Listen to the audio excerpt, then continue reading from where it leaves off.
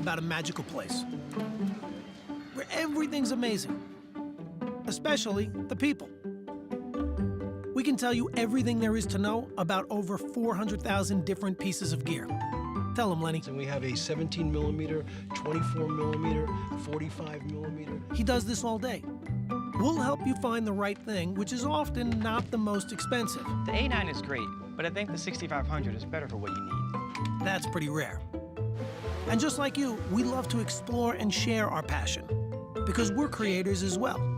Israel and Jake like to make videos for the web. Oh, I love it when he does this. Oh, by the way, if you can't meet us in person, you can always chat with us online. Think of us as collaborators, production partners, problem solvers. This is Greg. He's made 5 gold records. You can play your voice high. And here's Jay, the king of the candids. Wait, I'm not ready, Jay. Sometimes we geek out and help each other, but mostly we're here to help you. Like Lenny, who's still going, because there's a lot to say when you're making some pretty important decisions. So now you've met 16 of over 1,000 employees. 16 reasons our customers like to do business with people, not algorithms. We are B&H. This is a brief history of B&H, everyone's favorite photo and video store. The year was 1973. The Mets went to the World Series. The first cell phone call was made. And Bleemy and Herman opened a specialty photography shop at 17 Warren Street, New York City.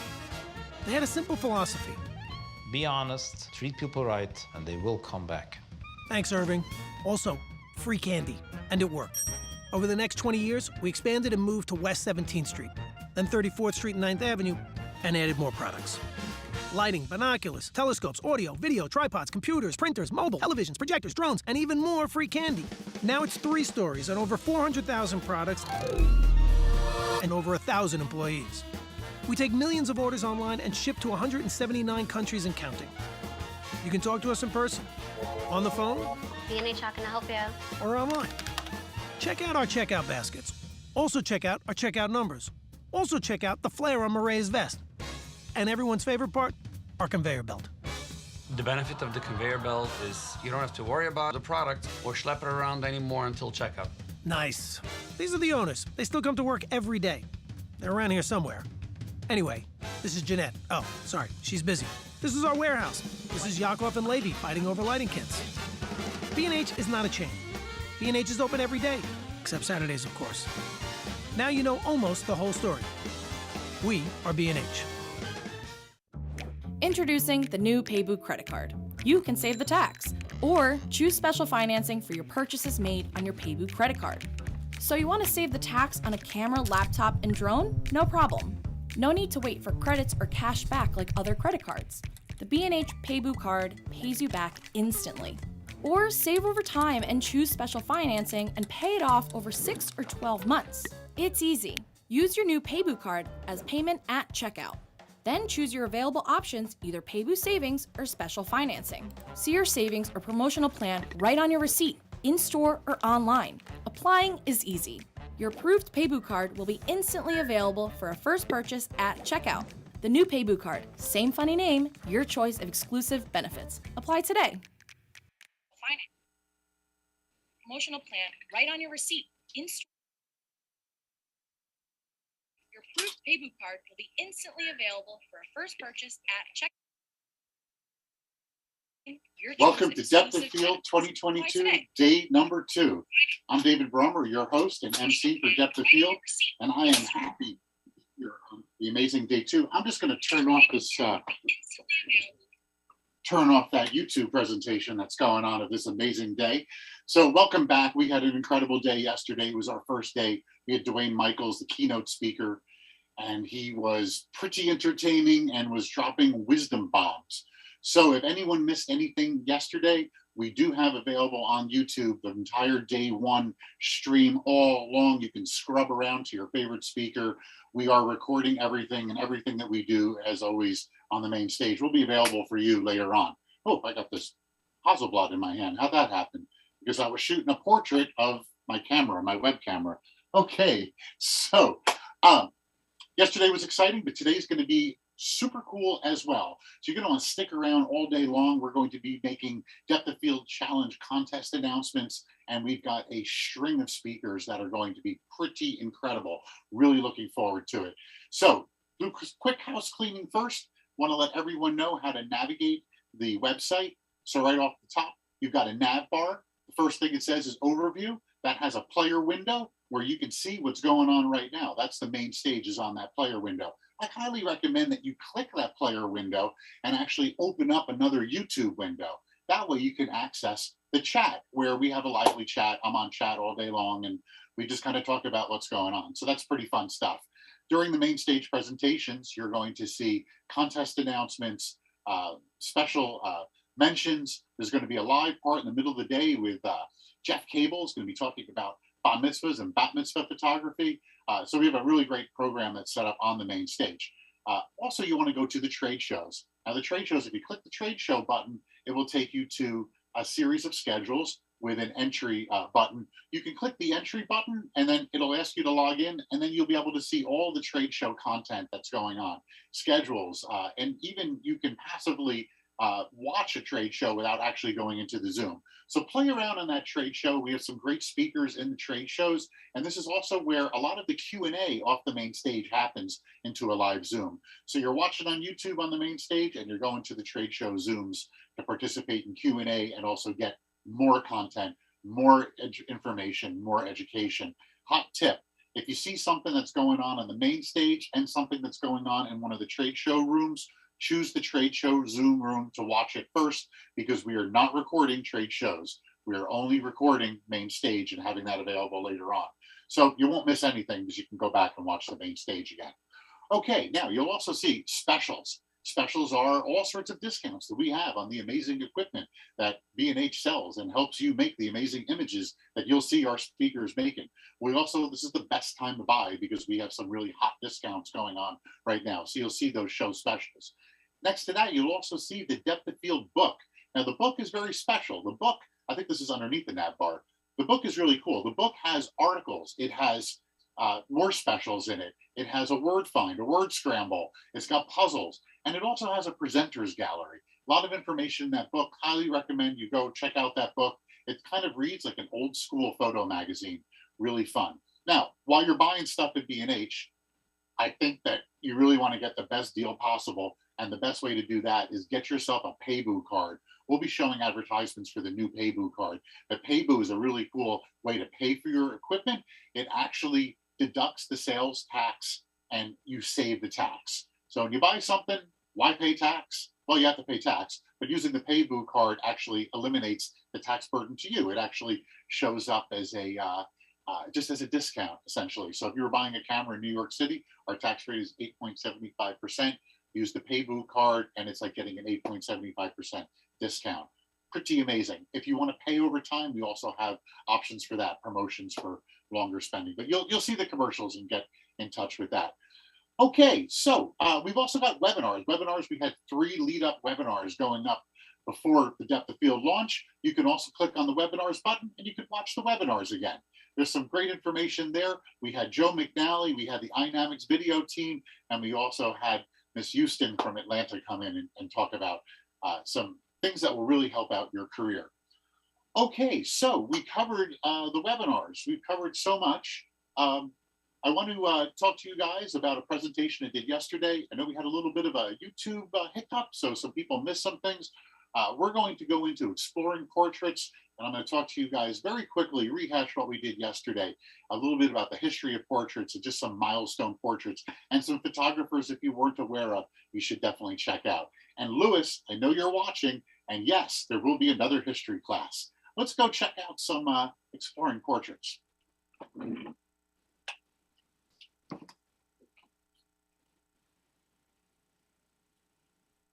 Okay, welcome back. We're going to be exploring portraits from the first portrait to Depth of Field speaker portraits.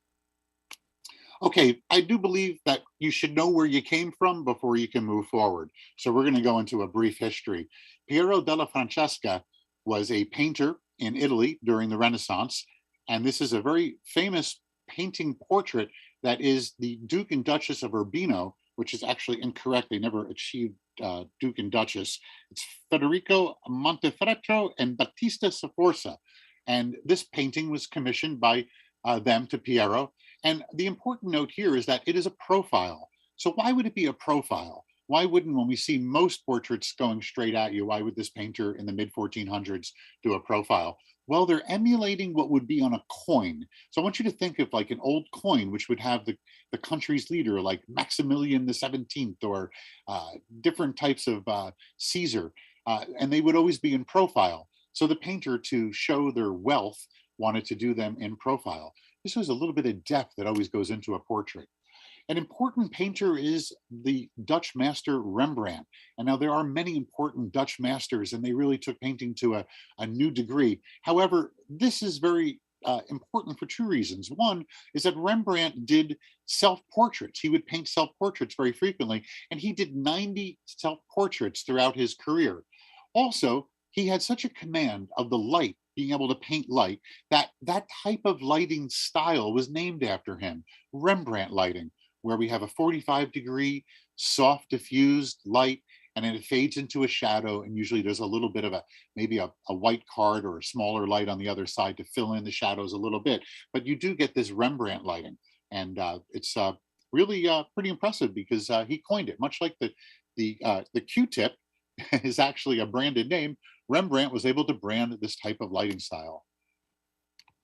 Okay, the first portrait, we're going to stop with the painters and get into photography. The first portrait ever taken was Robert Cornelius did yet another selfie, another self-portrait.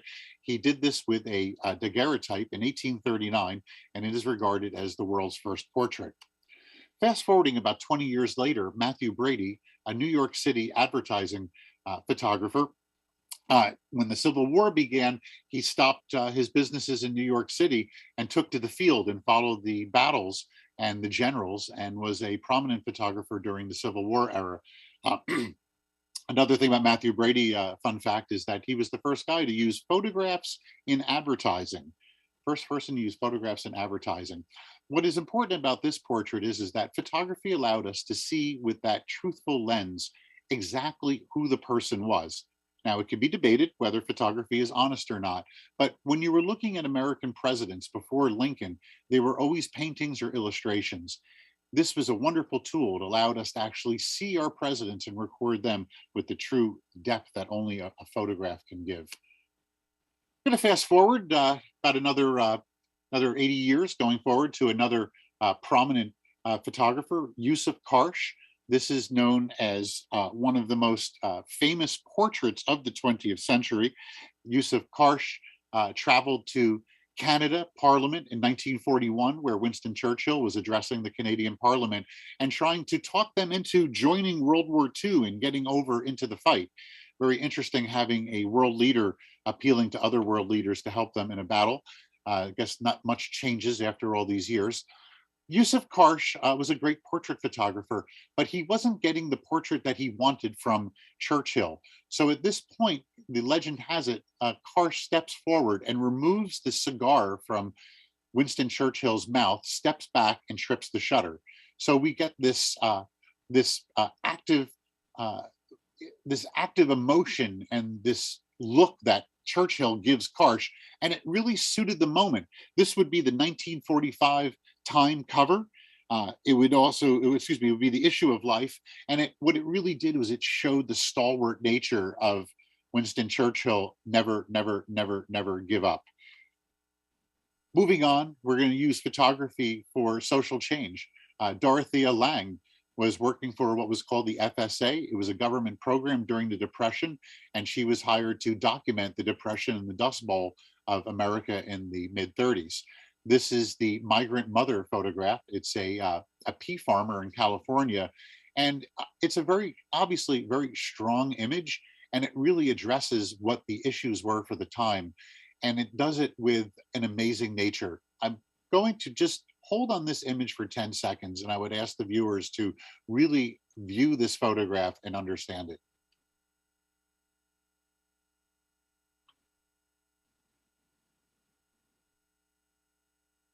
Okay, so, having the children being shy behind, the expression on her face, obviously the quality execution, lovely composition. It is a strong image, and it's images like this that actually helped America. Images like this shed a light on issues, and it's very important to have an intimate portrait to describe the people who are going through the conditions. Arnold Newman is known as the father of environmental portraiture. Arnold Newman was one of the first photographers to really go in and explore his subjects in the environment they live. Prior to this, always the subject would occupy the full frame and be the subject dominate the photograph. But when we look at Arnold Newman's work, this is Igor Stravinsky, and using the bold expressions of light, color, light, shape, and shade, it just creates an outstanding image that I think any of us would be incredibly proud to have been able to make. But Arnold Newman would go on and to be quite an influence on the portrait in America.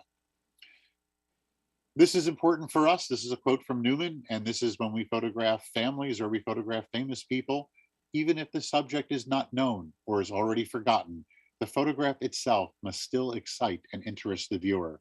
So this is a key for all you professional photographers out there shooting these families. They may not be known, but your goal is to excite and interest them so that they are happy with the recording you did of them. Another type of important portrait movement was the 1930s Hollywood lighting. George Terrell was the master of that. And George Terrell did, of course, many famous actors and actresses during the 30s, but he pioneered it with a really special lighting technique. He would use hot lights, not flash, and he would introduce drama. Now, why would he do drama? Well, his clients were Hollywood studios, so obviously drama. Humphrey Bogart by George Terrell. But that lighting does continue. We have Rembrandt lighting. We have George Terrell Hollywood lighting. It's pretty impressive to be able to make your stamp like that. Okay, a super important portrait photographer and also a fashion photographer. And we're going to talk about another photographer that was able to bridge the gap between portraiture and fashion is Irving Penn. Irving Penn had a studio in New York City, and he had a corner in the studio. He kept it open, and whenever he had sitters come in, he would have them stand in the corner and do this portrait. The interesting thing about this corner is that it would change the relationship between the photographer and the subject, thus making the subject feel vulnerable up against a wall, because they were. And he would develop this interesting body of work based upon that. Now, he also can seamlessly swing to fashion. Now, this is interesting because we see a movement happening here in fashion. Also, I'll show you soon, Mr. Avedon would follow suit with this, but this is removing the background. We have the opposite of the environmental portrait. And this point, we remove the background so that the entire focus is on the subject. Irving Penn doing something similar with this technique, and Avedon doing this technique. And at this point, I'd like to say that when you remove the background, you take the subject into an emotionally neutral context. It's all about the subject because the background is knocked out. This can be done with black or white. Okay, this is an incredible way to do portraiture. Diane Arbus is an American photographer, New York City photographer who sought after the weird and the strange. There's an amazing movie about her that Nicole Kidman plays her. So Diane Arbus is very important in the lexicon of photography. And in this portrait, she actually, this is a bartender that with the bouffant hairdo. So she goes into her apartment, but she finds this this dog, this poodle that's just basically a toy, a decoration that the woman has. And Diane takes that and sees irony between her hair and the doggy, the poodle, and puts it in the same frame. So this is actually interacting with your portraits. She also was doing group portraits. And when I say that she flirts with the weird, we mean it. This is taken in Vineland, New Jersey. This was a camp for emotionally disturbed and mental health patients. And this was on Halloween. And she made this group portrait on Halloween in the 70s. You'll also notice that it's a square format. Diane Arbus's camera of choice was the Rolleiflex. She liked to shoot in 6x6 centimeter film. Diane Arbus sought out the flaw, a telltale detail that reveals the crack between the way people wish to present themselves and how they actually are seen. Now, I don't know how commercially successful this would be for everybody's work, but I do have to say sometimes that flaw, sometimes a subject's, a bride may have a large nose or a mole. I think it's important to capture that, show it. Okay, Richard Avedon, going back to that, what Irving Penn was working on, taking that background out. Richard Avedon was a New York socialite photographer who had many quotes, lots to say, did much work, and he also was able to work with political figures on both sides of the fence. This would include the antagonists like the Chicago Seven and prominent politicians like Henry Kissinger in the 1975. This is a typical portrait that you would get from Richard Avedon. He shot 8x10 camera. Notice the film notches in the rebate edge of the print, and of course Ronald Reagan in 1993. Richard Avedon was a prolific photographer, a giant influence on myself. And again, I love taking the subjects out of the environment. It just lets them speak. This is one of the many quotes from Richard Avedon. It's not hard being great occasionally. It's difficult to be good consistently. I believe as professional photographers, the second sentence, it's difficult to be good consistently. We absolutely must become good consistently. Once we can overcome that, we may get those great photos every once in a while, but consistency is key. Steve McCurry, shooting for National Geographic in Afghanistan in the mid-'80s, 1984, makes this portrait of Sinbat Gould, a young Afghani refugee, and this becomes the cover of National Geographic and becomes really the later 20th century one of the most popular portraits ever. So let's just take a quick moment and just, why do we love this photograph? Well, the composition is amazing, the colors are harmonious, but probably the gripping is the eyes. The eyes tell a story of anguish and difficulty that we know is life in Afghanistan. I highly suggest you Google Steve McCurry. You can read about the story of the Afghan girl, and also he went back to Afghanistan and photographed her years later, and it's a stunning story. Okay, at a depth of field conference, which is talking about wedding, portrait, bar mitzvahs, classical life event type photography, we would be remiss if we don't discuss the great Monty Zucker. Monty Zucker passed away in the late 2000s. Monty Zucker was a great photographer who was a master photographer for the American Imaging USA, WPPI. His impact was felt tremendously. And I chose this photo, and I want to just say, look at this photo, look at the lighting, look at the pose. It's absolutely perfect. And I want you to think of Rembrandt. So Monty Zucker essentially is channeling the lessons that we learned in the mid 15th century during the Renaissance. Monty Zucker, a great man, a lion among photo education. Okay, I'm going to wrap this up with a speaker who's actually going to be talking later on this afternoon, Mark Mann. Mark Mann, we went into his studio, and I was able to bring an old friend of mine that I've been photographing for quite some time from Seattle and New York City to sit for Mark Mann, because my friend is a iconic New York rock star himself, and Mark Mann is a celebrity photographer. And Mark was able to photograph this gentleman, and we captured the dialogue and what goes on. Mark Mann dropped some amazing wisdom. So this is his photograph of Peter Dinklage, shot in 2019.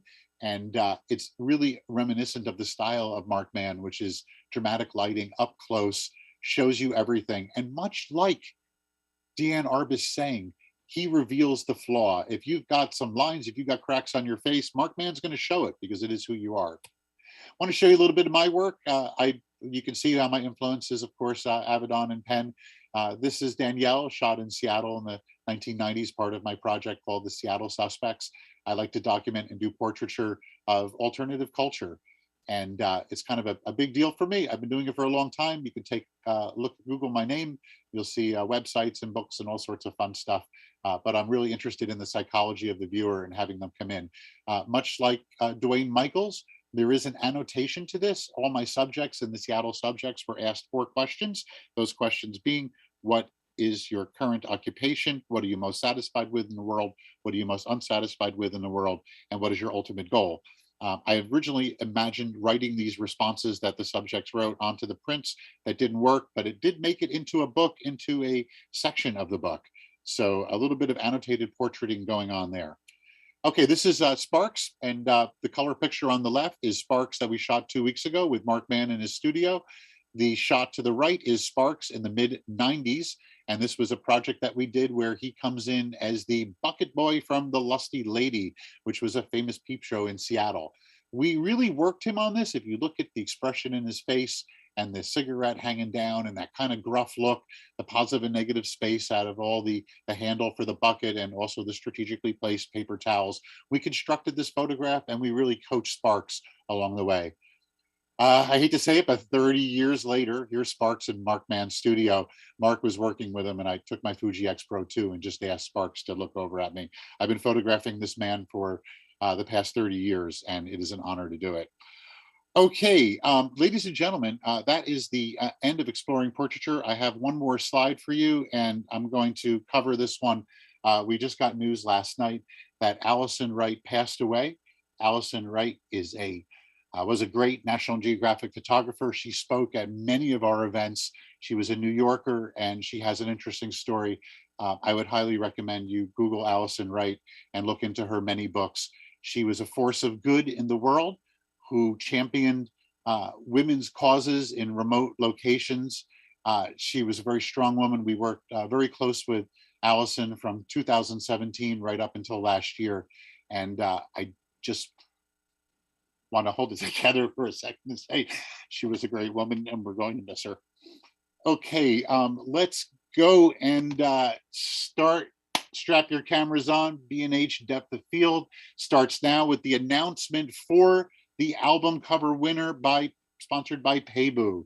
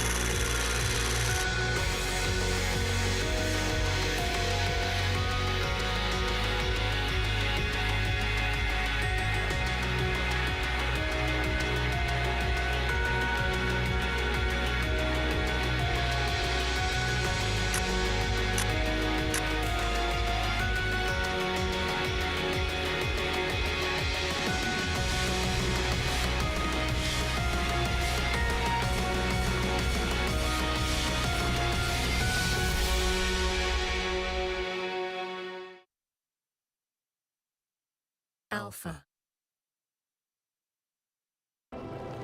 They've called us the Hunters of Light.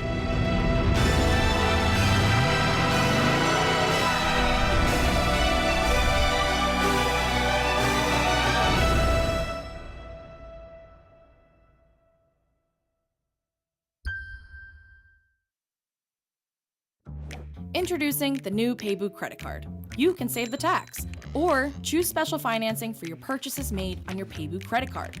So you want to save the tax on a camera, laptop, and drone? No problem. No need to wait for credits or cash back like other credit cards. The B&H PayBoo card pays you back instantly. Or save over time and choose special financing and pay it off over 6 or 12 months. It's easy. Use your new PayBoo card as payment at checkout. Then choose your available options, either PayBoo Savings or Special Financing. See your savings or promotional plan right on your receipt, in-store or online. Applying is easy. Your approved PayBoo card will be instantly available for a first purchase at checkout. The new PayBoo card, same funny name, your choice of exclusive benefits. Apply today.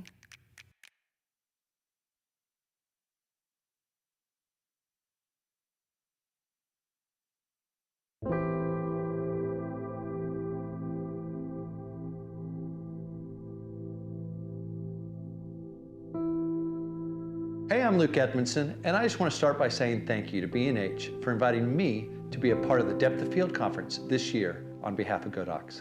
Today, we're going to bring you along to see how we can get 5 different lighting looks from one location. Using the same model, we'll look at how to use portrait lighting or commercial fashion, maybe editorial or fine art storytelling to create distinctive lighting looks. There's beautiful natural light coming through the windows within this space.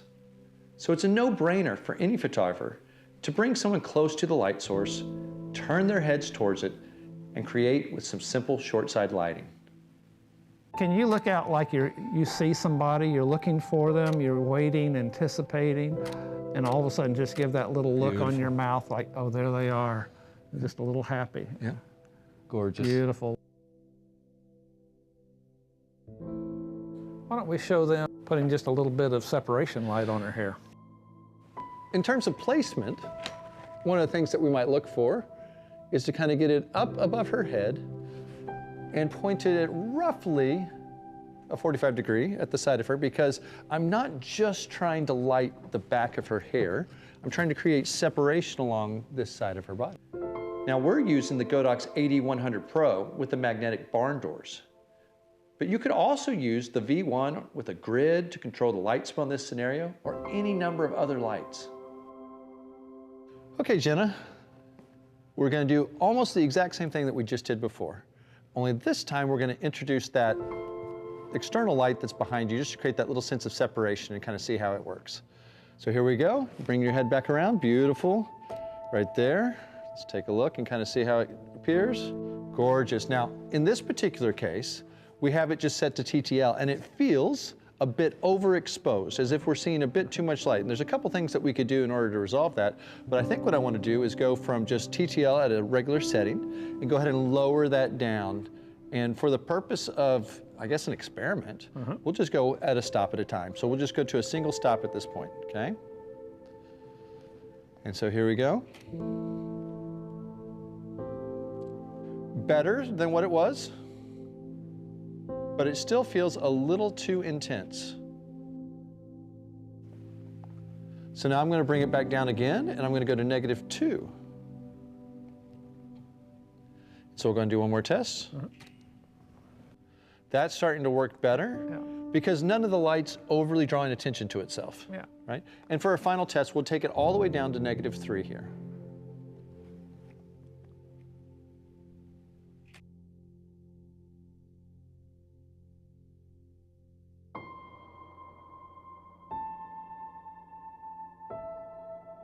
You know what I love about it is it looks like the light source is what is creating that versus the light, and you always want it to look like the light source was real. Including an apparent light source within your framing of the background, in our case, the window in the distance, can help make your separation light feel less artificial and more realistic. Another way that we might change our lighting ratios within our exposure is to place a light outside the window, coming from the same direction as our apparent light source, to create more contrast or drama between the dark and light areas. Right there, beautiful. One more. One more.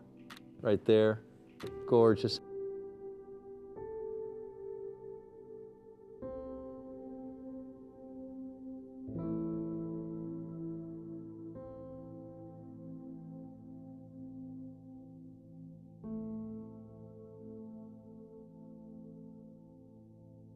Our second setup moves us away from the windows into the center of the room. So I think on this one we want to try split lighting on her. And I may have the light up a little too high with the shadow brim of the hat. We went ahead and we got our tripod set, specifically when we were trying to look at this from a, what would you want to call this, a compositional standpoint. Symmetrical. We knew we wanted to get it symmetrical, and so just kind of changing my shutter speed here, but we used that center line of the post as the thing that we wanted to bounce off of, and then go ahead and use those columns going on each side. Okay, could you do something for me real quick where maybe you didn't even have to think about it, you just kind of reached down and grabbed a little bit of your dress, maybe crossed your feet as you're there, maybe your hand is resting softly and gently on here. Beautiful, camera's gonna be this way.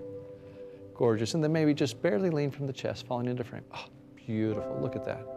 I love what we've done with that space heater that's right in front of her. It really says something, it speaks to me. We need to explain that it's a very cold day today, and this is just one way that we can show love to the model. That's right, now we'll get that fixed here in a second. Anything you want to adjust in terms of the lighting on her face or anything like that, or you feel pretty good about that? I'm gonna lower it just a little bit more. Yep. I want to have a little form from the brim of the hat, but I also don't want it to take away from her eyes. Absolutely.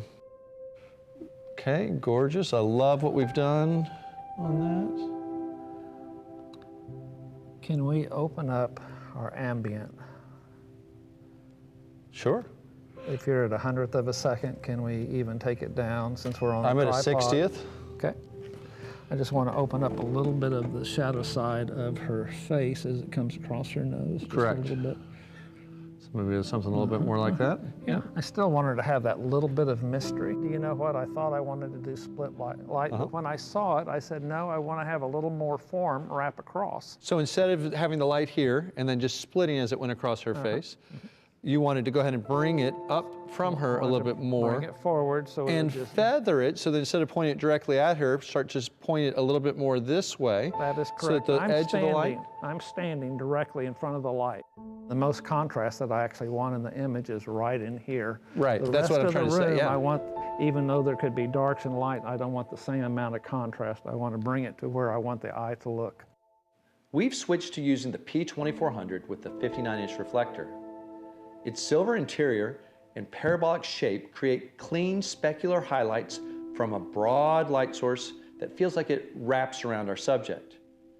We chose this powerful plugged-in power pack because it helps us light large areas. Our third shot primarily uses strobes to create the drama. However, we did drop our shutter speed down to a 30th of a second to bring more detail to the black fabric and shadow areas. We can safely lower our shutter speed because we've dropped our ISO down to 100, stopped down our f-stop a bit, and powered up our strobes. Our main light is a beauty dish to the left of the camera. There is a gridded AD600 Pro on the right of the frame, creating the hair separation light. Finally, there are two more lights in the space behind the model. Let it twist just barely. Nice. Good. Nice. Yes, that hip. Beautiful. Our pre-visualized concept is a strong woman walking away from the smoke and fire. We knew the final interpretation would require some post-production to polish it and give it its final look. Okay, for this shot real quick, we wanted to go with something that was just a bit more dramatic in the way that we were doing the lighting. So we wanted to add things like atmosphere, which was the aerosol that was being sprayed in the back. The use of color, which was the orange gel, kind of bringing that warm tone coming in from behind her. The other thing that we wanted to do was be able to add a little bit more contrasty light, use a beauty dish over here to the side to be the main light, and then go ahead and use a gridded light back here just to be a little separation light to coming show from the enough opposite. detail. Yes. Yeah, just to start bringing in some detail and dimension into it, and then drop that shutter speed down to about a 30th of a second, just to be able to, again, have that shadow detail kind of come back into the picture. I think that's the key oftentimes with your ambient or your fill light, is that's the one that blends stuff. A lot of times makes your lighting feel more, what would you say, harmonious or believable? Yeah. Absolutely, it always needs to feel like, even if it has mystery to it, that it has harmony also to In the it. way that it kind of fits. During concept, and we also sketched this shot as a square for its final form of presentation to give it a more artistic feel, which is probably a great segue for us to spend a moment looking at how we typically approach a shoot. When we think about just lighting and so forth, is it something where you just wing it when you walk in and you just kind of go, okay, well, I got this, this, and this there, I'm going to start figuring out how to make it work? Or does it help to sometimes plan it ahead of time? I always plan ahead of time, but then when you walk into a situation, you have all these variables. For example, over here on the other side of us that the camera can't see right now, there's this beautiful light pattern coming in from the windows. And I think for our last shot, I would like to work over there and actually use some of the beautiful structure and Sure, so maybe we can pull in some of that natural window light that's coming in and doing a pattern on the floor and incorporate that within our shot. Yes, which we had absolutely no idea when we came to explore this on an overcast day. That's right. We go ahead and storyboard out in our minds ahead of time, and sometimes we even do that on paper, how we're going to do our lighting. Maybe we'll draw out kind of what we're thinking in terms of a modifier. Can I go get it while you talk? Absolutely. So we might storyboard out in our minds kind of what we're thinking, maybe the type of light or the approach that we're going to do. Oftentimes that's informed by the decisions that you're going to make.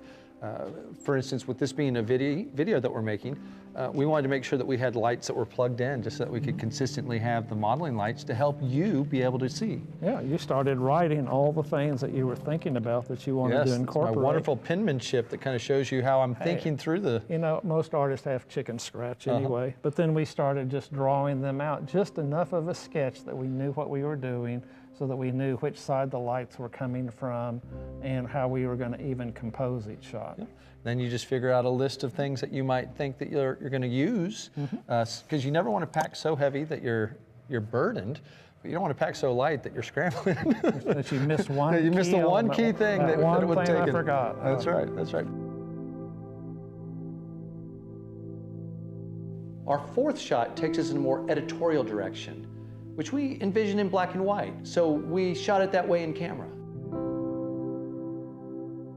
It's possible to use two lights coming from the exact same position, with one of them being your main light. I would call it structured lighting. A structured lighting, yeah, that's the better. Because I want to create a deep shadow under her chin. She has this beautiful jawline that because we've used Jenna in the past, we just knew how we could create a structured photo and completely overpower the ambient light that's in the room. Exactly, but then you bring in your fill light coming in from that exact same side, and now all of a sudden it kind of creates this feeling of spotlight effect on the face and then just seeing some detail throughout the rest of the frame. Just enough, because without that little blend of the fill light, it can create just a little too much drama, and you want that little bit of blending between the two and just a little bit of more detail in the blacks. If I was just to turn off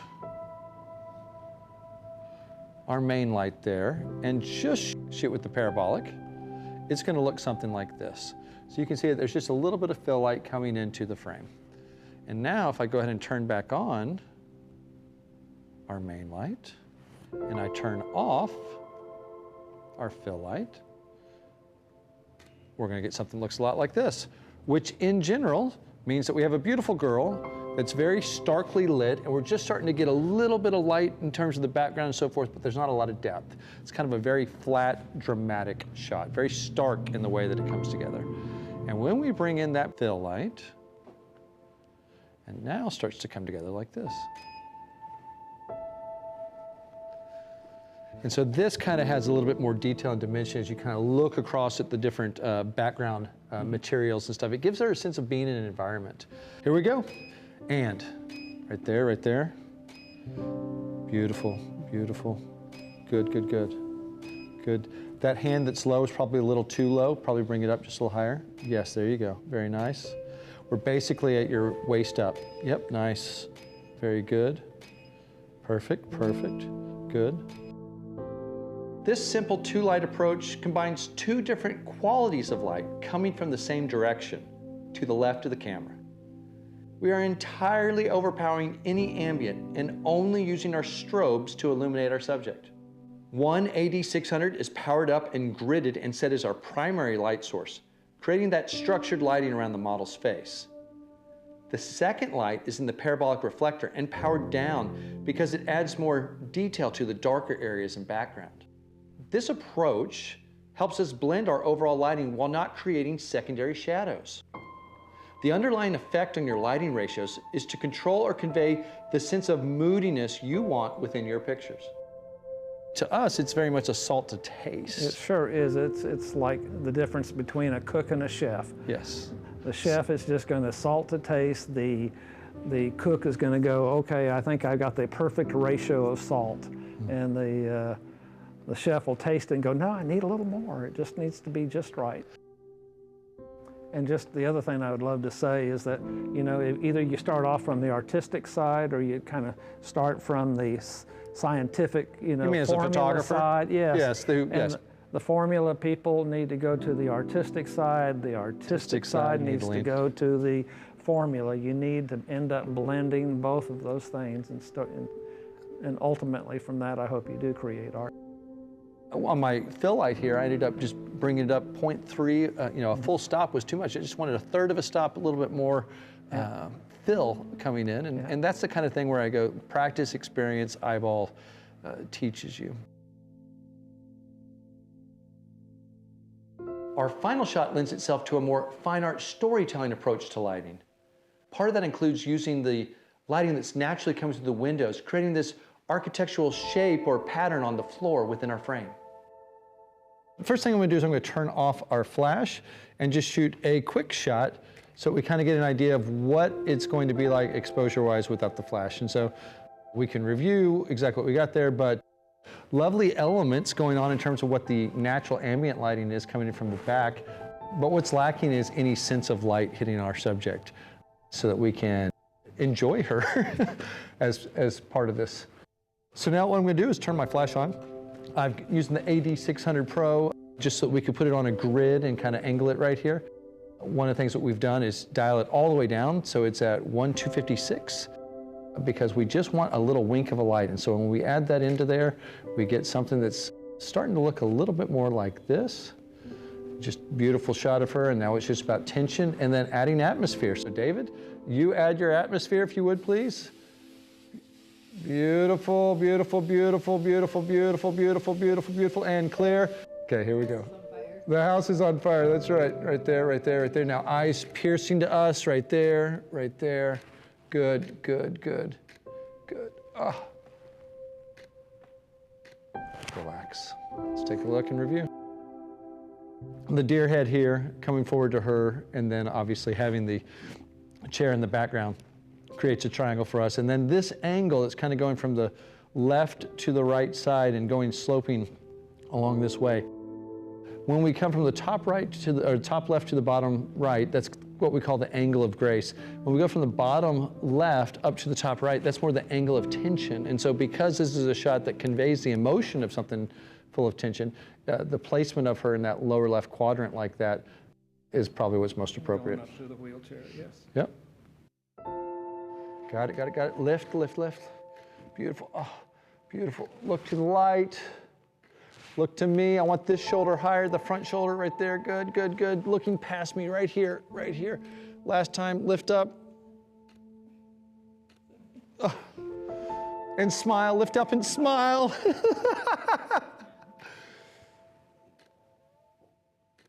Relax. So for this final shot, what we were really trying to do was figure out how to work with the existing light, which was doing a beautiful pattern down here on the ground. Compositionally arrange it, but then using the battery-powered AD600, put a grid on it so that we didn't have light just spilling around within the scene that would then start to lose some of our pattern. We wanted it to almost feel like it was coming from the same light source, but just barely a little bit extended on her face. Yep. So coming around. just wrapping Yeah. around. And of course, it's supposed to invoke a sense of tension, her crawling there and so forth, and the way that the hands are positioned, the stressedness of the fingers, and things along those lines. So a very simple shot in terms of lighting, just a single light, probably more interesting in the sense of how do you create a concept and work within a scene versus where we originally started, which was just classic portraiture, a person against a window or something like that. You're just trying to get that. We love storytelling. Again, even part of this was just because of studying Andrew Wyeth, you know, and his whole Christina's world. Sure, well, that's the obvious homage for a picture like this. But instead of not seeing her and seeing her from the backside, except for the tension. Bringing it around to the front. Yes. From a storytelling aspect, we were playing off just a few simple concepts, such as light versus dark, or the alternation of life and death, strength and weakness, or struggles versus determination.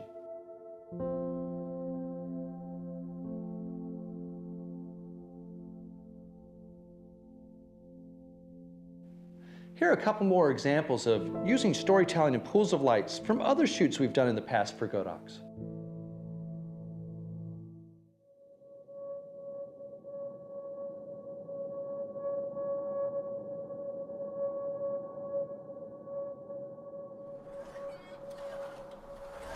Now let's stop and take a minute and look at where we placed our lights, what were their settings, and what modifiers did we use.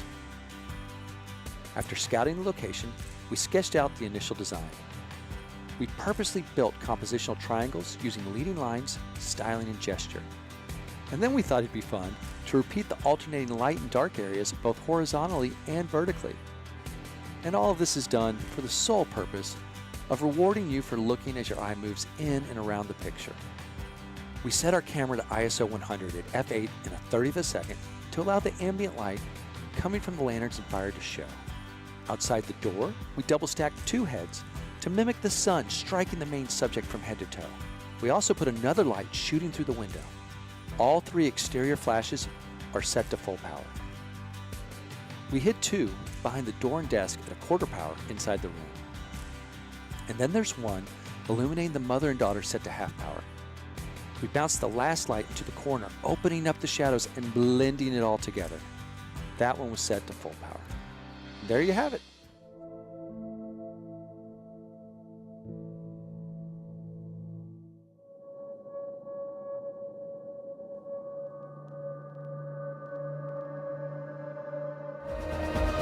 We admire how theatrical lighting designers use light to frame the stage, as well as directing our eyes where to look. One helpful way to think about lighting a scene is that it's equal parts sculpting and painting, covering large areas and chiseling away at smaller ones. For David and myself, the art side of things always informs our technical decisions. We want our lighting to establish an emotional undercurrent and to incorporate light in a way that creates interesting visual shapes and forms. When concepting the scene of a 1950s train station, we wanted the lighting to be both expressive and purposeful. Because of that, we imagined the time of day to be about 5:15 p.m., suggesting a mixture of strong light and shadows with a bit of dapple. We wanted the 3 downlights to create an architectural statement. The remaining lights are used to communicate mood and atmosphere and help bring emphasis to different areas of importance. One useful tip is to pay close attention to where you place both your highlights and shadows. To emphasize your main subjects, seek to separate them from the background to communicate their importance. What a great opportunity it was to go out here and shoot and create for you today. Such a Absolutely. privilege to create with my dad. Hey, it's great. It is the highlight of my life to work with my son. I think one of the things that's probably worth mentioning is what joy it was to work within a space like this, where you have already a sense of structure that you can build around, but you've got space. You got a little grunge. You've got a little grunge. You know, those kind of things. As photographers, it's always fun and enjoyable. But there's lots of opportunities to find geometric shapes and leading lines and, you know, strong areas of contrast, variance in texture. All those things work together to hopefully accentuate the final result that you get within your photograph. Yeah, absolutely. Now, some of you may be wondering, with all this fancy equipment, what tripod are we using? Eagle-eyed viewers may recognize it as the classic tilt-all. We love them because not only was it David's first tripod back in 1974, but one of our favorite photography heroes, Irving Penn, used it as well. What a privilege it is to spend time with you today. Thank you again to B&H for inviting us to partake in this fabulous event we call Depth of Field. And to Godox. Not only is it a joy for us to serve as educators of light, but also because Godox is making lighting more accessible for all photographers. Okay, you guys do that again, just kind of talk. What I really love is just this feature over here on the left that just looks like there's a separation ambient light that's coming back too. I have no idea. You didn't wipe out the drive, did you? I didn't. Yeah, you sure did. If you'd like to connect with David or myself, we'd love to hear from you. Obviously, it's impossible to put everything that somebody's learned over a career of lighting into a simple 25-minute video. We hope that there's been just a few nuggets that are in place that you can take and start to use when you're out there on location. If there's something that benefited you from this video, please let us know. Thanks for watching and see you soon.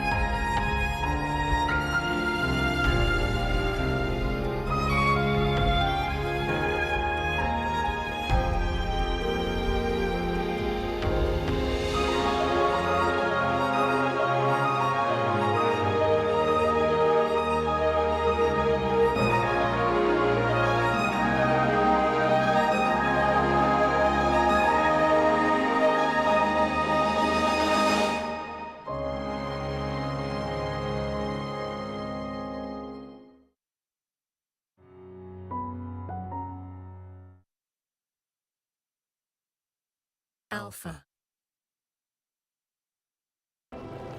They've called us the Hunters of Light.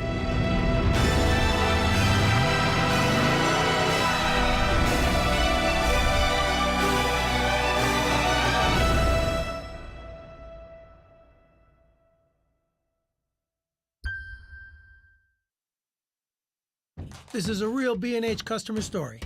Steph Mandis came to B&H to take her photography to the next level. She's an artist by choice, pizza maker by birth, and B&H customer for life. Am I missing anything here? Teacher, entrepreneur, product designer, and a photographer. And a restaurateur. I forgot that part. Impressive. Steph, I gotta be honest, I don't know where to look first. Is that a microscope? Yeah, that's my trinocular axiolab, and that's what I use to make bioart. Bioart? What's that? Bioart is where science and art meet.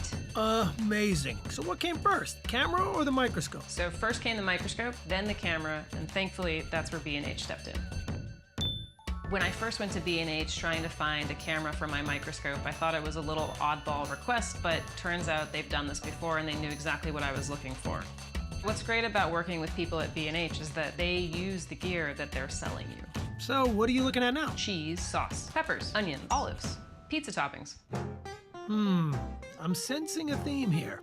Yeah, my family started a pizza restaurant in 1960. Whoa, 60 years of pizza. What's the secret? We used cheddar cheese. Huh. Okay. So what's next for you, Steph? I want to take this tiny thing that I've been looking at and blow it up using projectors. I just have to figure out what equipment I need. I like where this is going. So B&H, you know, we're gonna talk again. Steph, we're always here when you need us. And be sure to save me a slice. For your next project, head to the experts at bnh.com. Oh yeah, I've definitely put him under the microscope. Cat fur looks crazy.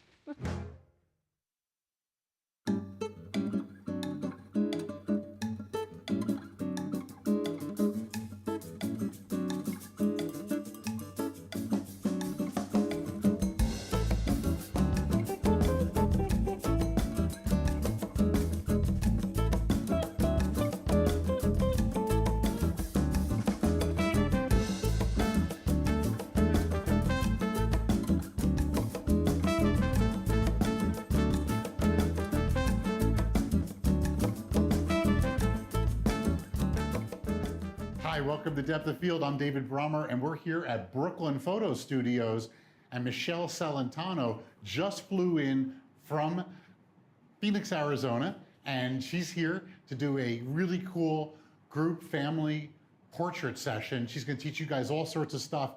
And Michele, inside tip, she is actually from Bayside, Brooklyn. So she's been living without New York pizza. So we're going to go find Michele and hook her up with some of this amazing New York style pizza. Sounds good, right? Let's go find her.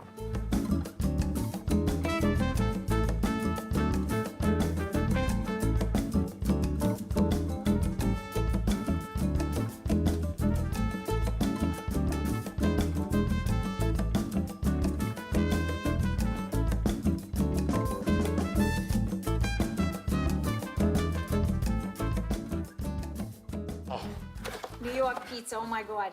You just can't get marinara like that in Phoenix. No, they don't make pizza like this in Phoenix. No, they don't. Okay. Hey, Depth of Field. We are here at Brooklyn Photo Studios. We've met up with Michele Celentano.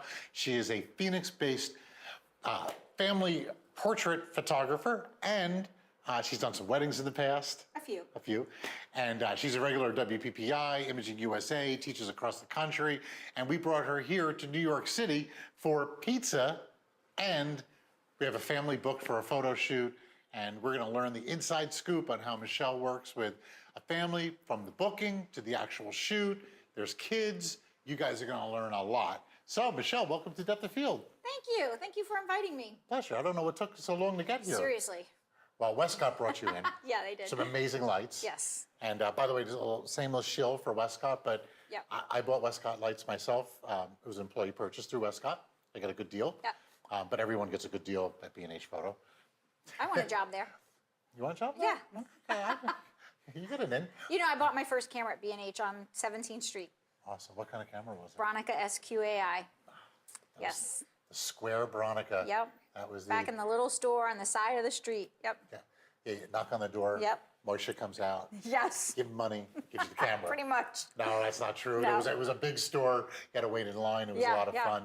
And but anyway, so we have you here at Depth of Field. Westcott is sponsoring you, and I was saying with Westcott, I really dig those lights. I bought them in like October, and I just recharged the batteries on them. That's crazy.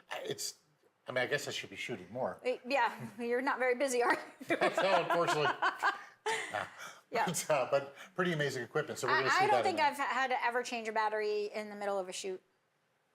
I mean, and they'll last multiple shoots, but yeah, I get it. I was kind of worried because it was my first flashes I worked with a battery, and I kind of, you know, like if you leave the morning without your cell phone fully charged, or your camera batteries have to be charged, and there's like a stress of batteries that's kind of over you. You don't have that stress with Westcott lights. No. So, Michele, could you walk us through a little bit how you prepare for a photo shoot? Yeah, so for me, with family portraits, it's really important to have a consultation with moms. So don't really book online, always meet with moms ahead of time. I mean, obviously during COVID, a lot through Zoom, but most of my clients are in my area, so they come to the studio, we do a consultation, can show her all the products we offer in the studio, what to expect. I mean, part of the consultation is really managing client expectations and walking them through what to expect during the shoot, how I'm going to be with the kids, getting to know their kids. Every kid has a different personality, who's shy, who's outgoing, what are they into, what sports do they like. The more information I have about the kids, the more I can interact with them, the sillier I can be. Also giving her pricing information so that she has that knowledge as well. How much time do you spend on the initial consultation? Usually about 40 minutes to an hour, depends. We'll go over clothing as well. A lot of times we'll talk about decor, what's in their home. Do they want to like kind of match or blend into what's in their home? What's the color palette? You know, all of that. I talk about making sure that they don't wear big, bold patterns that are going to be very distracting to the eye. So yeah, all of that. Okay. So working with these amazing flashes that have battery capability. Yeah. And no wires to trip on. And no wires to trip on. Yeah. Do you shoot primarily in studio or on location? It's a good combination of both. I would say in Arizona, a lot of people want outdoor portraits. In the summertime, obviously, when it gets to 120, we're in studio. I do a lot of work for the local theater, so I do all of their promos and headshots, obviously, in the studio. But I do a mix. Older families with grandparents, I'll often recommend in studio. They can't often walk through the park or on the trails or go hiking for beautiful Sedona portraits. So it depends on the capabilities. If a client wants a natural environment, obviously we're going outside. I love classic black and white in the studio if they want to look like that. So it just depends on the look that they want as well. When you're shooting in the studio, can you tell us your favorite light modifiers? I have so many. I really do. But I'm a huge fan of the Beauty Dish, both of them. The Westcott Switch Beauty Dish, the 24-inch Joel Grimes Beauty Dish, and then the new one, the 36-inch, the Manny Ortiz Beauty Dish. It's a little bit wider, but it's a nice shallow modifier, and I like using it as a beauty dish, even when I'm working with multiple people. Most of my moms are in my age range. They're in their 40s, 50s, and if I'm photographing grandmas, we don't really want side lighting. That's going to accentuate all the wrinkles that we have. So Beauty Dish is perfect for moms because it really softens the skin. It gives us nice defined cheekbones. It gives us that pretty butterfly light underneath the nose. So it's really flattering for my age women. I don't want to say older. I'm not going to go there, but... Well, it's a beauty dish. It's not an ugly dish. It is a beauty dish. The 7-foot umbrella is awesome for doing groups. It can mimic a window. It can be just a beautiful flat, soft light. I'll sometimes have it behind the camera, sometimes to the side. So it's very versatile, but it's a big light source so that I get nice, even lighting on my groups. So for my groups, I like a nice, even, flat lighting. It's not, groups and family portraits aren't necessarily artsy. We want to see this gorgeous Rembrandt lighting. It's more of where we really want to see the faces and we want everybody to be evenly lit.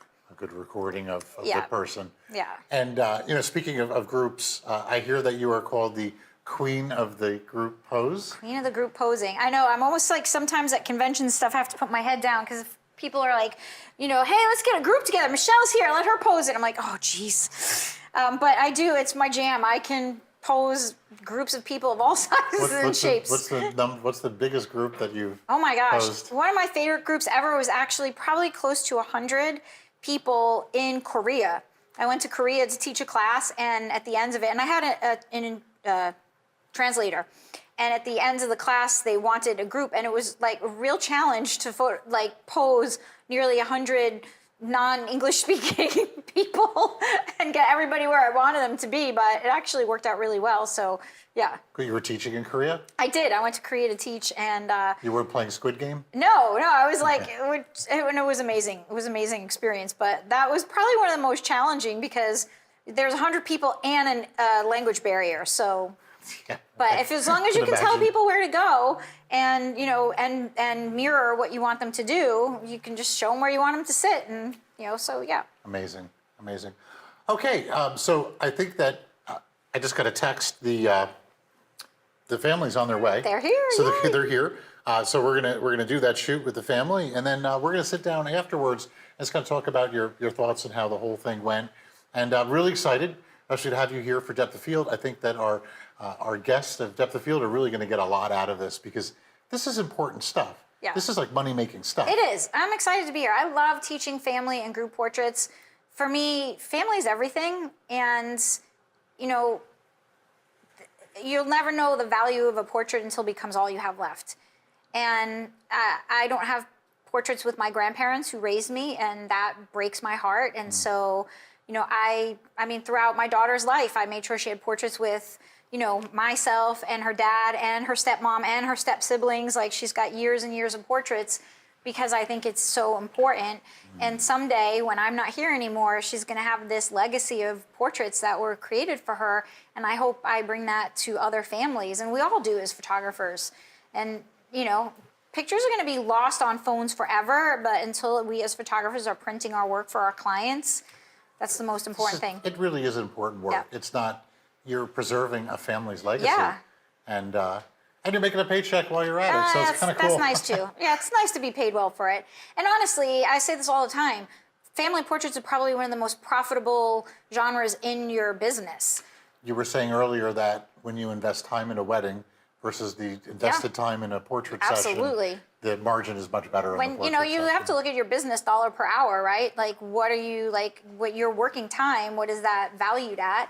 And, you know, I remember when I shot weddings, I probably put 30 to 40 hours into a wedding, from consultation to engagement portrait to full day shooting, editing, album design, meeting with the clients. I mean, it's a lot. You know, for almost the same amount of money, I can photograph a family, and it takes up maybe 6 to 7 hours of my time, and I can do 3 of those a week, no problem. It sounds like a winning game. Okay, so we have our families coming in. So, hey everyone, stay tuned. Michelle's going to do her photo shoot, then we're going to sit down afterwards and get some feedback. So let's do it. Sounds good. All right.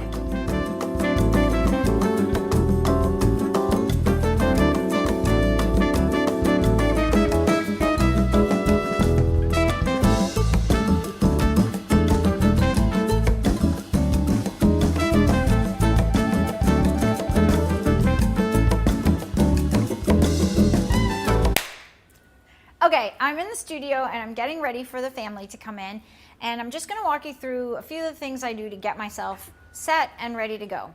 One is I go over all of the information that I've collected from mom. I make sure that I have all of their names. It's really important to call your family by their names.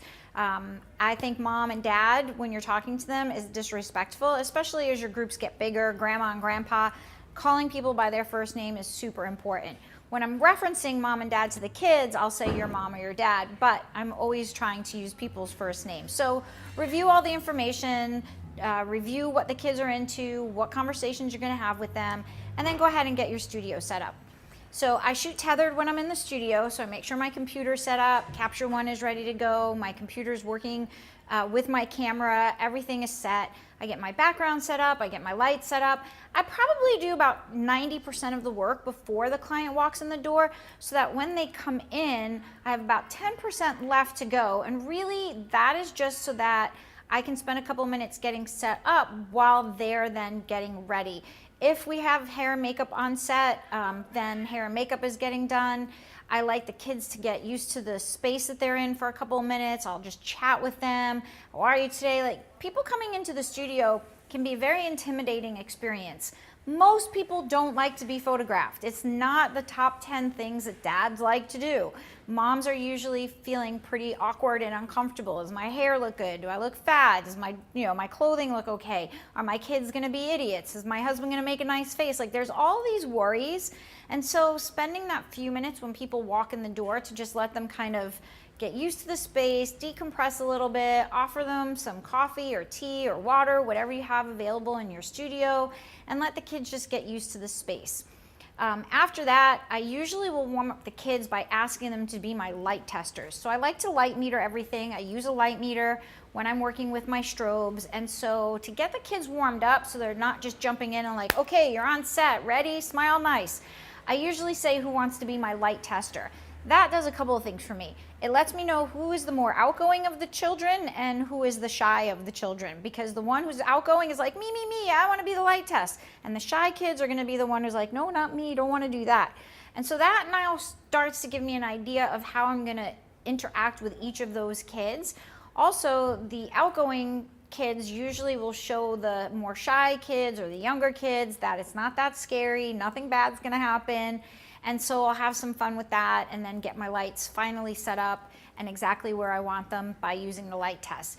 Once that light test is done, I'm usually in there getting fun expressions and getting the kids warmed up. I'm pretty funny, I'm pretty ridiculous behind the camera, and I think you really need to be when you're photographing families. And again, when mom and dad are having a good time and they see that the kids are having a good time, everyone relaxes, and that's what you really want. Natural, relaxed expressions based on the interaction that you're having with them.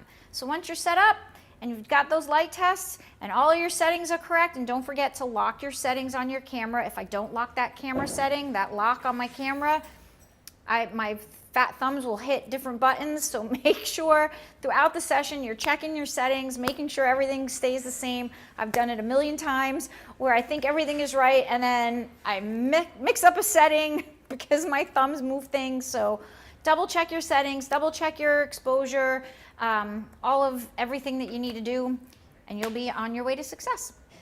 So my preferred studio equipment is the Canon R5, which I'll be using today. I also have the R6. I love that one. I like the R5 because I will more than likely shoot 99% of this session all horizontal, so I don't really have to play with moving my camera. And the file sizes are so big and beautiful that I don't have to worry that I'm cropping out a lot of space in that frame. The 70-200 is a very, very go-to lens for me. One, because if I do need to rotate the camera, it's on a collar, so it's very easy for me to rotate that camera to vertical or horizontal without having to take the camera off the tripod. It's a very smooth transition for me. I also like having the availability of going from 70-200, so if I'm shooting something a little bit wider, I can always zoom in and get a little bit of a different look of the same pose. It's just going to be cropped tighter. The lighting that we have today, I will start with the 36-inch beauty dish. And again, I love that particular dish, that modifier, because it's great for not only individual portraits, but I can get up to 4 people using that beautiful overhead beauty dish light. I'll also be using the 7-foot umbrella so that if we're doing more full length or pulling back, I get a really nice coverage, beautiful, soft, almost like window light with that 7-foot umbrella. That's what that 7-foot umbrella can do. We can use it as a main, we can use it as a side light, we can use, we have V-flat panels today, so we can use fill that way. So there's lots and lots of things we can do. It always depends on the kids. I can shoot for hours if the kids will allow me to. Some kids are done in an hour, some kids will give you the 2 hours. So I keep moving in a way that really keeps the kids moving. If they get bored, they will start to lose interest very, very quickly. Also, another really important thing is combinations.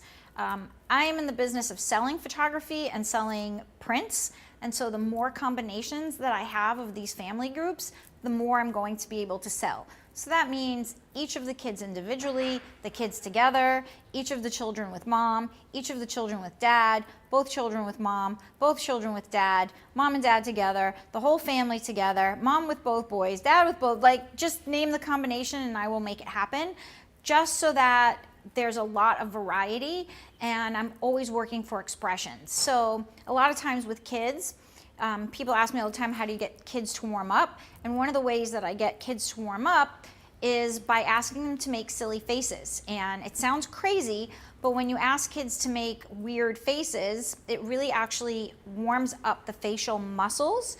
And in between all those weird faces, you actually start to get really natural and relaxed expressions. So most of the time, moms over-prep their kids.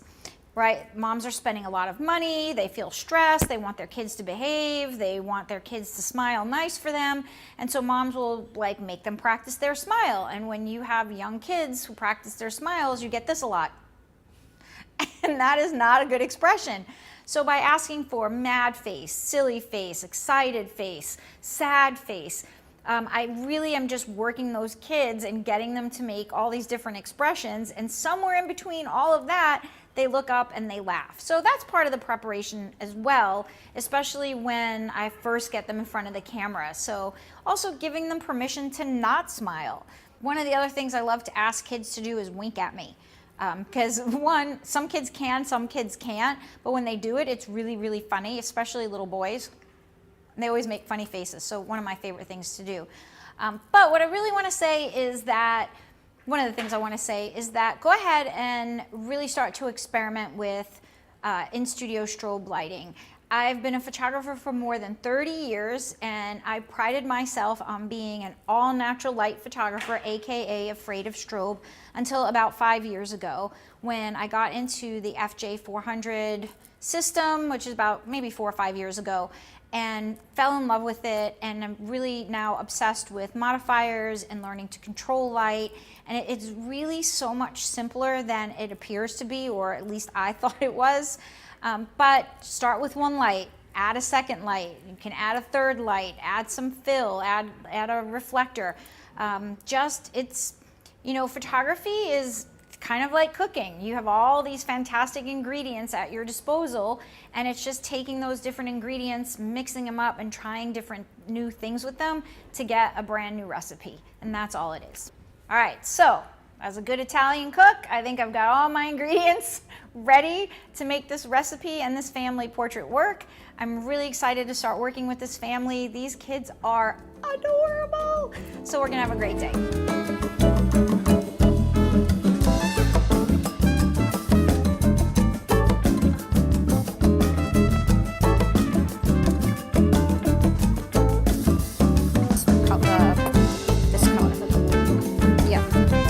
So we'll start the boys these colors, and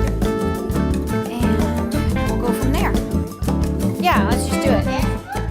Yeah, barefoot, because you're gonna be on the couch, so I don't want your shoes on the couch. Oh, you want more socks? No, I want to see your bare feet. Fine. Thank you. All right, Nehemiah. No. All right. So you hop out for 1 second. And Nehemiah, you come to the center. So Darius, you come right here. So we're getting started with you two kooky kids.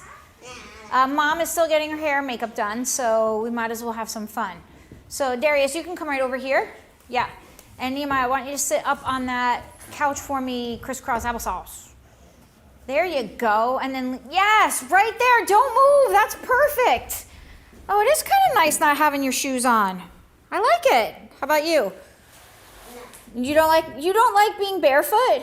Okay, sit up and lean on those knees for me just a little bit. Can you lean on your knees? What, you don't like having your toes free and flowing just out in the world? No? Why not? Because it's bad. Why is it bad?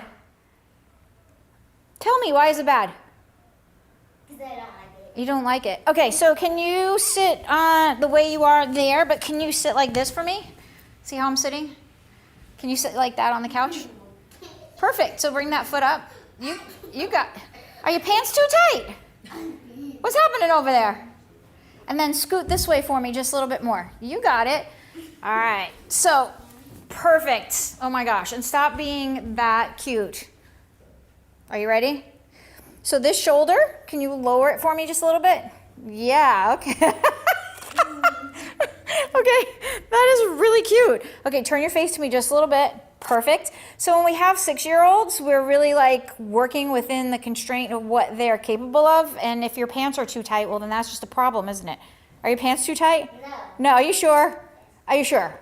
Yes. You can bend your knee okay? Yeah. Okay, can you bring your arms around that knee?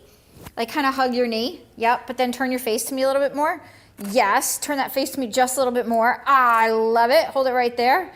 That looks good on camera, huh? So I'm looking at the my screen on Capture One, and the light looks good. There's beautiful highlights on his face. The couch looks good. I like it. You're pretty good. All right, so can you grab your toe? But then look at me and bend that knee just a little bit more. Yep, and then hug your knee. Can you hug your knee? Oh, why do you look like you're in pain? Are you in pain? No. Does something hurt? Are you sure? Are you positive? All right. All right, come on over. Okay, come into the center and sit right on that seam for me. Okay, and then go ahead. Please take your socks off for me. Okay, come on. I'm going to be like this the whole time. No, I need you to sit the way your brother was sitting. You look like your knees have been amputated that way. Like this. Yeah, but then I need to see your foot. Ready? 3, 2, 1. Okay. Wait, all right. only one? No, both of them. Come on. All right, but don't look at me, whatever you do. Don't do it. What? Stop looking at me. Just take your darn socks off. Oh, thank you. There you go. Throw them this way. Like this? The socks. Yeah. Throw them over there. Yeah, great. And the other one. Because that just looks weird with only one. Perfect. And then, perfect. And then can you sit like this on that chair for me? Like crisscross applesauce? It's like this. Can I see your feet though? So feet in front. Feet in front. What? Are you ashamed of your feet? Do you have like ugly feet or something? Oh, your jeans are too tight too? Great. I love that. Okay. There you go. And lean. I want you to lean on your knees for me. Like lean on your knees, like with your elbows. Lean forward for me. Yep, but hands down. Oh, I like that though. Hands down for me. Yes. Do you have gum? Yeah, I thought so.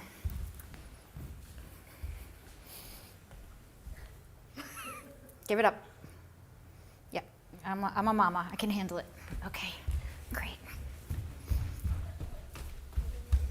Okay. Woohoo. Okay. That was awesome. What flavor gum was that?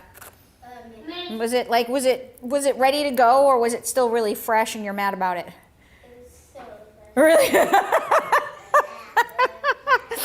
Let me see your mad face. Oh yeah, I don't have one. You don't have a mad face. Sad face? No. What kid doesn't have a sad face? Really? All right, I love it. Stay right there. Don't move. Okay, are you ready, Nehemiah? No. Come on. Come on. Ready?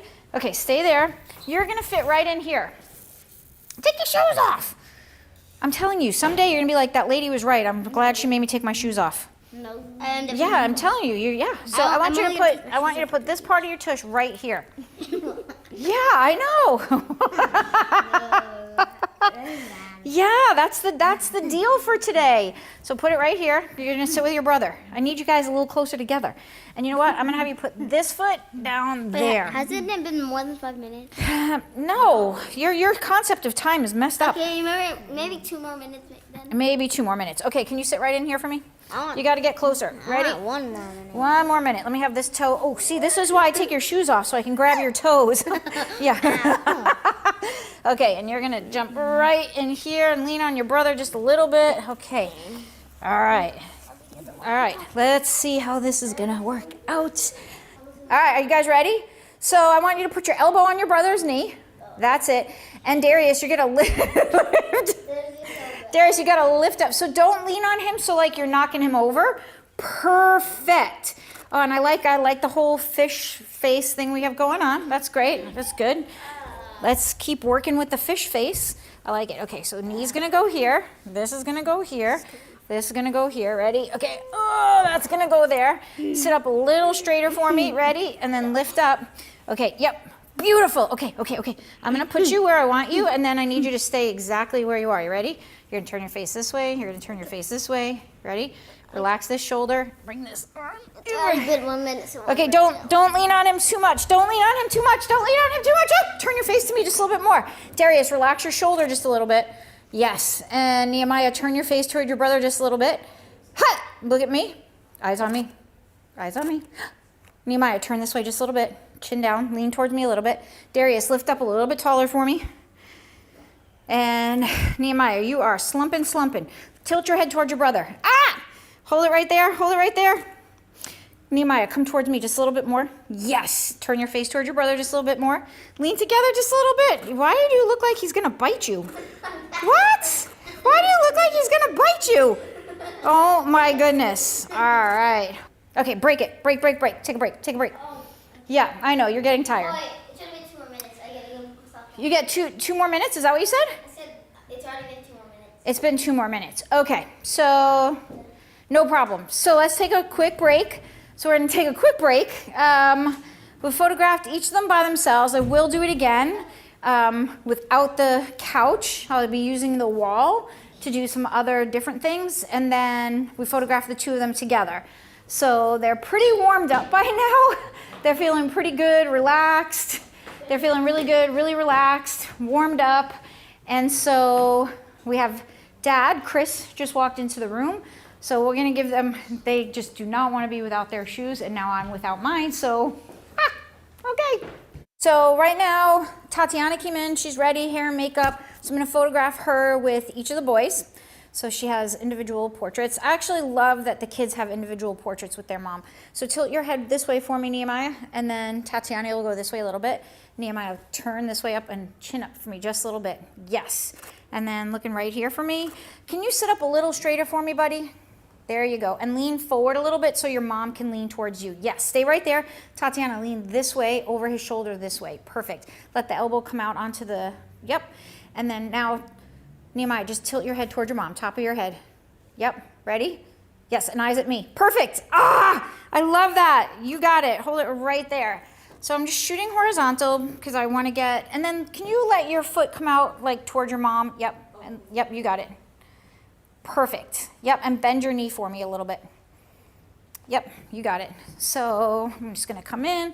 So I want you like foot down, and then this hand goes up here, and then this hand will come under here. So I'm just adjusting hands, extending that elbow out. Yes, perfect. And then let your head go this way, Tatiana. And then, yes. And then Nehemiah, chin goes this way just a little bit. Yes, and lean up to your mom just a drop. Ah, and don't giggle. Chin down, just a baby drop. And then tilt your head this way with me a little bit. Yep. So it's kind of awkward for him because he's like leaning, and so I have his head going in odd positions, which feels unnatural to the body. So I want you to take your nose and turn your nose with me this way. Perfect. And then I want you to take the top of your head and go like this. Yes. And then take your nose and go this way.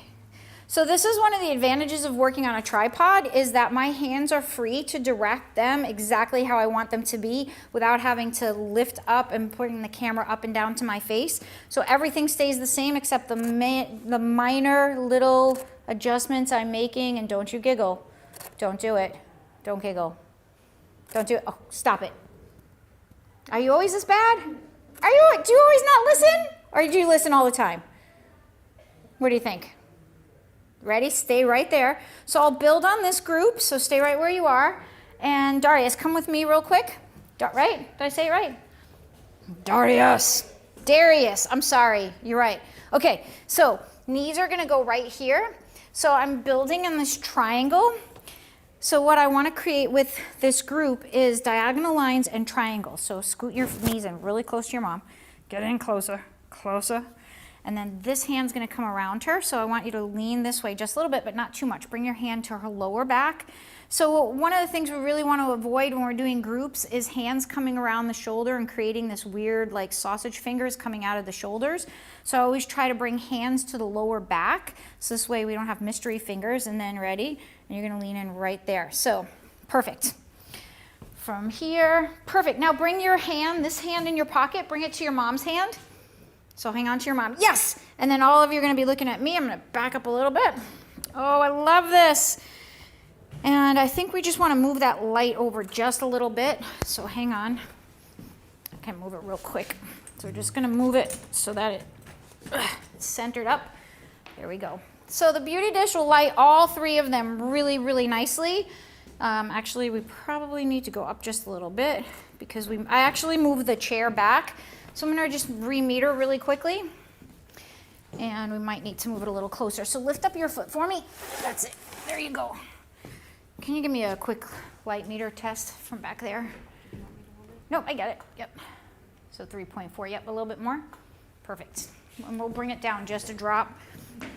I thought it went down in a little bit more. Yep, perfect. So we're just adjusting the light. I moved the chair, actually moved the chair over and back. So Nehemiah, and down just a little bit lower. So you can just angle it from the boom. All right, Nehemiah, lift up nice and tall. And Darius, you're gonna lean over your mom this way towards me. So lean towards me a little bit more. That's it, yes. And Nehemiah, I need a little happier than that because you look all miserable. Are you feeling miserable? No, okay, good. Okay, so Darius, lean over your mom just a little bit more, a little bit more. So this is what I'm talking about when I say get the faces close to the same focal point. I want all of those noses to be as close to the focal plane of the camera as possible. Perfect, but a little taller. I know, it's hard to hold that pose. Lean forward towards me just a little bit, and I want you to squeeze into your mom. And then Nehemiah, lift up a little taller. Nice and tall posture. So don't lean so much on your mom. Lean forward to me just a little bit. Yep, and then bring this elbow. I don't want to step on that. So bring this elbow, and let me see this hand right there. There you go. Perfect. Ha-ha. I love it. You ready? All right. And Nehemiah, lean this way a little bit more between your brother and your mom. Yes. And then Tatiana, this way a little bit. Nehemiah, turn your face to me just a little bit. Ah, I'm going to love this one. Ooh. Wink at me. And then big smile all the way. Big. You're so happy. Squeeze your mama. All the way. Squeeze into her. Yes, yes, yes. Hold it. Ooh. Okay, so Nehemiah, you can take a 2-minute break. So you're going to stay right where you are. This hand will come just over and relax. I want your knees right in here. So you're going to be nice and tall. Yep. You have the hard part. I give mom the easy part. So put your knees right there. Scoot in. Feels weird. Looks good. Trust me. Now you're going to lift up nice and tall. Lift. Okay, so I have a string at the top of your head and I'm pulling you up from the ceiling. String. Lift up. Lift. Lift. Oh, there you go. Now turn toward your mom. And you're going to lean into her, kind of like you were when your brother was in front. Yep. And then I want you to bring your hand on top of your mom's hand right there. And then Tatiana, just put your hand on your thigh right here. Perfect. And just let it relax and bring your fingers together just a little bit. So we always want nice, soft fingers. If the fingers are too spread out, they tend to look like claws. So fingers always nice and soft together. Okay, Darius, lean up and get your face close to your mom. And then Tatiana, turn your face to me just a little bit more, but then lean to him. Yep. So lean from the body and the head stays straight. Yes, and then nose turns towards me. Perfect. Darius, lean forward to me just a little bit more. Lift up a little taller. Lift up. Yes! Now lean to me just a little bit more. Oh my gosh, that is perfection. I love that. Hold it right there. Squeeze into your mom just a little bit more. I'm going to come up just a little bit higher. I'm just getting a little bit closer with my 70 to 200. So I photographed them a little bit wider, and now I'm just coming in a little bit tighter. And Darius, lean over your mom just a little bit more. Get that nose a little closer. Tilt your head to her just a little bit. Tatiana, turn your face to me this way just a little bit. You got it. Oh my gosh. I feel like I'm at an auction. Turn your face this way. Chin up a little bit more. $5, $10, $5. Well, how much do you want this picture for? That is awesome. Okay. So we have Tatiana with each of the boys and both of the boys. How do you feel about that? Good. Yeah, you feel good about it? Okay, so do we have Chris in the room? We have Chris in the room. Are you ready to be photographed with your dad? Yeah. Let's change it up just a little bit. How about we change it up just a little bit? Sound good? Okay. While I'm negotiating with a 9-year-old about shoes, because that happens at sessions, I switched up the lighting because I'm going to get into bigger groups now. So I wanted to go a little bit flatter. I pushed the prop, the chair, the couch, futon, whatever it is, against the wall a little bit. So I'm using more of the wall. And we went to a 7-foot umbrella, which gives us a really beautiful, flat, wide spread of light. And so it's just a very simple light. We can bring it to the side, create window light with it. It was giving me a little bit more shadow that I wanted on the background. So I pulled it around to lessen the way it feathers and make it more straight on. And we are shoeless. Hallelujah. You feel my pain now? You understand how ugly the bottom of shoes can be? No, not really. Wow. Okay, so here's what I want you guys to do. Can you each jump in on knees, one knee here on each side of your dad? Yeah, up. There you go. Yes, face right in here. Oh, don't move. Same thing, turn this way, get in there. Yes, beautiful. Oh, yeah. Oh, look at you guys together. I love it. Okay, Nehemiah, lean in there. Lean in, tilt your head towards your dad. Oh my gosh, yes. Oh, that is good, you guys. I'm loving it. It's a little hot. I'm going to take it down just a drop, so hang on. I went to 3.5, so I'm going to readjust to 4.0 because that's what our reading was. Nehemiah, lean towards me just a little bit. Lean towards me. Yes. Now lean that way just a little bit. You got it. Oh my gosh, you guys. Hold it right there and lean towards your dad just a little bit more, Darius. You got it. And Nehemiah, oh my gosh. And then Tatiana, I'm gonna have you come right in here. So one knee is gonna be back here behind Chris, and one knee is gonna be right here, and your head is gonna come into this space. Okay. So I'm always trying to create triangles in my posing. So when Tatiana leans up over the boys, she's gonna lean right in here. You're gonna lean this way a little bit. This arm will come around him just to drop. And I need you right up here in that spot where you were before, lifting up. So bring this knee right here. And so when we wanna get bodies together and puzzle bodies together, we have to know where our base is. And our base starts at the feet or the knees. Starts at the feet and the knees. And so making sure the knees are in the right place allows me to make sure that he gets his body over Dad's shoulder right in here. So up a little higher for me, because you want to be leaning over Dad's shoulder. So this foot comes, that knee comes this way just a little bit more.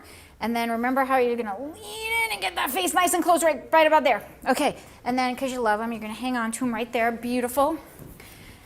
All right, and that Tatiana lean in this way. And then Nehemiah, tilt your head this way just to drop. But, you know, I really need you to not be so flippin' miserable, okay? No. And then Darius, lean towards me just a little bit more, get a little taller, lift. Yep, but not from the shoulders. Yep, yeah, yes! And everybody squeeze together just a little bit. Oh, I love that, you guys. But Tatiana, straighten out your head just a little bit, and then turn the nose this way, and then lean forward to me. Yes! So all of the micro posing happens from behind the camera. So macro posing is putting the family exactly where I want them, having them sit in a certain spot, and then adjusting all the, wow, you're working that wall back there, aren't you? How's that? He's got his hand on the wall. Squeeze it in one more time, and I'm gonna just change this up a little bit. So I'm gonna make it a little easier on you. You come this way, I'm gonna have you switch spots. So come around this way. So I can see Darius having a little struggle getting higher on this shoulder. So now your one knee will go behind him and one knee will come here. So in order to help that struggle, one knee will go here, this knee will come over here. Then this head's gonna go right in there, and then you're gonna squeeze together, okay? Get up nice and high on those knees. Yes! Now hold on to your brother's arm right there. And everybody squeeze together. So Tatiana, lean in a little bit and bring your arm to Chris. So bring your arm around there. Yep, squeeze into him a little bit. Turn your face with me this way just a little bit. Yes! Oh, you guys, all right. Well, I'm gonna get you. I'm gonna get you. Okay, so take a quick break. Oh, that looks so good. Wow, okay. So, do you wanna take a quick look? Yeah. So, during the session, I like to have Mom take a look at what we've been doing, and that's part of the reason tethering works out so well. So there's your family. So Chris, this is normal for our dads who don't have makeup on, but we have a little shine on your head. So I'm just gonna give you a couple of blotting tissues, and this is gonna absorb any oil on your skin, and just go ahead and just pat it, and it just makes my retouching life easier later. So really push, like, yep, right in, and you'll see it starts to absorb all that oil. Oh, wow. Yeah, oh wow, I know. Wow, you have amazing work. Oh, thank you. Wow, thank really you. Good. Wow. Yeah, and I mean, they're adorable, but they're a 6- and 8-year-old handful, 9-year-old. Yeah, so, right? You really, you put your shoes back on already? Oh, good Lord. Huddle up. Huddle up, huddle up, huddle up. Huddle. Okay, listen, we're in the home stretch. This is fourth quarter. Look at me, fourth quarter. You know football? Yeah, okay. Yeah, we're fourth quarter, okay? Mommy, huddle up. Huddle up, huddle up, huddle up. Okay, yeah, huddle up. Okay, bring it in, bring it in. Bring it in, fam. Okay, we're in the fourth quarter, okay? So we're in the home stretch, okay? And right now, Team Kid is winning, okay? So we got like 30 more minutes, and then we're gonna wrap this up, and then we're gonna go for some like martinis and stuff, okay? All right. Sounds good. Yeah? Can we get you into the bar? You got fake ID? Apple juice martini. No fake ID? All right. So Chris, have a seat right there. You're like not fully sitting on it, you're just kind of leaning on it, and then you're gonna turn that way, yeah. And that's, yeah, so it's like, yeah, exactly. It's like, it's a prop. And then I'm just gonna adjust this for you. Perfect. And then turn towards me just a little bit more.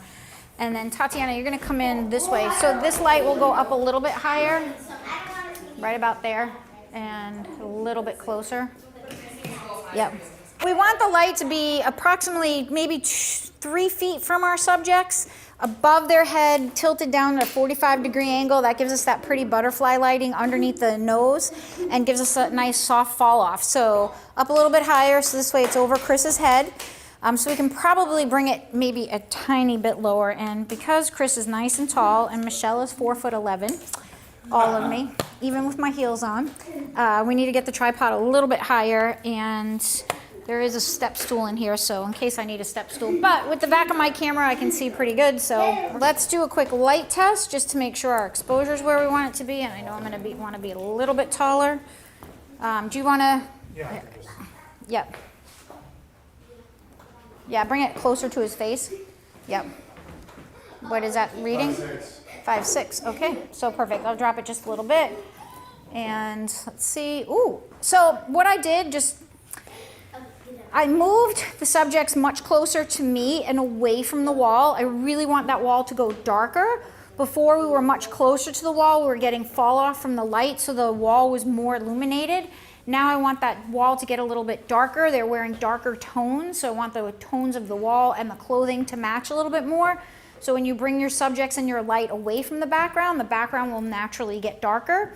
And so that's what we've done. We're not lighting the background. Again, I'm gonna be doing a lot of close-ups here. Close-ups are my jam. That's really where my family portraits sing for me.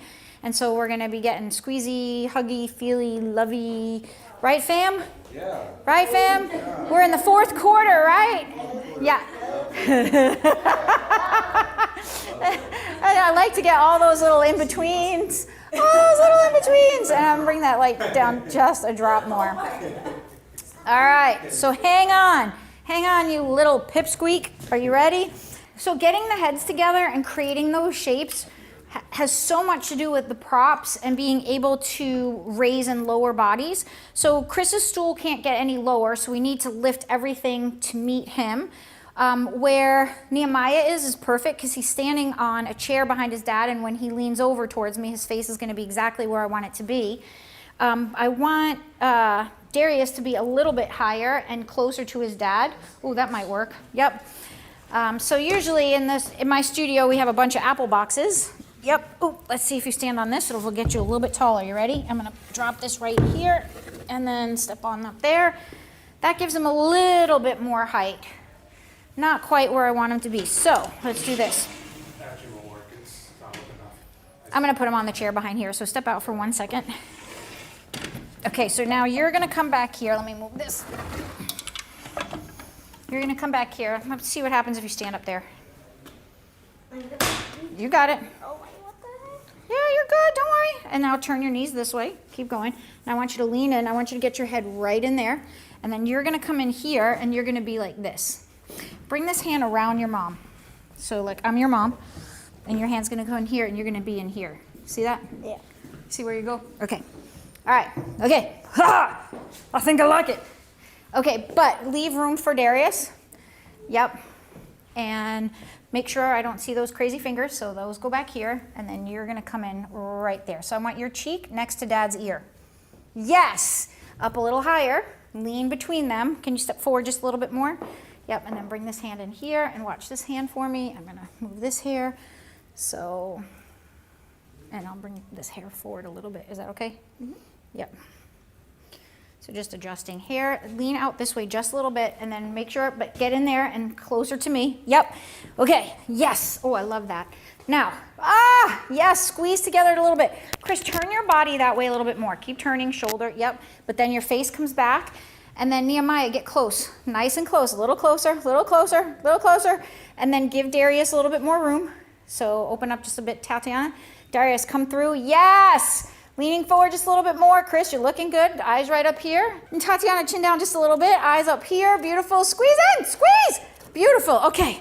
Break. Because I love that. Oh, that's so good. Yay. All right. I think that's a wrap. Oh, he's going to make me.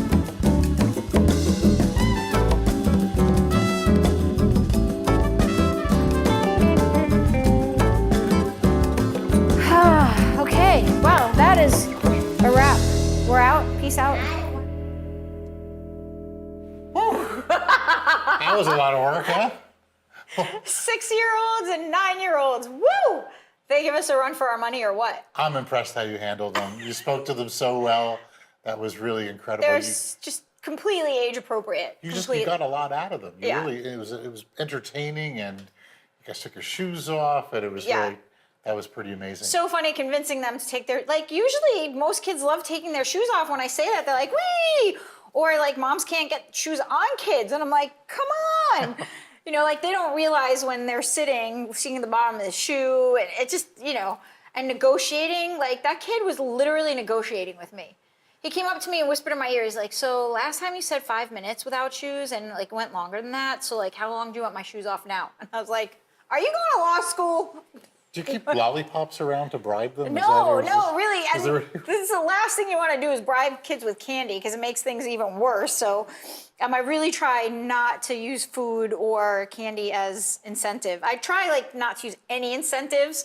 Like, you know, it's just more of a conversation, more of entertainment. It's more being ridiculous and making yourself vulnerable and allowing them to have fun. Well, you really pitched your voice. Your personality really kind of came out, and you charmed them. You played with them. Yeah, that's what you have to do. I mean, mom and dad are gonna respond to you no matter what. They know how to behave and turn it on when they need to. But kids really need to be like worked. So what was the most challenging thing that came up in this photo shoot? With boys that age, it's the slumping and the not sitting up straight or getting into the position I want them to be in, or I get them there and I lift them up and I turn around and they're back down here. So, you know, their body control isn't as good as an adult. Like, they can hold this for a little while. Most people aren't used to like holding up good posture. And so like, it gets tiring. Like, your back starts to hurt even for little kids. So like, as soon as you turn your back, they're like, back here. Okay, lift up, high knees, you know, like, oh. And then it's just so great. Like, you say something and then the reaction or the word they heard comes out and it's hysterical. And it's just laughing with them, I think, is, and that keeping that energy up keeps them going.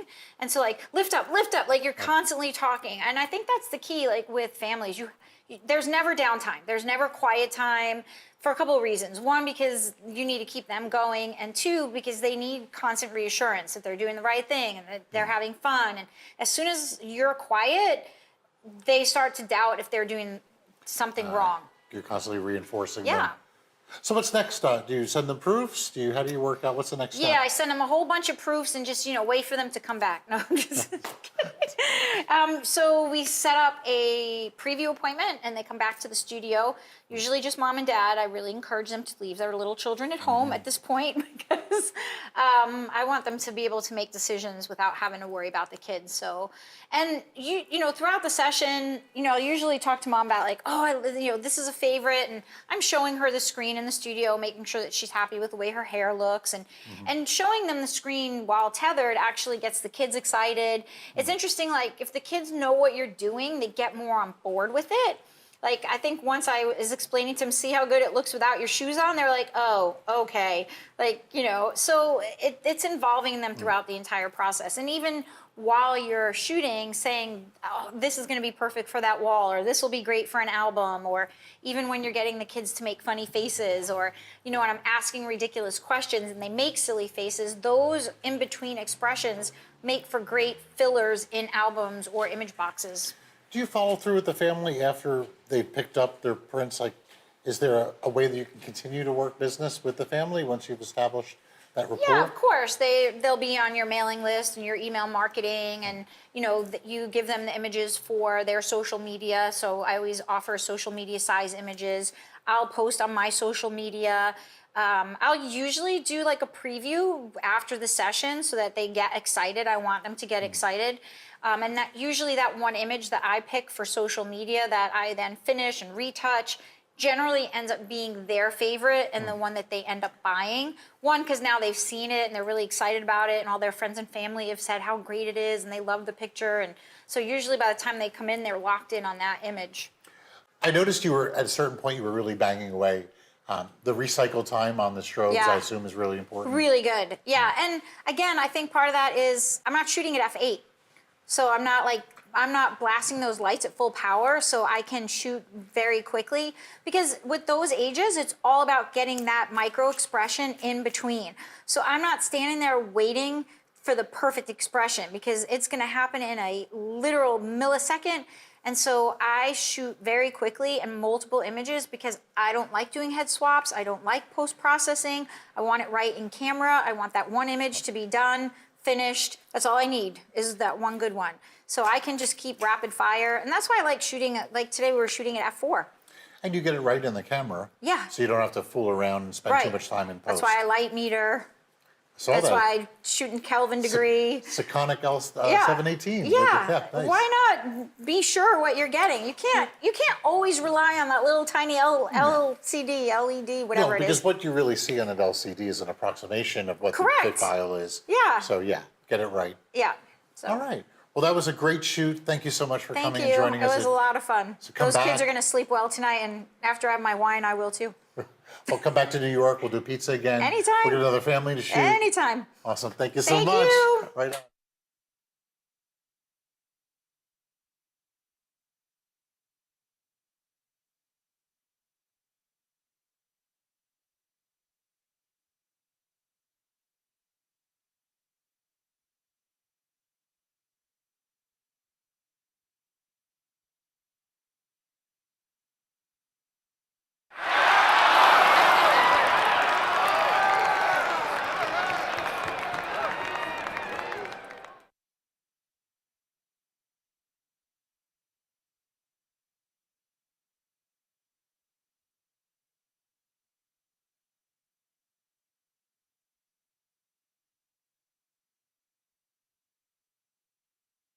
This is a real B&H customer story. Okay, we checked all 4 systems and keying was a go. At B&H, we help folks find the products they need.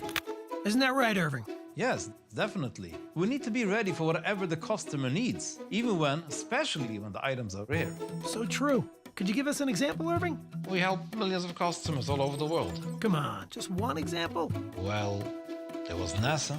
NASA? NASA. What's the big deal? We have for everyone, big and small. So what did NASA need? A unique Hasselblad lens for a space mission. I guess no one else had it, but we did. But we often have what others don't. Love it. What else can you tell us about this story? That is the story. Copy that, Irving. And thank you for sharing. For all your needs, big or small, check out bnh.com. Can I go back to work now? Fred Smith here told us the B&H photo helped change his life. Fred, tell us your story. I was a fitness instructor in Atlanta, and I transferred to New York, March 13, 2020, right as the city went under lockdown. Oof, that's rough timing. All the studios shut down. But with B&H's help, I started Workout with Fred. It's an online fitness platform with cycling classes and off-the-bike classes taught by me. Talk about lemons to lemonade. As I started looking for equipment, everybody I spoke to was pointing me to B&H. I needed a camera, a lens, microphone, capture card, audio interface. Whoa, Fred, we're running out of room here. Well, here's the thing. That setup is really complicated, and that's where B&H came in. I felt like every expert I spoke to had been in my shoes before, whether I was on the chat or I called. Anytime I had a question, they had a solution. I was like, I wish I'd called you earlier. We're always here for you, Fred. Say, where do you film all this? Let me show you.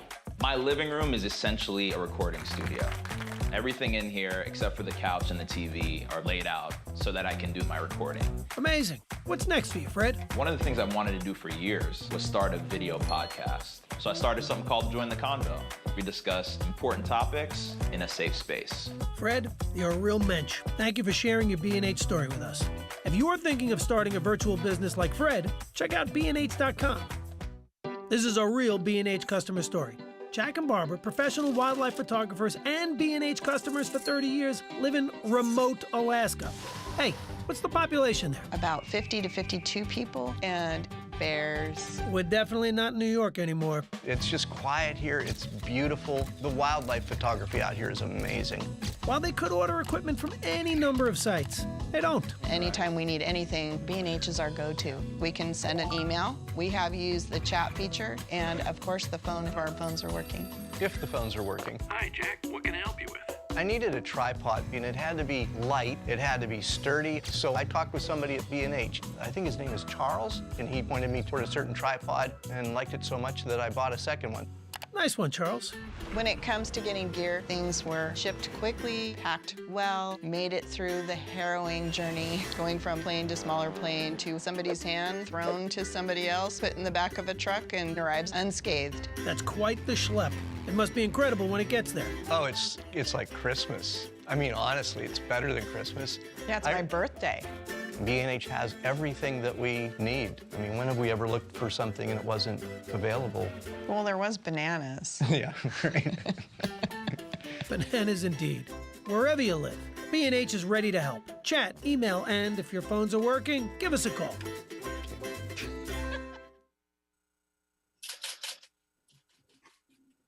Hey everyone, hope you're enjoying your day 2 of Depth of Field.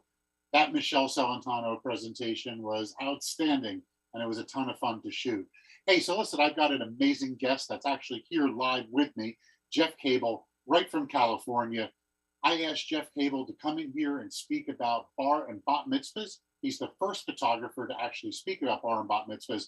And why I asked him to speak on this specific topic is that for those of you that don't know, in the Jewish faith, when a child becomes 13 years old and they've studied Torah, they can then be bar or bat mitzvah depending upon their gender. And these events are big productions for these Jewish families. This means an opportunity for us as photographers to get in there, photograph them, and also make some money while we're doing it. So, Jeff, welcome to Depth of Field. Thanks. It's cool to be here live and on the other side of the country from you. Good to be this far from you, David. Well, it's a rainy, cold day here in New York City. But, you know, Jeff, we were just talking before. We've known each other for about 15, 17 years in the industry. And when I ran the event space in B&H Photo, you were probably in the event space almost twice a year for a good run there. Yeah, quite a bit. I love it there. It's fun. You got some videos. So the event space is still closed, but I hear it's going to be reopening soon. So listen, I know that you've got a lot of slides to go over. This is totally exciting. Thank you for coming to Depth of Field. Ladies and gentlemen, without further ado, Jeff Cable, bar and bat mitzvah photography. There you go. Well, let me start out by saying I'm happy to be here. And this is going to be fun because we're going to go live here and talk about something I do quite a bit. So let's jump right in and let's talk about bar and bat mitzvah photography, why I do it. So let's start by this. I just got back from WPPI, the trade show in Las Vegas a couple of weeks ago. And, you know, the focus is wedding and portrait photography, and everybody's fighting for the wedding business. And, you know, I have not actually focused on the wedding business. I focused on bar and bat mitzvah because for me, well, it just kind of happened by chance. You know, 17 years ago or whatever it was, somebody asked me as a favor to photograph their daughter's bat mitzvah. And I was like, no, I don't want to do that. At the time, I wasn't even a professional photographer. And they convinced me to do it. And now, you know, 300 bar mitzvahs later, here I am. But it's a great business. Unlike the wedding business, it's first of all, wedding business to get into it is very expensive because to try to buy ads on Google Ad Space or try to advertise in different wedding venues, it's very expensive to do that. It's really crowded. There's tons of photographers that are trying to focus on the wedding business, and it's a lot of stress. Anybody who's photographed a wedding understands the stress of that. It's the biggest day of their lives. They have a lot of expectations, especially the bride and her mother, and this is a lot of pressure. Whereas with the mitzvah market, it's not as crowded. Although I was always surprised at WPPI how many photographers shot bar and bat mitzvah. And it was intriguing to me because I really didn't know that it was that popular, but it is. But it's still not as crowded as the wedding business. It's there's a lot of when I say here more in the crowd, I mean when you're shooting a bar mitzvah and if you do a good job at it, who else is at that event? Well, it's a bunch of other Jewish people with same age kids. So it's a good revolving business. I haven't advertised in 8 years, and I book 3 years out in advance. So it's a good business. Word of mouth is everything to me. Again, I don't advertise. I just do what I do.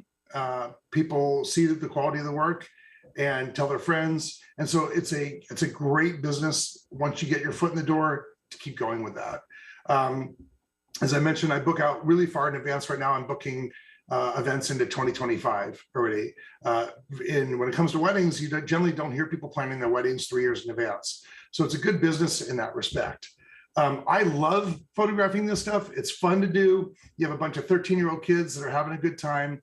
Yeah, there's a little bit of stress in the morning before they read the Torah, which is hard to do because we're learning Hebrew for 6 months or more to do this. A lot of pressure for them, but it's still a lot of fun. It's not a wedding. The kids are really great. Most time we have a lot of fun with them. It's not nearly as stressful as a wedding, which I actually enjoy that because when people stress out in front of me, that means that you tend to stress out a little bit too, and you don't want to do that, right? Because the minute you stress, they stress, and that's what you get back in front of the camera. So they're fun parties to go to. And when I started out, there were smaller parties. Now that I've built my business, I'm doing some really big parties. But even the small ones are fun. It doesn't matter. It's just a happy moment. I like photographing happy moments, and that is a joy to do. And so I find that like one of the great reasons to be in this business is to share those great moments with those families. So let me jump forward here. Why is it not moving? Come on, PowerPoint, you can do this. There we go. Sorry, we're going to jump around. Being a photographer. So one of the misnomers, and this happened to me when I started the business, I thought, you know what, I'm going to become a photographer and do a lot of bar mitzvah and bat mitzvah, because then I can just do work on Saturday and the rest of the week I just relax and maybe edit some photos from that when they order those. It's not the way it is at all. So be aware of the fact that being a photographer is all of the things that you see on the slide. It is photographer, shipping and receiving, a social media guy, a marketing person, secretary, editor, shooter. I mean, you do everything. And so one of the challenges is just kind of trying to stay ahead of that and try to juggle the 20 different things that are asked of you. And so when you think that you're going to work for, let's say, 1 day a week, it's not. It's a 7-day a week. It's a lot of time that goes into it. So just be aware of that this is not something that's for the faint of heart. So what is a typical timeline when you're doing photos for a mitzvah? Well, you do portraits in the morning. This is the way I typically work. Now, this is assuming that you're allowed to photograph the service. Reformed temples, you can. Conservative and Orthodox temples, you cannot. So you want to find out at that temple if you're allowed to photograph the actual service itself. But if you can, I do portraits in the morning. If you can't shoot the service, I do rehearsal on Thursday or Friday, and I don't show up at all until the party. But typically, it's portraits in the morning. I usually start around 9 a.m. if the service starts around 10:30. So I shoot for about an hour, give them a little bit of a breathing space in between, and then they go into their service. Photograph the service is done in the back. I'll talk about that in a little bit here. In silent mode, not moving around. So you just kind of capture whatever's happening. I do shoot the lunch. A lot of times they'll do a lunch. Obviously, some of this is pre-COVID. During COVID, they weren't serving food, or half the time they weren't even in temple. We'll talk about that. But then I shoot a little bit of lunch because I want to tell the story of the day. I do shoot the party. The parties are fun. And I shoot from the beginning of the party, or actually even before the party starts. I'll get detail shots, shoot the party, and go all the way to the end.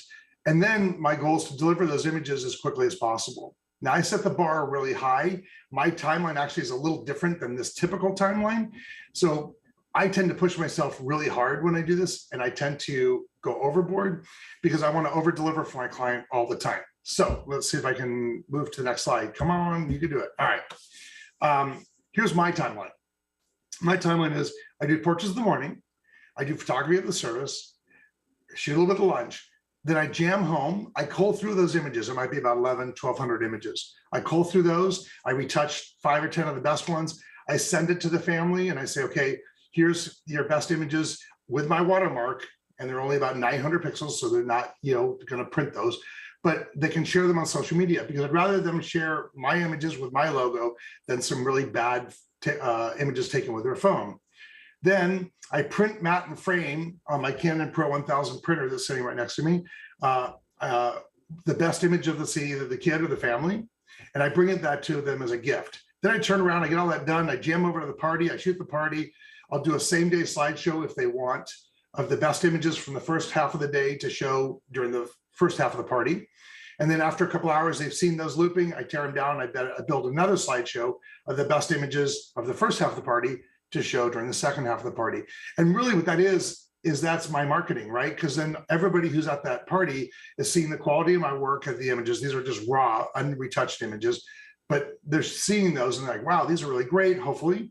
And then they call me a couple weeks later and say, hey, our child's having their mitzvah in another year. Are you available? So, and then when I get home at night, after the party's over, it's now 11:30 or midnight or something. I might edit another 5 or 10 for them, and I'll send them those and say, here's my favorite images from the party tonight, or it might be first thing in the morning. And then I deliver the gallery the next day. I'm really quick. So here's a picture here of a party. You'll see the slideshow that's running above them, and that's running off a projector, either my projector or one of the venue. So as they're having fun partying, they're able to actually see the images from the earlier part of the day. There's different types of venues. So there is the venue for services in temple, not usually in the home, but during COVID, this happened quite a bit. So you'll have, sometimes services will be in the temple, but sometimes it'll be at a different venue, outside, inside or outside. And so you have to be prepared as a photographer to shoot in any environment. So this is a temple in San Francisco, a rather large one, where I photographed. This is 2 weeks ago. And so very big room, you're required to shoot from the balcony. So you can't get a low shot, but it makes for some pretty dramatic photos because it's such an iconic building.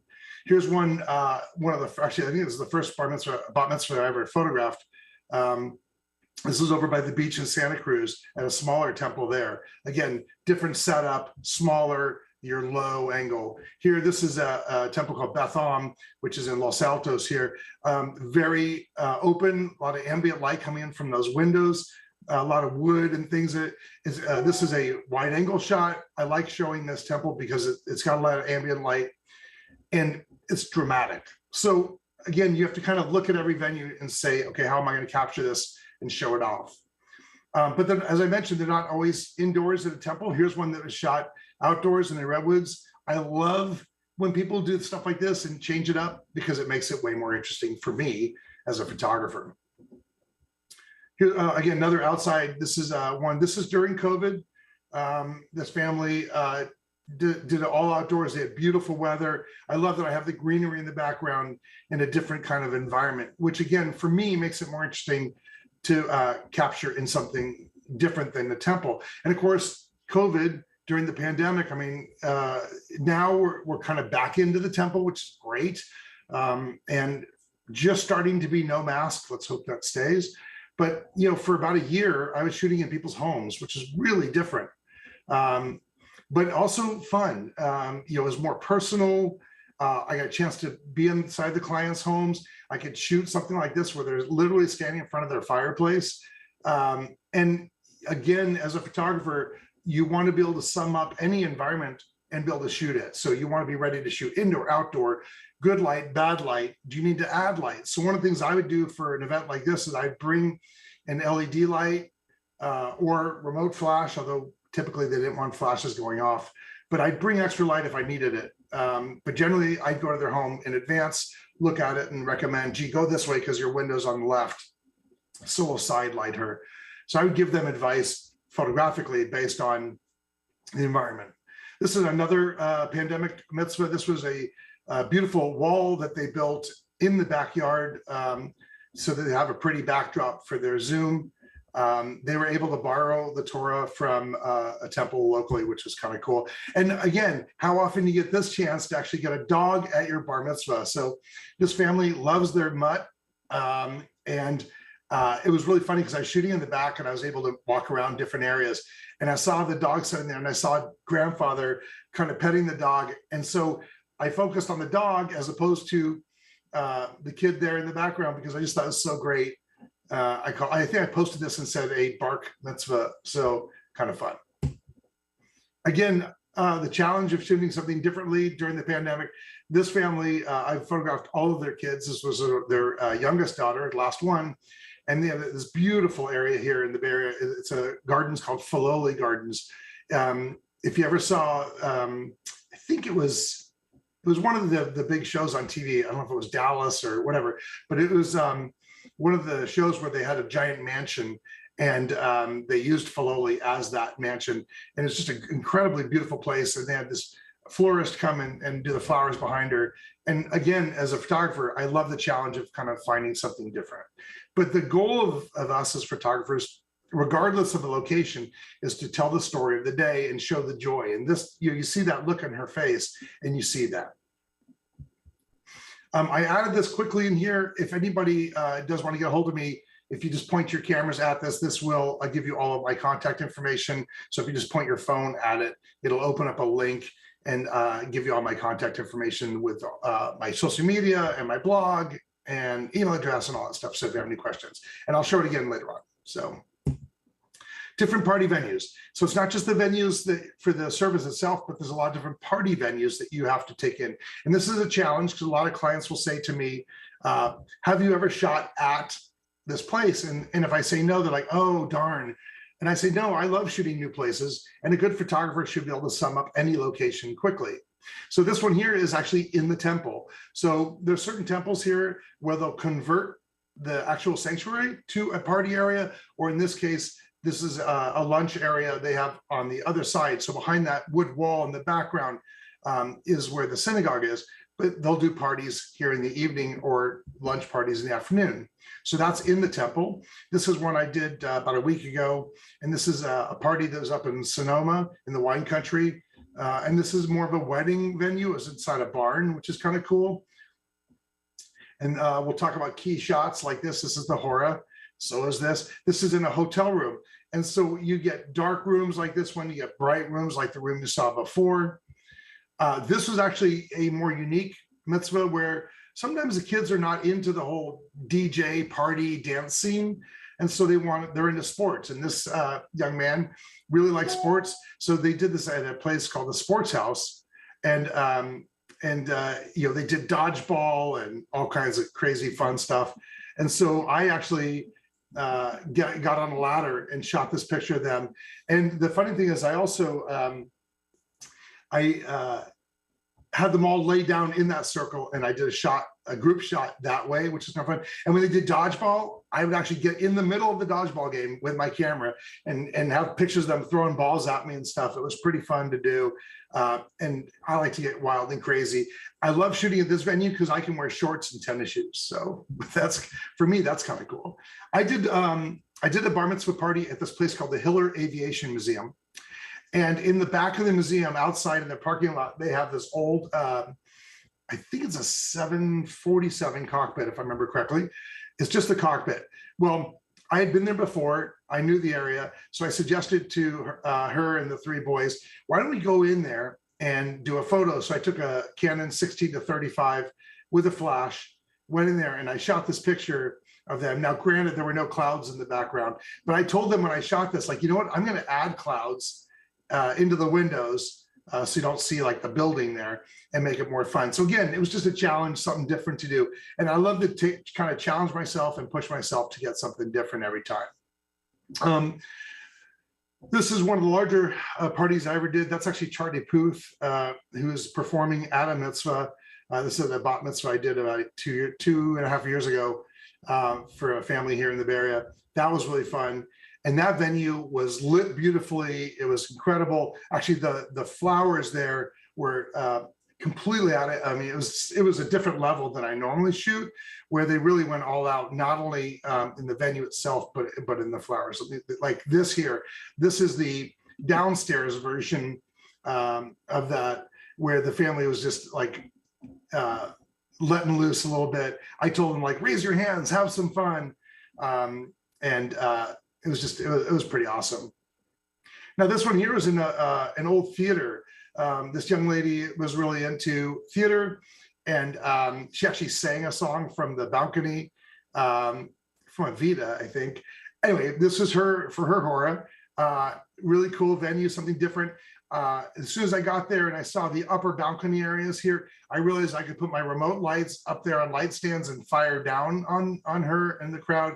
So figuring out where to put your remote lights is part of the challenge. And this was kind of a cool venue to show off something very old and stylish, but clearly very dark. So again, as a photographer, you have to be able to mitigate those rooms and figure out how to shoot them with proper lighting. Speaking of dark, it's I'll generally use 1 or 2 remote lights, different corners to fire, and I'll also have 1 flash on camera. So I use a combination of 3 lights to shoot the events. This was at the San Jose Art Museum. Never had photographed there before. And so I really love the uplighting they've done on the ceiling and this cool artwork in the background. So as a photographer, I will tell the DJ which direction I want them to point the chair when the girl or boy is in the chair for the hora. And so I saw this background and thought, okay, that's kind of a cool direction to go.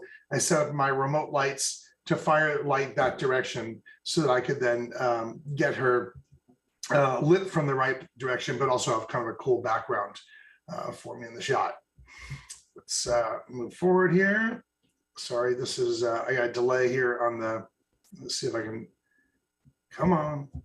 All right, so this venue, I love this venue. This is a very colorful venue. This is no longer in existence, but this was a place called Sparky's Hot Rod Garage. And just a lot of old stuff. They had an old diner and old gas pumps and old cars. And I just love the colors here. And so for group shots, which are fun to do, I'd again try to take advantage of the colors in the background and use that to my advantage. Now, here's another high-end mitzvah. This is in someone's backyard. I was looking at their home. They said, we're thinking about doing the party at our house in our backyard. And they said, what do you think? And I said, I like it. I like the idea. The problem is your pool is going to take up half your backyard. I don't know where you're going to do the party. And they said, no, we're going to build a stage area on the pool. So that's literally what they did. So what you're seeing here is scaffolding and stage built on top of their pool. I think they had scuba divers come in to build the truss underneath to hold it up. It was pretty incredible. This is a drone shot. I told them when they told me what they were going to do, I said, we got to take a drone and get a shot, which I did. And this is down on the over the pool on the deck, and this is their son. Again, you'll see I've got a remote light on my left that's powered up at a higher power setting here. So I've got more light on this side of his face than this side to get more dynamic lighting. So I've got 1 light on each side. They also had their own stage lighting going, and I was overpowering that with my lights. Now, during the pandemic, when everybody moved outside, a lot of the parties ended up being outside. Now, this is that same young lady that you saw earlier with that big smile on her face when she was doing her bat mitzvah. And the party was over at the Ritz-Carlton in Half Moon Bay here in California. And I saw these rocks. They had given out these sweatshirts to all the girls. I saw these rocks and I said to the girls, let's do like your album cover. And they loved that idea. So we went out there and I just had them all like, you know, have some fun. And that's a shot we got. And again, something very different than a typical mitzvah. Here's a family that unfortunately a lot of their family couldn't fly in. This was at the peak of the pandemic. They did the mitzvah in their home. The party was just a drive-by, I think it was coffee or ice cream. I think it was ice cream. And they gave a time slot for all the different families to drive by their home. They handed them ice cream. They said hi from their cars. So again, this was a height of the pandemic where you couldn't even really be near other people because no one knew what to do. So they held up pictures of all their family members. I love that. Just threw it in the backyard and took this picture. Very simple, but kind of fun. This one here, very innovative. This was a family, again, during the height of the pandemic, who decided, let's do a scavenger hunt for their kid for the party. So they rented this huge limo with sunroof and windows open and all that for ventilation. But they said, we're going to go all over our town and do a scavenger hunt. And one of them, the scavenger hunt, was to go into a supermarket. I don't remember exactly what they were supposed to look for. I think they were supposed to do selfies in the produce aisle or something. Well, the kids were there and I said, I just had a whim, said, you know, I saw one of the kids walking down this aisle and I said, everybody grab your favorite cereal box and hold it up for me. And it was just me having fun with them and them having fun. And it's just something different. And so when I shoot, I like to have a good time. I don't want to be that stodgy photographer that's walking around like he's bored out of his mind. I like to enjoy it and kind of live it with them. And again, I think that's how you get great images back. So this was just me being me for whatever that's worth, whether it's good or bad. But the family loved it. They saw this and they thought, oh, that's really fun and clever. So they were all good with it. Let me see. Tell the story. Sorry, let me just jump in here. So again, as a photographer, our job is to tell a story. And I tell my clients that it's not about me, it's about you. So, capture the personality of the client. I'll meet with them. I'll learn who the kids are. If the kids are introverted, I treat them differently than if they're extroverted. Obviously it's great if they're into sports, because I've shot the last 7 Olympics. I use that and I'll say, oh, I've shot, Michael Phelps and these guys, and they're like, wow, cool. And as a 13-year-old, if you can earn their trust, that's a big deal. As you can tell, I have a lot of fun with them. I know when to blend in and I know when to kind of stand back. So like for the service, you do not want to call attention to yourself at all. But during the party, if you want to be a ham a little bit, and I do, I insert myself into their family, and I tell them this: I'm going to insert myself in your family. I'm being part of you. You're stuck with me all day long. And if you look at the image here on the bottom left, this is me with a family. This is in their backyard during the pandemic. And, we had already done the formal shots. And I'm like, you guys, you're a nut. Your family was fun. I said, you guys are all nuts. Have some fun. And they started doing crazy stuff like this. And I love it. It's just, it shows their personality. And here's a shot. Actually, this shot was taken years ago. And this young lady, I was photographing her bat mitzvah, and her mom's like, how heavy is that camera?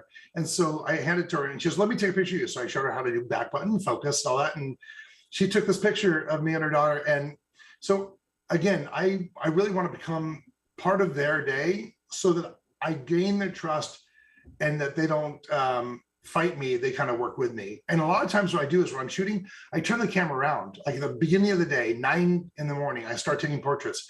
I turn the camera around and say, like, look how good you look. And they're like, whoa. Because what's happening is people are so used to images coming off their phone that they're not used to seeing the depth of field and bokeh and super crisp images that are lit correctly. So I try to earn their trust by just showing them, look what you look like. And even the shy boys will be like, oh, wow, that's pretty good. Now, you have to know the rules. When you're doing a mitzvah, bar bat mitzvah, you have to understand the rules. It is not a wedding. So every temple is different, but it's not a wedding. You can't run around. You can't go behind. You can't go over here, go over here. Most temples do not allow that. It is not a performance, is what they say. It's a service. So they want you in one position, usually in the back of the temple. They want you in silent mode, no flash, and you have to be very, very respectful of that service. So behind me, you'll see that I've got a 200 to 400 Canon lens. Now, if you're a wedding or bar mitzvah photographer and you don't have a 200 to 400, I understand, because that's a very expensive lens. But because I also shoot a lot of the stuff for like the Olympics, I have that lens, and it's great because I can shoot all the way at 400 millimeters at f4 from the back of the temple, or flip the teleconverter and go all the way to almost 600 millimeters. But it allows me to get really, really nice shots from the back of a temple. Now, you don't have to have that lens. You can easily do a less expensive zoom lens, but you want to have a long lens that lets you go to up to 400 millimeters if you can, to get really tight shots. But there is no running around. And if you do move around a lot, they will kick you out. So there's not a lot of lenience in these things. Here's my equipment list of what I use. I do use the Canon R3 and R6. Again, R3 I have because of my sports shooting. I do like it for portraits because it's got the grip. I can flip it around and do my portraits that way. But the Canon R6 is a great go-to camera for events, less expensive and really, really good. I do have 6 of the Canon 600 EXRT flashes, and I'll set up multiple on remotes, and I have one on each camera diffused with a MagSphere diffuser. My lenses, I have many of them listed there. The ones in red are ones I do not typically use for the mitzvah. I generally use one long zoom. For the party, I use the 70 to 200, the 24-70, and the 15 to 35. So super wide, mid, and a good zoom. Sometimes I'll use the 85-1.2. Sometimes I'll use a fisheye. And the fisheye I tend to use when I get kind of shot out. 4th hour of the party, it's the same 25 kids on the dance floor. I want to do something different. I've already photographed them 500 times, so I'll break out a different lens, try something different. I do use Manfrotto light stands, Magma diffusers. I do have Tiffin HT filters on the front of every lens, more just to keep them clean and keep them, protect the front element of my lenses. I use Gitzo tripods, Acrotech ball heads, Think Tank bags, Black Rapid straps. I use ProGrade digital memory cards and readers. And And I use a MacBook Pro 16-inch for all my retouching. So that's kind of my equipment.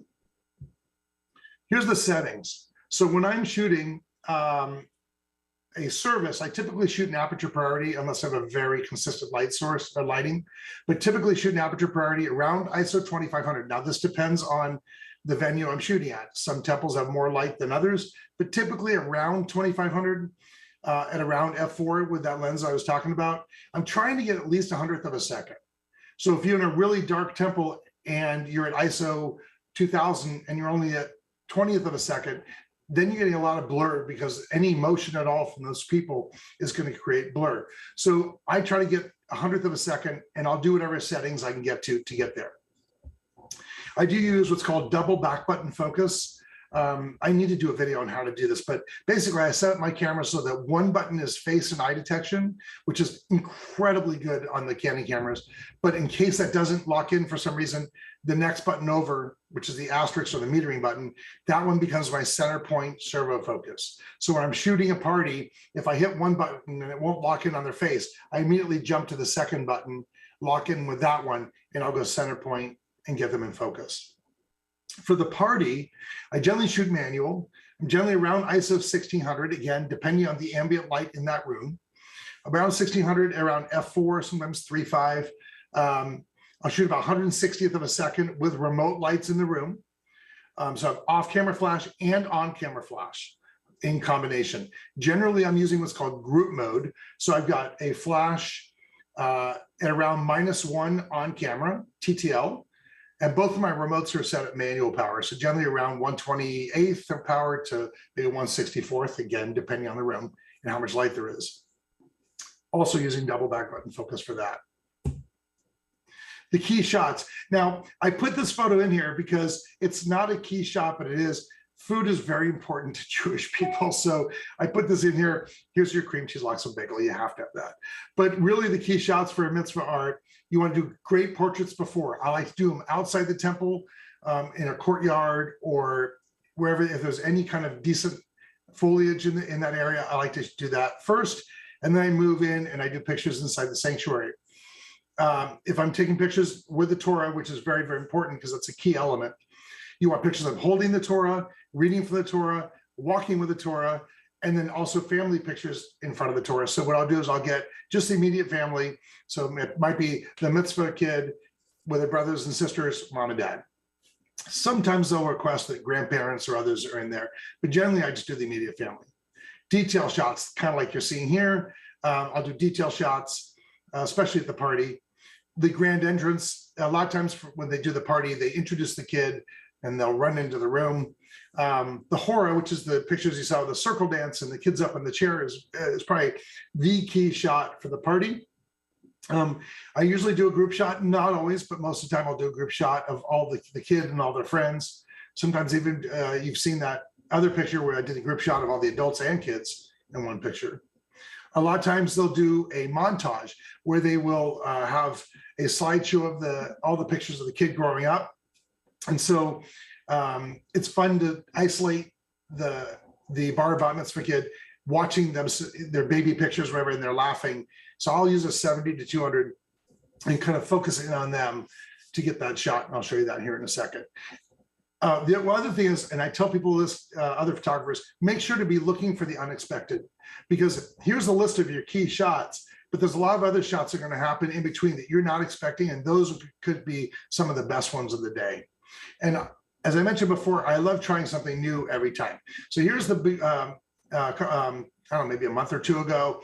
This is before the service started. We're doing portraits of the family. I'm doing this out in front of the temple. I love this tree because I can use it as an element. And so the four of them, I said, hey, go behind this tree. And I kind of said, hold on here. And I love that shot of them. And they really enjoyed that too. Same family in a more traditional pose where I get them all close together. This one, you cannot shoot at f2.8. This one, you have to shoot around f5.6 or f8 to get everybody in focus if you're zooming in really tight like this. And if you watch my presentation yesterday, we talked about that. Let's hold on here. We're not moving. Let's see if I can get this to advance. Bear with me here for a second. Sometimes PowerPoint with Zoom just doesn't advance correctly. So let's see if I can go back here. All right. So This is here reading from the Torah. This was shot with an f1.2 lens, 85 f1.2 RF lens from Canon to separate him from the background. Different angles reading from the Torah. This was a young lady. I just shot this recently, and she was looking at her mom and dad. Now I had my remote light off to the right. That's why you're seeing the catch light in her eyes here and the light on her face. But I love the angle of the Torah versus kind of that straight on shot. It's kind of fun to just get that angle.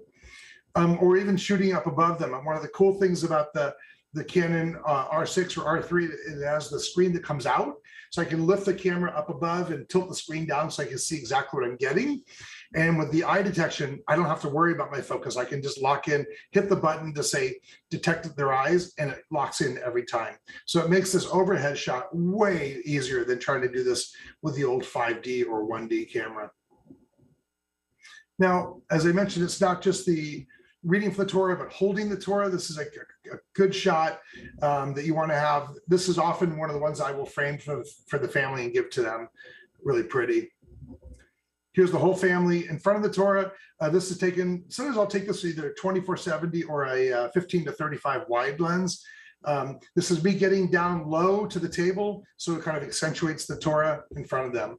I've got a remote light off to my right, lighting them. One of the things you want to be careful of when you're doing a group shot like this with a remote light is making sure that one person is not throwing shadow on the other person. So I'm real careful of that as I'm shooting these, because I've had many times where this young man here on this one side is blocking mom.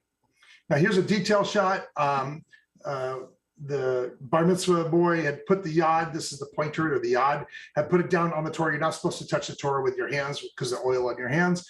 And so you're supposed to use the pointer, and he put it down. I thought, oh, that's kind of a cool shot. So I shot this at really narrow aperture here with just the tip of the yod in focus. I just thought it was kind of cool and different. As I mentioned, the grand entrance. And this is that same barn that you saw the picture of from a week and a half ago, 2 weeks ago when I shot this. She ran in when they introduced her. I was using the 15-35 wide angle lens. With my remote flash behind me. I love this shot, just the joy on her face as she's running in. And that lit dance floor was really pretty cool too. So that actually worked to my advantage, having that floor. Here, I don't have any lit dance floor. I've got the cool wine barrels in the background. This is a place called Domenico Winery. And it was a Harry Potter theme. So she had her little thing with her, and she went up in the chair in that moment of excitement. I love the reaction that people's faces. Typically, when I shoot the horror, I like to shoot this with a wide lens, so I get all the other reactions, not just the kid in the chair. Again, that same mitzvah from a week and a half ago. This is the group shot. She does ballet, so she was able to be really flexible along with her friends. So they got down on the floor and did that. I'm like, cool, we'll shoot that. So, and you can see my light stand here. This is one light stand, which is throwing light behind them. I had another light stand to my right, and then again, the on-camera flash. Now, this is a young lady watching her montage. So again, this is where I like to key in on them and get their reaction. Usually it's them naked in the tub when they were 6 months old, or something embarrassing with their friends. If I get a chance to watch their montage ahead of time, so the family might give it to me and I'll project it off of my laptop. And if they Dropbox it to me, let's say a week before, and I can go ahead and look at it, I'll try to find those key moments, like, okay, 3 minutes in and 7 minutes in are kind of embarrassing moments. So I try to remember that so I can kind of look for these moments. I shoot these generally at 2.8 because I want her in focus. I don't really want everybody else as in focus as her. So I try to key in on the kids. And this is one of those times, as I mentioned before, where you want to find those elements that you weren't expecting. I didn't know that the dad was going to sing his daughter a song, and then he played guitar, but you have to be ready for that. And I've photographed bar mitzvah where the photographer, if it's two kids, I'm focusing on one kid, and another photographer is focusing on a different family, and they leave for like 20 minutes. And I remember asking this one guy, why are you gone for so long? He goes, oh, they don't care about all this. All they want is this one shot. And I thought, but you missed so many great moments. And so you want to be ready for moments like that where you didn't know they're going to happen, but they do. And it is those unscripted Canon moments that may mean the world to them, or forget them, even to me as a photographer. I want to capture those because really our job is to capture the story of the day and be ready for those moments. So let me see if I can, sorry. Here's a moment from a couple weeks ago again. This is in front of this one temple. I don't shoot there a lot. This one's up in San Francisco, but they have these cool doorways. And I thought she was standing and I said, wait, stand right there. This would be a really cool wide shot. I shot this to silhouette her and decided to open it up and Photoshop a little bit, open the shadows just to show her a little bit more. This young lady, this was years ago. This little girl was absolutely hysterical.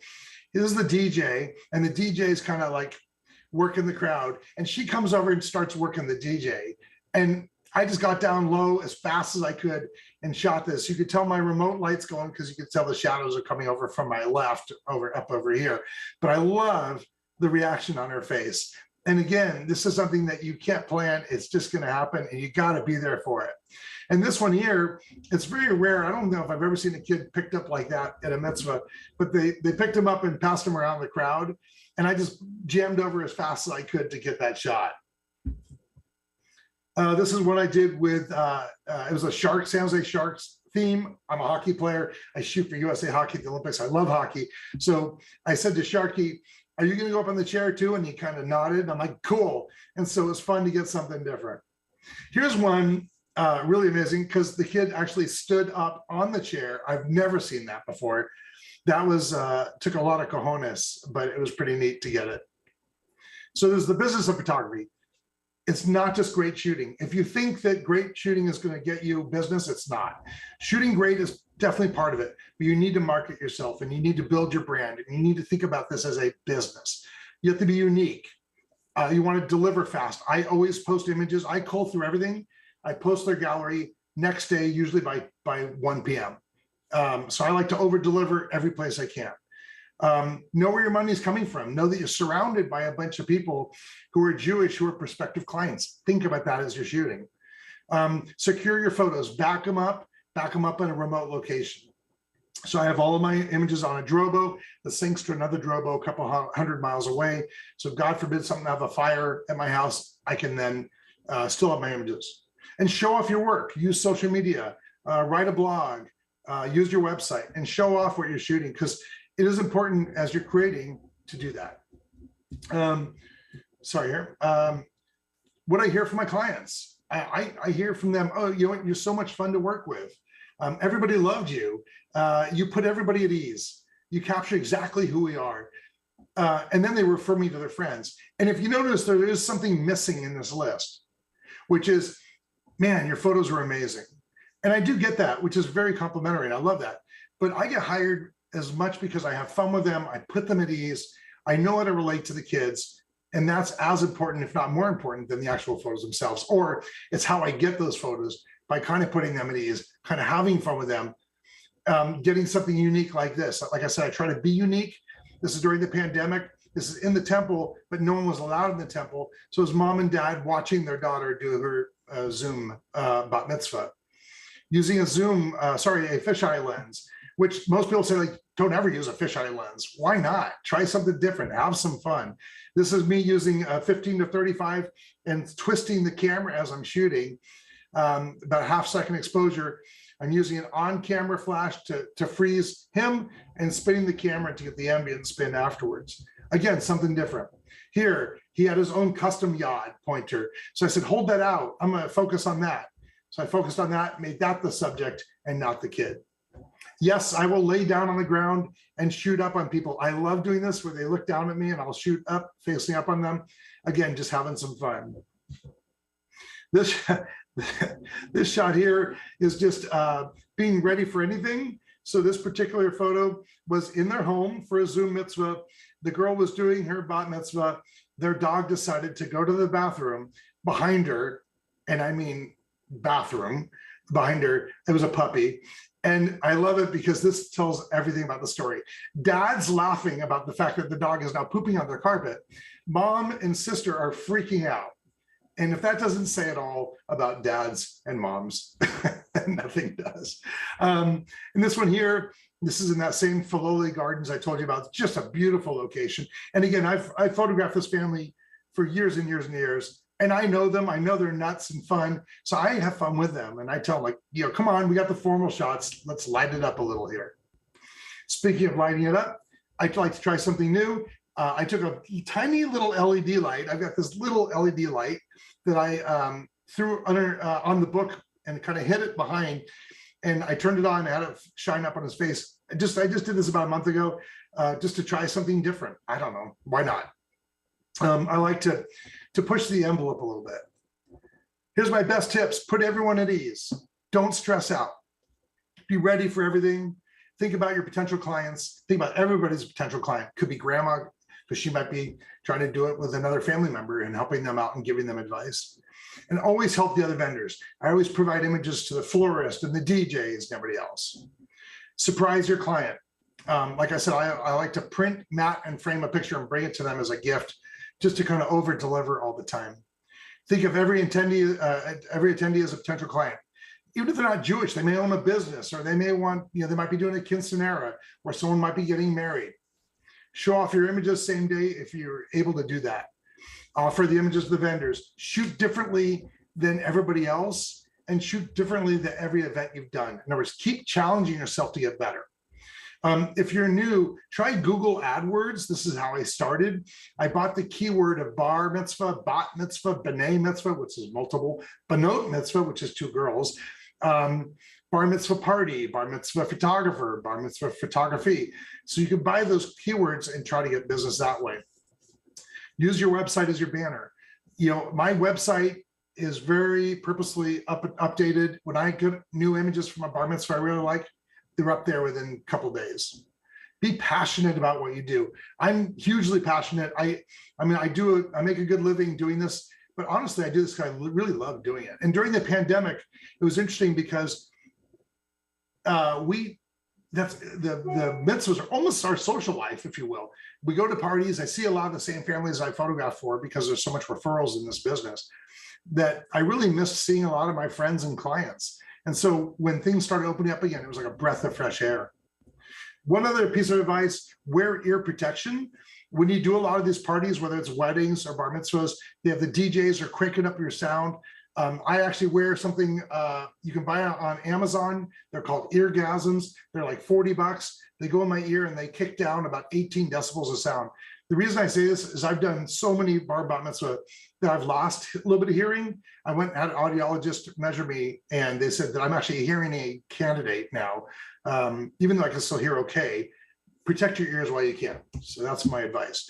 This is my shameless plug for my photo tours. We have a lot of them coming up. And if you want to know about any of my tours, just go to my website, just jeffcable.com, and you can see all of them listed. Or you can point to the QR code right here again, and that will give you all my contact information. So with that, how are we doing for time? I think we're just about there. And Dave, you want to kick in and do what you do? Oh, look, I got him.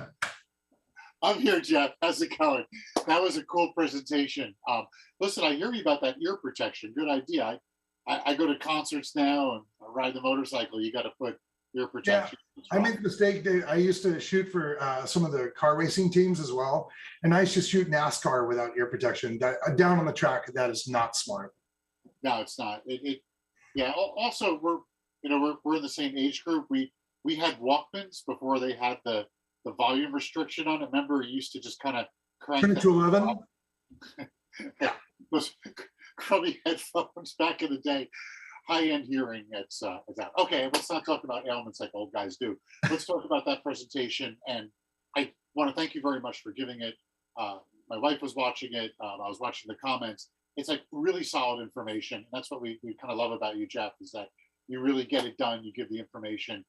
One thing I just want to kind of, do you ever talk pricing? Like what you're sort of, like, let's say for, like, is there an average to what the challenge with pricing, you know this too, is that it's different depending on your demographic, where you live. I'm in here in the San Francisco Bay Area where things are out of whack. The average house is millions of dollars. It's kind of crazy here. So, a typical bar mitzvah photographer here in the Bay Area, which is pretty expensive, they might start around $2,500 just to shoot and maybe get some images.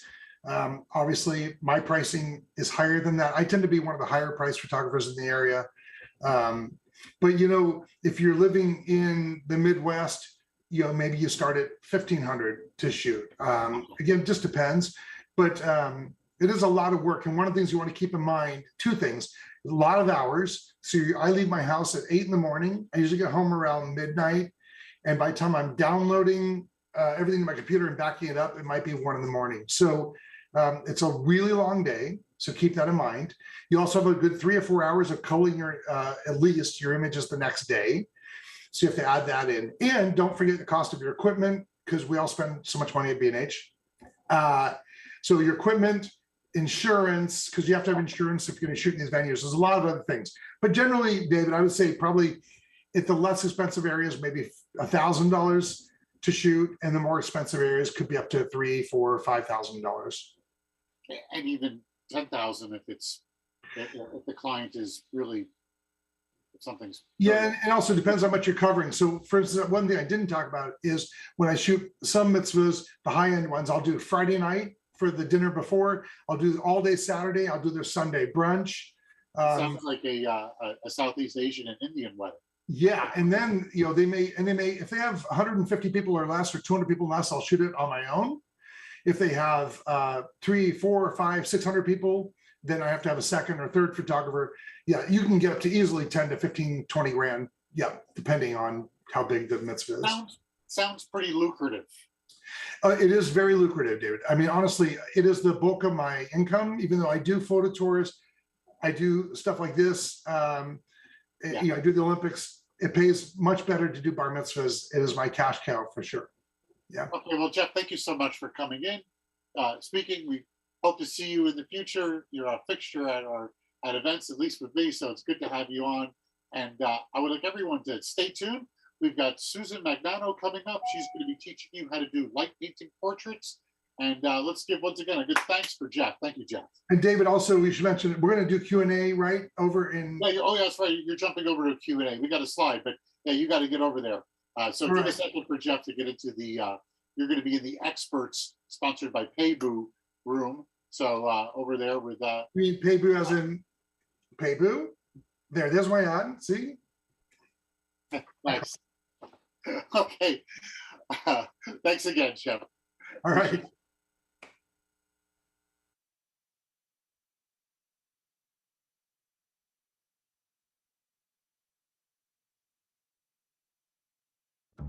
Introducing the new Paybu credit card. You can save the tax or choose special financing for your purchases made on your Paybu credit card. So you want to save the tax on a camera, laptop, and drone? No problem.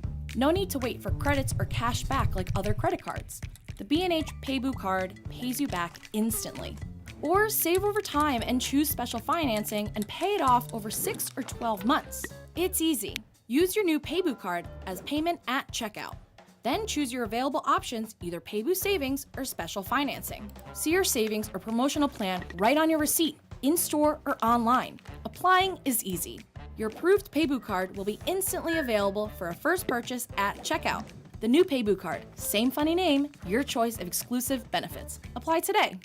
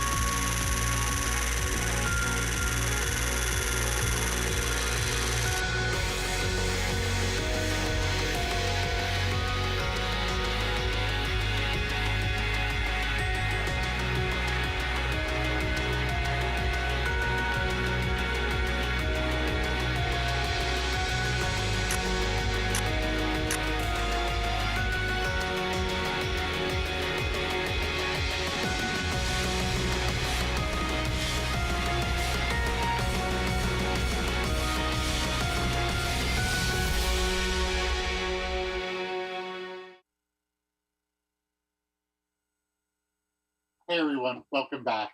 Wow, it's like lunchtime already. How time flies when you're learning so much. So I'll tell you a quick story about your next speaker that's coming up, Susan Magnano. We've run, like I said, 2 major events that we do, Depth of Field, and we also do Optic. Optic is the Outdoor Photography Travel Imaging Conference. It happens in June. So during Optic in-person events, we would do a print competition, and we would have Canon and Epson make prints, and then the speakers would evaluate the prints and choose the best ones. Susan Magnano won twice, 2 years in a row. She won in different categories and discovered that this B&H customer who was rolling into our large events, networking and hobnobbing with everybody, was winning these photo contests because she was that good. Later on, during the pandemic, she headed out west and she started getting into light painting, heavy duty light painting, and she started posting these amazing photographs of light painting. Then she started teaching workshops about it. I actually love Susan Magnano's work. I think what she does is incredible. I think that this is one of the newer things that we've seen in so long. And I think that it's pretty cool because if you want to do this type of work, you're going to have to put in a little bit of work to get it done. So without further ado, let's turn this over to Susan. And Susan's going to show you some creative light painting in portraiture. Enjoy, everyone. Thank you, David Brommer and the crew from B&H for inviting me to be part of such an amazing event. My name is Susan Magnano, and I'm so excited to talk to you guys about getting creative with light painting portraits. I've been a professional photographer for over 20 years. I started by doing photojournalism and portraiture, so I love telling stories through my images. I also travel around the world teaching photography workshops, and not only are we chasing the best light throughout the day, we're creating amazing light at night. Which brings me to my luminescent portrait series, which uses light painting to create amazing images and blend my passion for portraiture and night photography. So today I'm going to teach you guys the tips, tricks, and techniques to create beautiful, amazing light painting portraits. So let's get started. So what is light painting? Light painting is a photography technique when you use a handheld light source to shine light on your subject, or you use the light to draw in a scene while doing a long exposure. So today I want to empower you all to get out there and light paint. So we are going to discuss what gear to use, settings, techniques, the process, and even have an on-location demonstration. So let's talk about gear. First, you're going to need a camera. You can use a DSLR, a mirrorless, even a smartphone if they have a long exposure feature. Then, I recommend using a wide-angle lens. The reason for this is because I really like to tell a story with my images, and I like capturing the location. Next, you'll definitely need a tripod, and I love my Benro tripod. Remote triggers are super helpful so you can trigger your camera from behind your subject. Speed lights are great for freezing action and also illuminating my subject. I use the ProPhoto C1 Plus to illuminate my background, but also it has an amazing feature to strobe as well as be a constant light source. The Luxley Fiddle is one of my favorite LED light painting tools for illuminating my background. The reason for this is because it changes so many different colors and brightnesses. So even when I want to do really long exposure, it goes down to 1%, so it won't overexpose the background that I'm light painting. When choosing a flashlight, I recommend getting one that's at least 1000 lumen and has different brightness modes so you can dim it down. Also, I recommend getting one that has a strobe mode because that's a really fun feature to light paint with. And if you plan on doing tube light painting, which we're about to jump into, it's really helpful if it has a pen clip.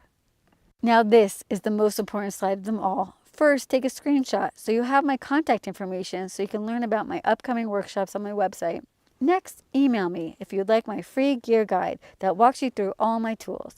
And most importantly, scan the QR code to enter a contest to win the Luxley Fiddle that will be given away at the end of this event. Now for the fun stuff. I'm excited to share with you some ideas to inspire you to create your own light painting tools. Like I said earlier, I want you to get started light painting tonight, and here are some tools I know you have laying around your house. So you can get started by grabbing a flashlight, rolling up some parchment paper, and making your own light tube. Then finish off that Sprite you're drinking, stick a flashlight in it, and then you have this great green light source to create some cool patterns with. Grab those sparklers, holiday lights, and even glow sticks from the attic and start experimenting. Lastly, I want to talk about the T8 tube, which is a hollow plastic tube used to protect office lights and is easy and cheap to purchase off Amazon. They offer endless possibilities once you shine a flashlight through them. I'm going to show you some of these techniques later on. Lightpaintingbrushes.com has an amazing starter kit that has all my favorite tools. In this picture to the right, I was using a black fiber optic brush with a red gel to create that fiery look, and I was using a light blade with a flashlight on strobe mode to create that black and white pattern.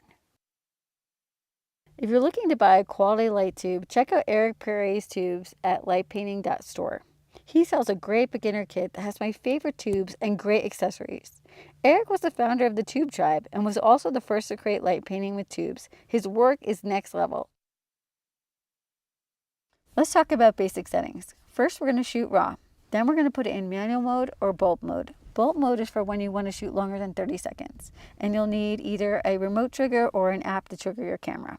White balance, you can start off by starting at 4200 and adjusting it based on the lights that you're shooting in your picture.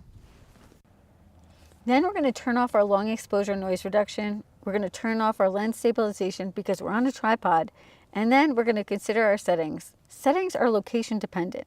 So my settings for a cityscape versus a Milky Way portrait are going to be very different. So let's look at the cityscape. I shot at 5 seconds, f5.6 at 100 ISO. So the first thing you do is expose for the background. So I did for the cityscape, and then I had to make sure it was fast enough because of all the ambient light. I didn't want my models to move, so I chose 5 seconds so they could stay still for at least 5 seconds while I light painted. When I'm thinking about the Milky Way photography, it's very different. There's no ambient light, and I'm exposing for the Milky Way. So because the Milky Way is so faint, I just shoot at ISO 3200, f2.8, and at least 20 seconds to get those stars. I had my model stay in place the whole time, and then I only shine light on them for maybe 2 seconds. So that's why there's no blur with them. And I had to use a very dim flashlight so it did not overpower the picture.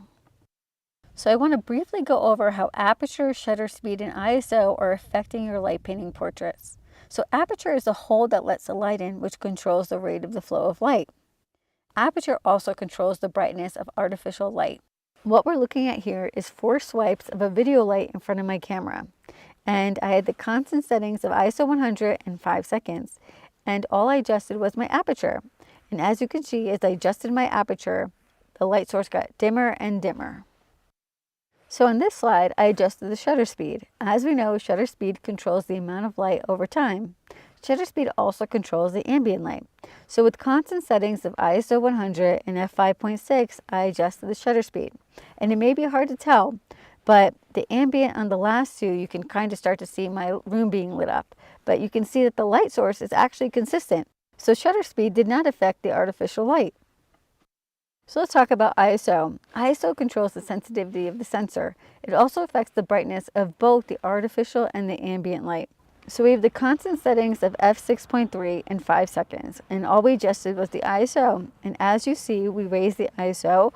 We are getting a brighter light source and more ambient light. So in conclusion, your flashlight brightness is controlled by aperture and ISO, and your ambient brightness is controlled by shutter speed and ISO. So you're almost ready to start light painting, but I do recommend doing a location check, and that requires you to scout during the day. It's much easier to find a composition during the daylight hours. Also, it's good to find out if it's safe. In the cities or if you're in the wilderness, it's good to understand if there's any obstacles or anything you should be on the lookout for. In terms of obstacles, you're going to be running around in the dark, probably with a lightsaber or a light painting tool. So make sure you check that your path is going to be clear.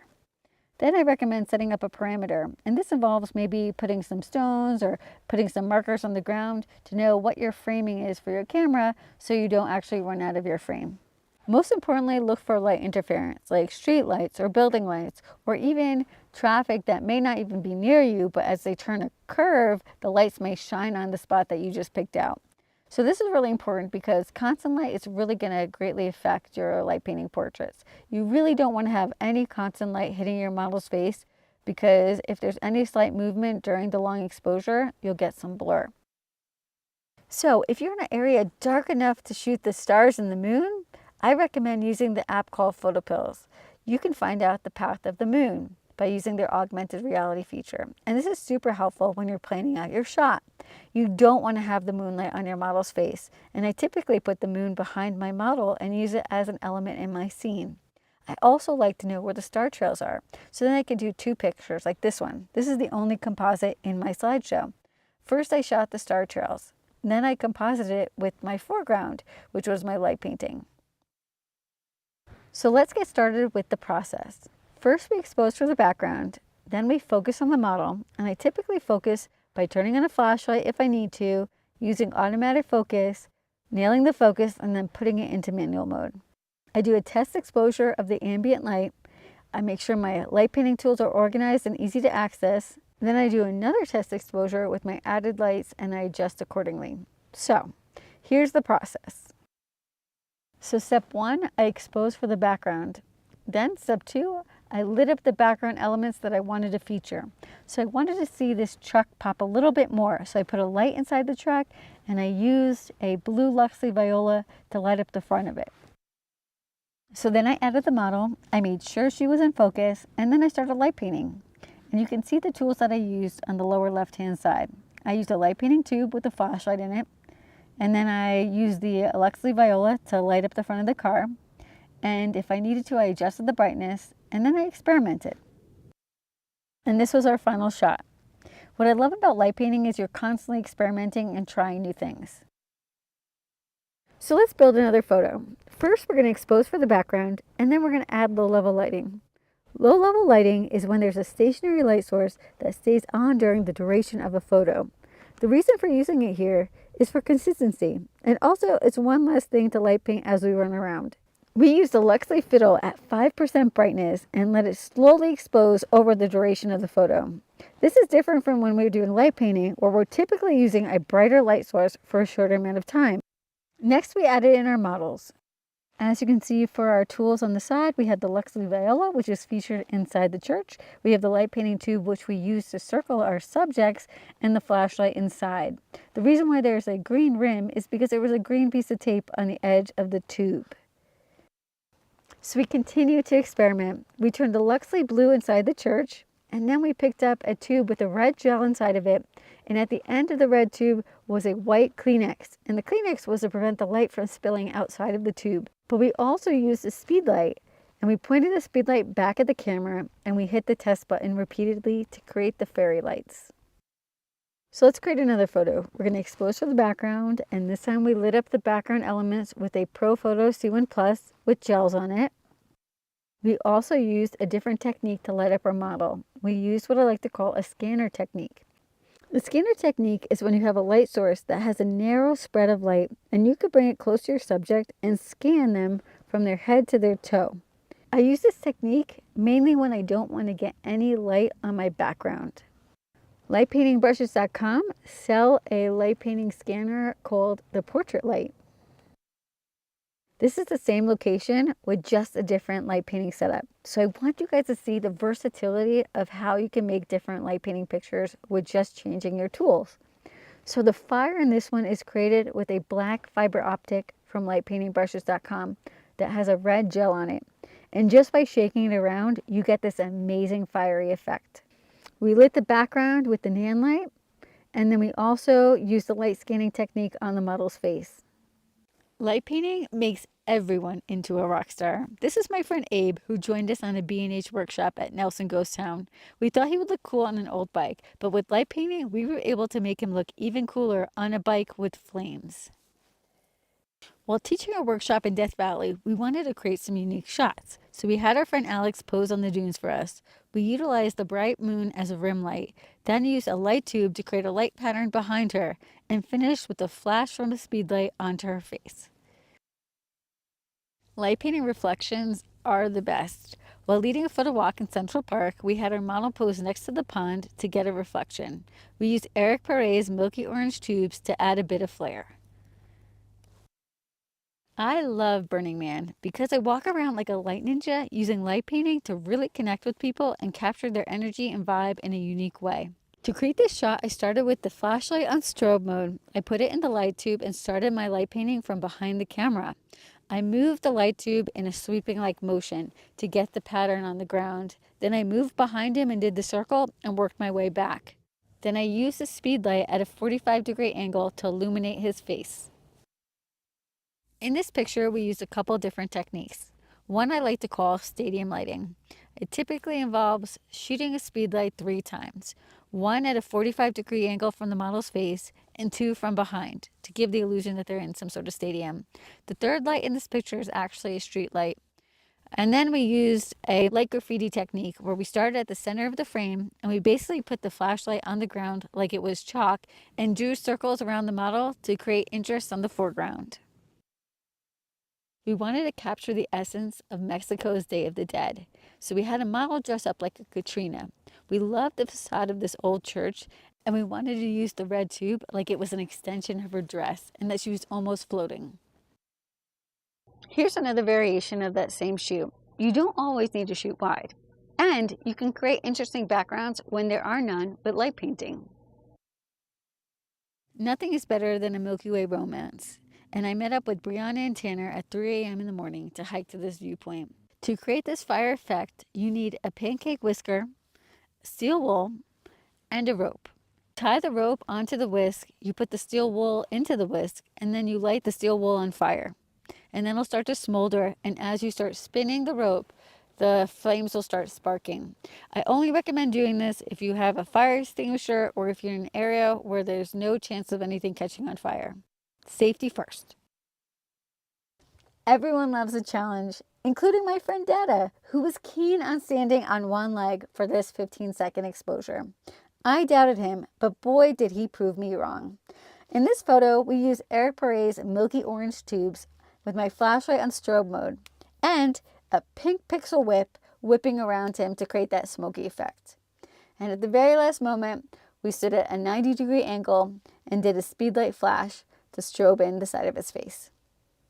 When you don't have a model, don't despair. You can use yourself. In this photo, I set up a Mann light on hue loop mode, which turns all different colors. And what I did was I moved to 3 different locations and stayed in place for 3 seconds, just long enough to burn myself into the image. This is a long, narrow reflection pool at a local botanical garden. If you look closely, you may even see a koi fish jumping out to get light painted. Okay, maybe not. But this is one long exposure with my friend Sarah and I moving in unison to 3 different spots. We had the camera in bulb mode so we could take our time. The way it worked was we'd walk to one location, she would strike her pose, I did my light painting pattern, I turned off my flashlight and my light tube, we moved to the next location. She struck her pose, I turned on my flashlight and my light tube, did my pattern, turned off the flashlight, moved to the next location, did the last pattern. My friend Eric was also on the top of the bridge doing a cool light painting pattern as well.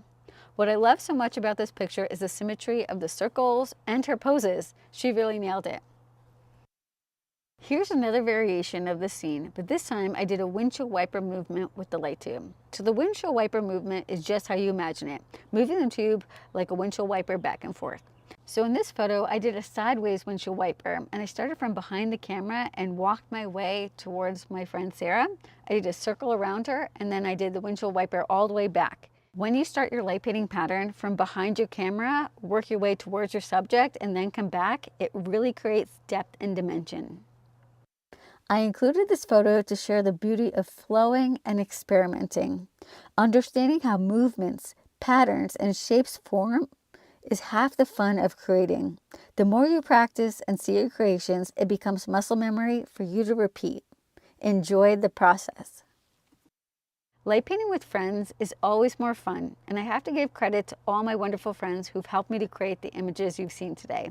These are my new friends who are flow artists. Flow art is an art form that integrates dance and movement with light tools and props.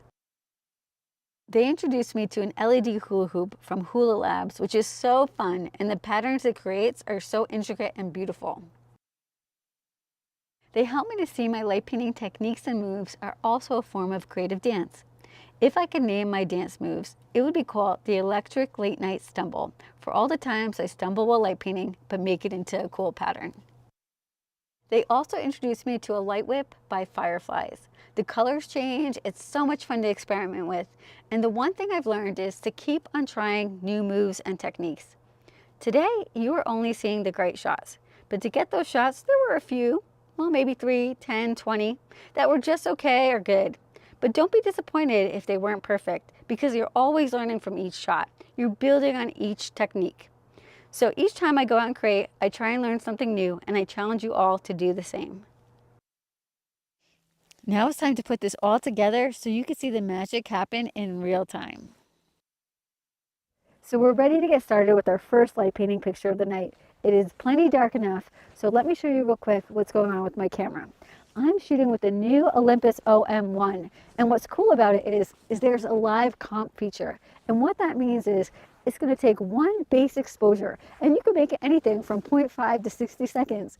And then it's going to take an additional exposure where it stacks in all the artificial light. So this is perfect for light painting. And the best part is you can watch it happening in real time. So the first thing we're going to do is we're going to expose for our environment.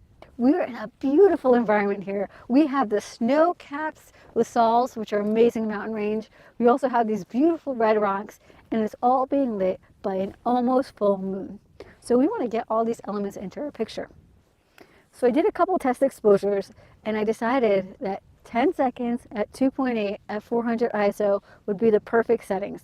And the reason I chose those was because we have to shoot sort of fast because the moonlight is a constant light source, and we don't want that to affect our models even if they move a little bit. So we have to keep it kind of quick at 10 seconds. Next, 2.8, we want to let in a lot of light, and 400 ISO was kind of the ISO to make it all balance out. Because we're shooting with the Olympus, we're going to have to put it in the live comp mode, which is like a live bulb mode. So the 10 seconds is only going to be for the first base exposure.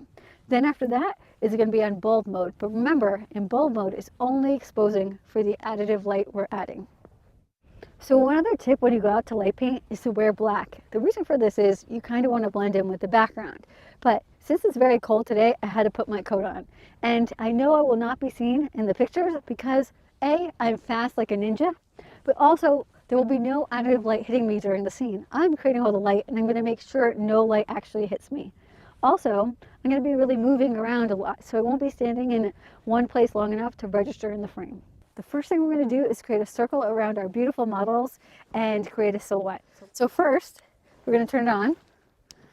I put it in live comp mode, and you can see also the coolest thing about this camera, it has a night mode, so you can actually see in nighttime really, really well in the nighttime. So it is in live comp mode, which you can see right there, and we're going to take our first exposure.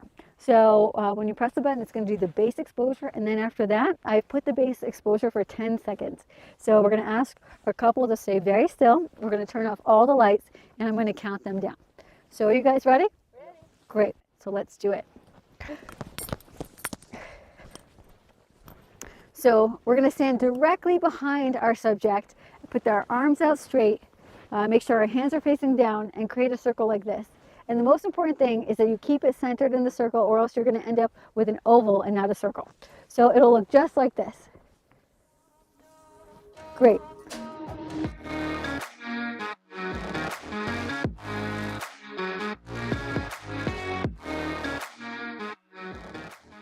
For the second shot we're going to do is we're going to create the windshield wiper effect into the circle and out of the windshield wiper effect. So let's start our camera, and for demonstration purposes I'm going to leave the light on just so you can see what we do.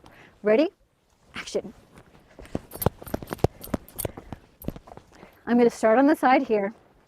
I'm going to start up the tube, and I'm going to do windshield wiper, windshield wiper, windshield wiper, circle, and then windshield wiper, windshield wiper, windshield wiper, off.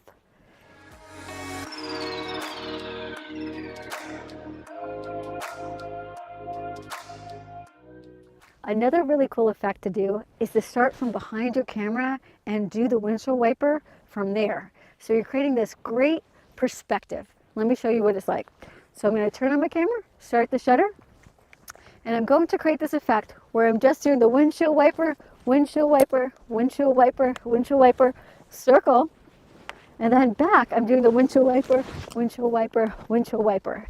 And it creates an amazing perspective, giving depth and interest to your photos.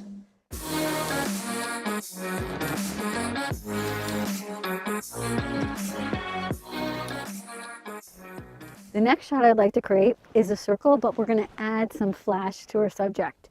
So I'm going to do something with the speed light. So what I do here is I use the speed light and I put it in the manual mode.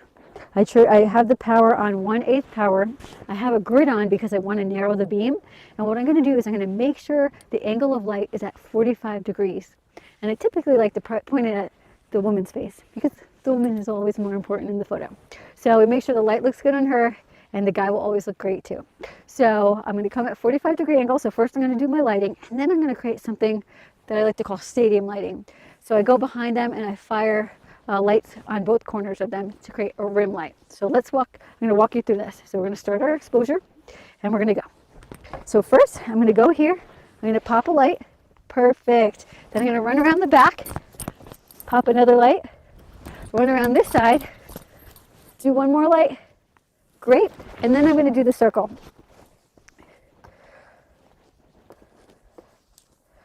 Awesome.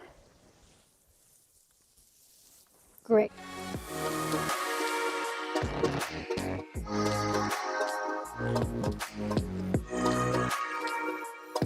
One of my favorite photos to create is one that involves fire. And you may not always be able to create fire on location, but you can always use fiber optics. So today I'm going to be using this black fiber optic from lightpaintingbrushes.com with a red gel, and it creates this amazing illusion of fire when you shake it like this.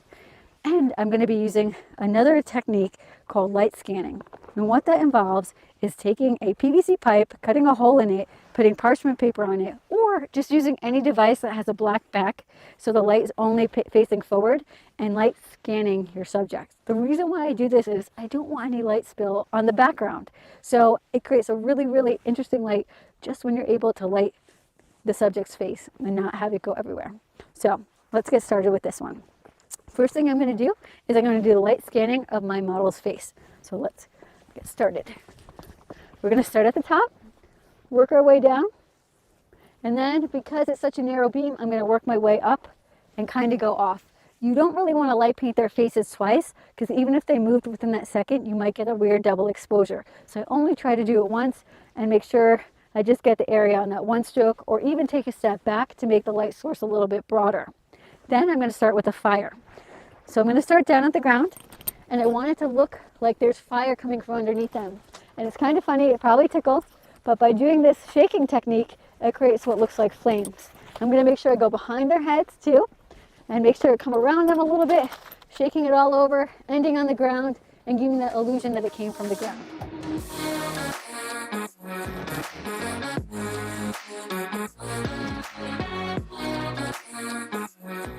Oh my God, awesome shot. This whole night has been spectacular, and I hope that you guys have been inspired to go out there and do your own light painting, whether it's with your homemade tools or one that you buy online. It is just so much fun.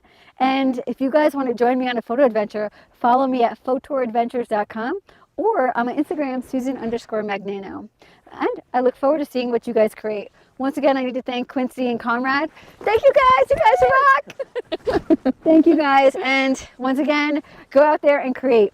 Thank you, B&H, for having me, and I'll see you guys soon.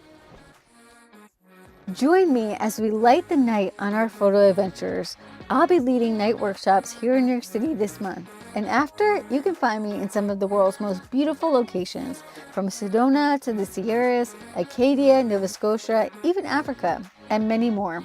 Check out my website at Photour Adventures for more information. I hope to see you in the dark.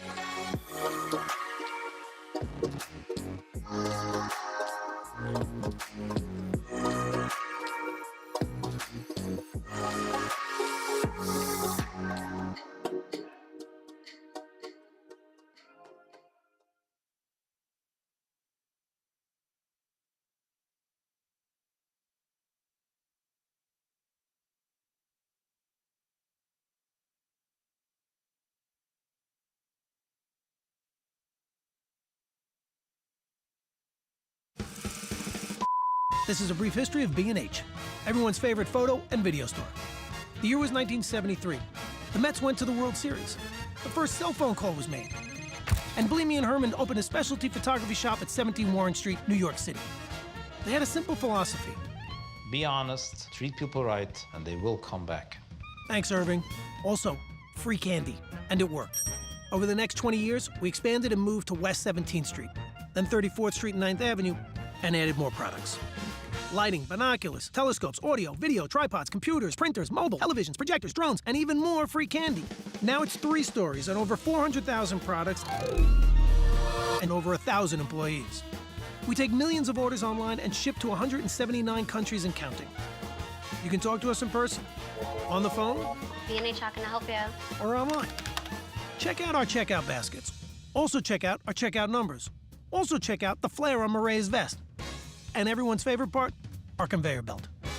The benefit of the conveyor belt is you don't have to worry about the product or schlep it around anymore until checkout. Nice.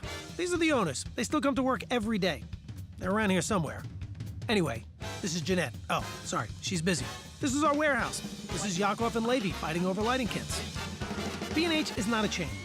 B&H is open every day, except Saturdays, of course. Now you know almost the whole story. We are B&H.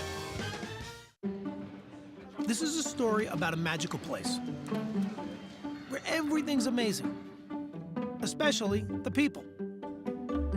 We can tell you everything there is to know about over 400,000 different pieces of gear. Tell them, Lenny. And we have a 17 millimeter, 24 millimeter, 45 millimeter. He does this all day. We'll help you find the right thing, which is often not the most expensive. The A9 is great, but I think the 6500 is better for what you need. That's pretty rare. And just like you, we love to explore and share our passion, because we're creators as well. Israel and Jake like to make videos for the web. Oh, I love it when he does this. Oh, by the way, if you can't meet us in person, you can always chat with us online. Think of us as collaborators, production partners, problem solvers. This is Greg. He's made 5 gold records. You can play your voice high. And here's Jay, the king of the candids. Wait, I'm not ready, Jay. Sometimes we geek out and help each other, but mostly we're here to help you. Like Lenny, who's still going, because there's a lot to say when you're making some pretty important decisions. So now you've met 16 of over 1,000 employees. 16 reasons our customers like to do business with people, not algorithms. We are B&H.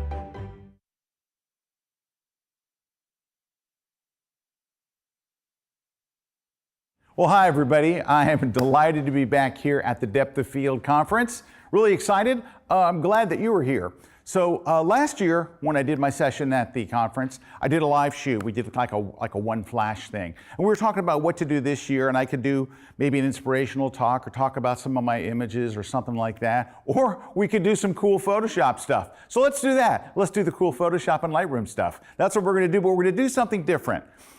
Because this is a special session, I want to do something special. I don't want to just go, here's the standard stuff we always do. So David and I talked, and he came up with a really great idea. Was one of the things that we struggle when we're doing engagement photos and wedding shoots and portraits and location portraits, outdoor portraits, natural light portraits, is we don't always have a great sky. So he was like, what if you do a session on making skies look awesome? Because a lot of times they don't look awesome and they kill the shot. Just like they can kill the shot for landscape photos, they can certainly kill the shot for a portrait photo. So that's what we're gonna look at. We're gonna look at a bunch of different techniques. I'm gonna show you the things game, we can do things that we could never do, or things that we could never do easily. So that's what we're gonna look at. Let's get started. All right, the first thing we're gonna look at is take a look at the image we have here. All right, now this is very, very typical where the first thing you'd think of is maybe put a neutral density gradient filter over the camera so it darkens the sky and then goes gradually down. And normally I would say, I prefer to get things right in the camera. I like to use Photoshop and Lightroom to finish a photo. I hate to use it for fixing a mistake. But in this case, we're gonna replicate that filter and it's gonna cause a problem, and then we're gonna use an amazing bit of AI magic to fix the problem. And once you see this, it's gonna make you rethink wanting to use a traditional filter because it works so well. All right, let's take a look. So to create like an ND grad kind of look, let's go up here and click on the masking icon. Now we are in Lightroom. If you're using Photoshop, you would do the exact same thing inside of Camera Raw. In fact, Camera Raw is Lightroom's develop module. They are the same sliders that do the same thing using the same math. So let's go. Click on the masking icon, and then we're gonna click on linear gradient. All right, that's the tool we're gonna use. Click at the top of your image and drag down to where almost to the horizon line. Now you can see from the mask it creates, so that red tint shows you this is what's gonna be affected. Our darkening of the sky is gonna go right over these folks, but that's okay, let's just go ahead and do it. Let's go grab the exposure, and we're just gonna drag it to the left. Now, in some photos, that will be enough. If your sky's already kind of blue, it's got a nice, reasonable blue tint, you'll be done right there as far as what you have to do. But I have a great trick. I use this one all the time, and I think you'll really find it handy. When you add an ND gradient, with the real filter, you're done. But with Lightroom or with Camera Raw, we can go another step further. We can add blue to the sky. We can just go to the white balance slider and kick some blue into it. So let's do that. Look right here, temp. Go to the left, kick some blue into it, and now the sky's starting to look good, just right there. We still have the same problem that the blue sky is going right over their faces, but we're gonna fix that in a second. But this is one of the big tips. This is a really easy one. We're starting off with the easy stuff. We're gonna get right into it, and so that's make the grad, add the blue. Now, how do we get rid of the issue with the kids? Here's what we do. We're gonna use the AI. So Lightroom and Camera Raw both have a thing called select subject. It recognizes that these are people and it can select them. But what we're gonna do is we're gonna go, okay, I can click a button and it will select the people for me. How does that help me? Well, what we're gonna do is we're gonna go to that mask we just created, and if you click on the mask over here in the masks panel, there's a button called subtract. Click on it and up pops the list of the things you can do.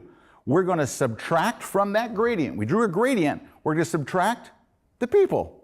We're going to have it select subject, and it's going to subtract it from the gradient. And watch, when I hit select subject, give it a second, done. It pulls them out of that, it cuts them out of that mask that we made. Now, what's amazing about this is, think about it. If I did this like at a landscape or something, and I put a traditional grad filter, a square one, or what you can use a circular one, but I use a square one. You can't get, even in real life, you can't get it to go behind the people, right? It doesn't go, oh, there's your piece of glass or plexiglass does not go, oh, there's people there, but Lightroom does. Now, I will say this, once you've done that, if they look a little too warm for the background, you can go and add some blue to them. You can go to the select subject, you can select them and add blue to them if you want. But just wanted to kind of introduce this now. You're going to see me use this again and again in the class as it goes on, but I wanted to start there. Now, one of the things that I will often do is simply just darken the sky. Sometimes just darkening the sky is enough to do it, all right? So let's look at a different image. Let's go ahead and let me grab another shot. Let's get out of this. And let me grab another photo. Oh, before I do that, can I show you something else? Can I give you one more little trick? Let's take what we just did.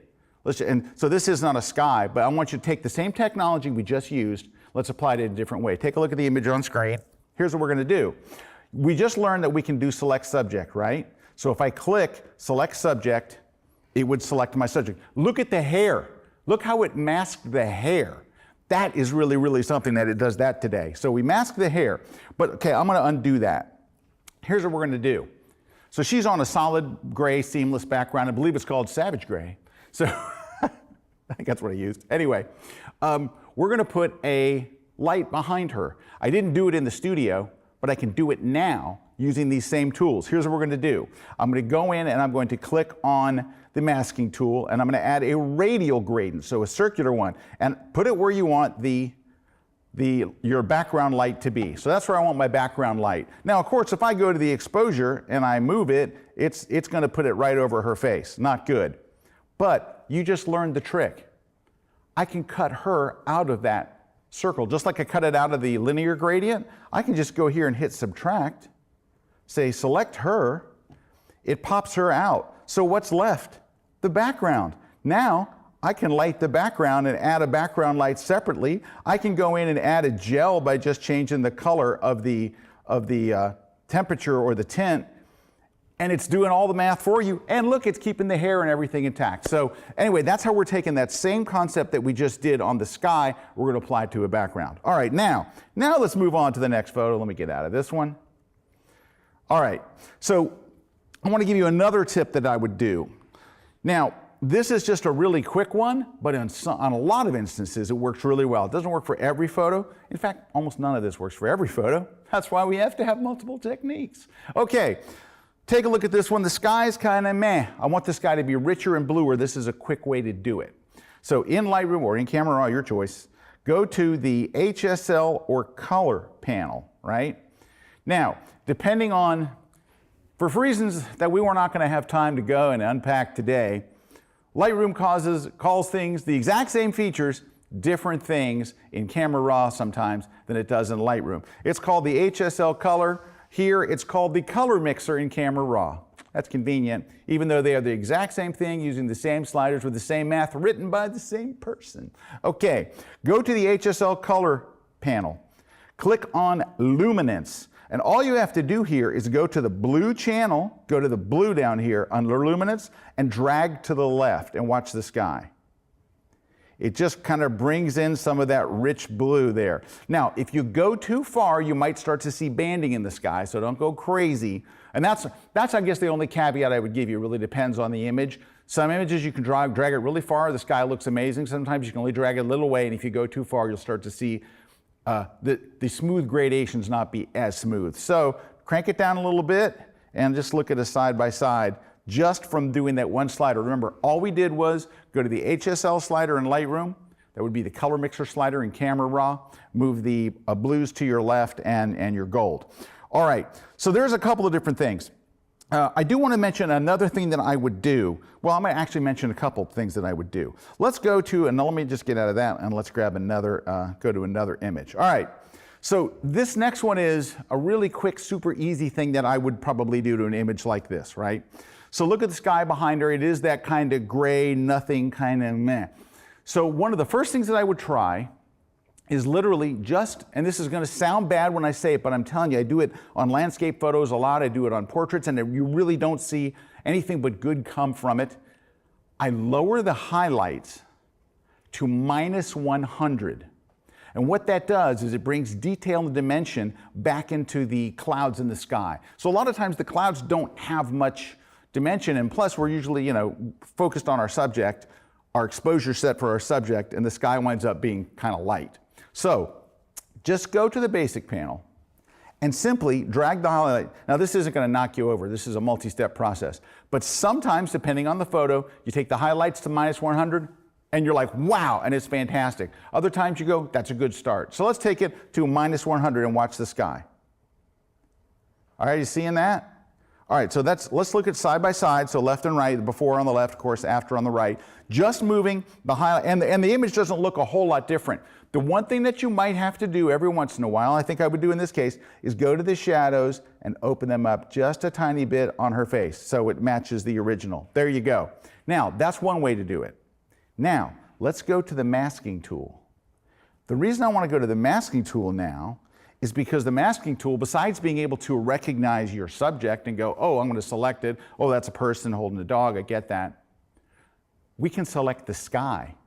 It also recognizes the sky in any photo. So you could go over here, hit select sky, and boom, it selects the sky. It also does a nice gradation at the horizon line, so it's not such an abrupt, you don't see a really hard line. And then we can go take the highlights down again and go to -100. But now we are only, look at, you can see it.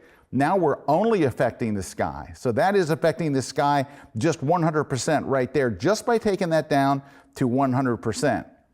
Now, the other thing that you could do, and this is a thing that I will also do quite a lot, because usually if your sky's too bright, it's just too bright. And all we're doing is pulling back some of that, is you can go to the exposure, which really controls the midtones, and pull that back a little. Let's pull that back a little here and get that sky looking a little better. Now, of course, because your sky is selected, remember, you said select sky, I can go in here and add contrast to the sky.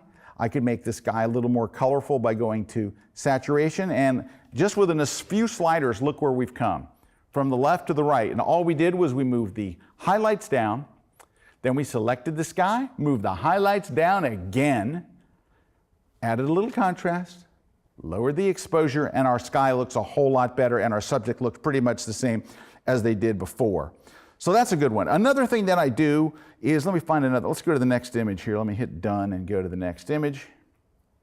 Another thing that I'll do is I'm going to jump over to Photoshop for this one. Now, I actually could do it here if I want to do it. Let's just do it. Click here, go select sky, and we're going to lower the exposure. There, I wouldn't even have to go to Photoshop. There it is. I might bring up the whites so the clouds don't start looking so gray. I want the sky to be nice and blue. Add a little contrast. And remember, the exposure is now controlling just the sky, and we can get a nice balanced look for it right there. All right, next, we'll jump over to Photoshop, and we're gonna do some real Photoshop magic. Now, you can jump right from Lightroom to Photoshop. You press the Command E on Mac or Control E on Windows, and it just jumps your photo over there. But let's go ahead and jump over to Photoshop. Let me open up an image there, and we're gonna look at we're gonna open up a whole nother can of sky stuff. So take a look at our image on screen here, and you might be thinking, well, sky doesn't look that bad. Sky looks actually okay. I agree, but that's not the real sky. That's not the sky that was in the image. Here, let's go over to the layers panel. This is the real sky that was there, which is just kind of a gray meh sky. So the thing is one of the most amazing features in Photoshop, and why we would jump from Lightroom to Photoshop, is for its feature called sky replacement. It uses AI to detect the sky for you, but also then lets you replace the sky with any sky that you want. So here's how it works. Go into the Edit menu, go to Sky Replacement. It pops up this little menu with all these different skies. Now, it comes with sample skies, right? It comes with sample skies, so you can just try different ones, see what looks good. But here's what I would say. Whoops, I didn't want to rename that. I just want to click on it. Okay. So here's what I would say about using their skies. If you use the built-in sample skies, you're going to get called out. Someone's going to go on Instagram and go, hey, that's the sky from Photoshop. Don't use their skies. Use your own skies. Literally, take your camera out, and if you normally shoot portraits with a 70-200 and you're at 150, shoot it at 150. Shoot the skies at the approximate focal length that you're going to use. If you shoot with an 85-1.4 or a 1.8, go out and shoot your skies with that same thing. You want a lens that's the same. If you want the best look, you want to do that. You want to shoot skies on great days. You want to shoot sunsets. You want to shoot lots of clouds, a little bit of overcast. Make a big folder of them and then import them all into Photoshop. So when you do put a sky there, it's your sky. You're not going to get busted. All right. So these are the ones that come with Photoshop, and they have a good variety of different ones to choose from. And these aren't so particularly awesome for this.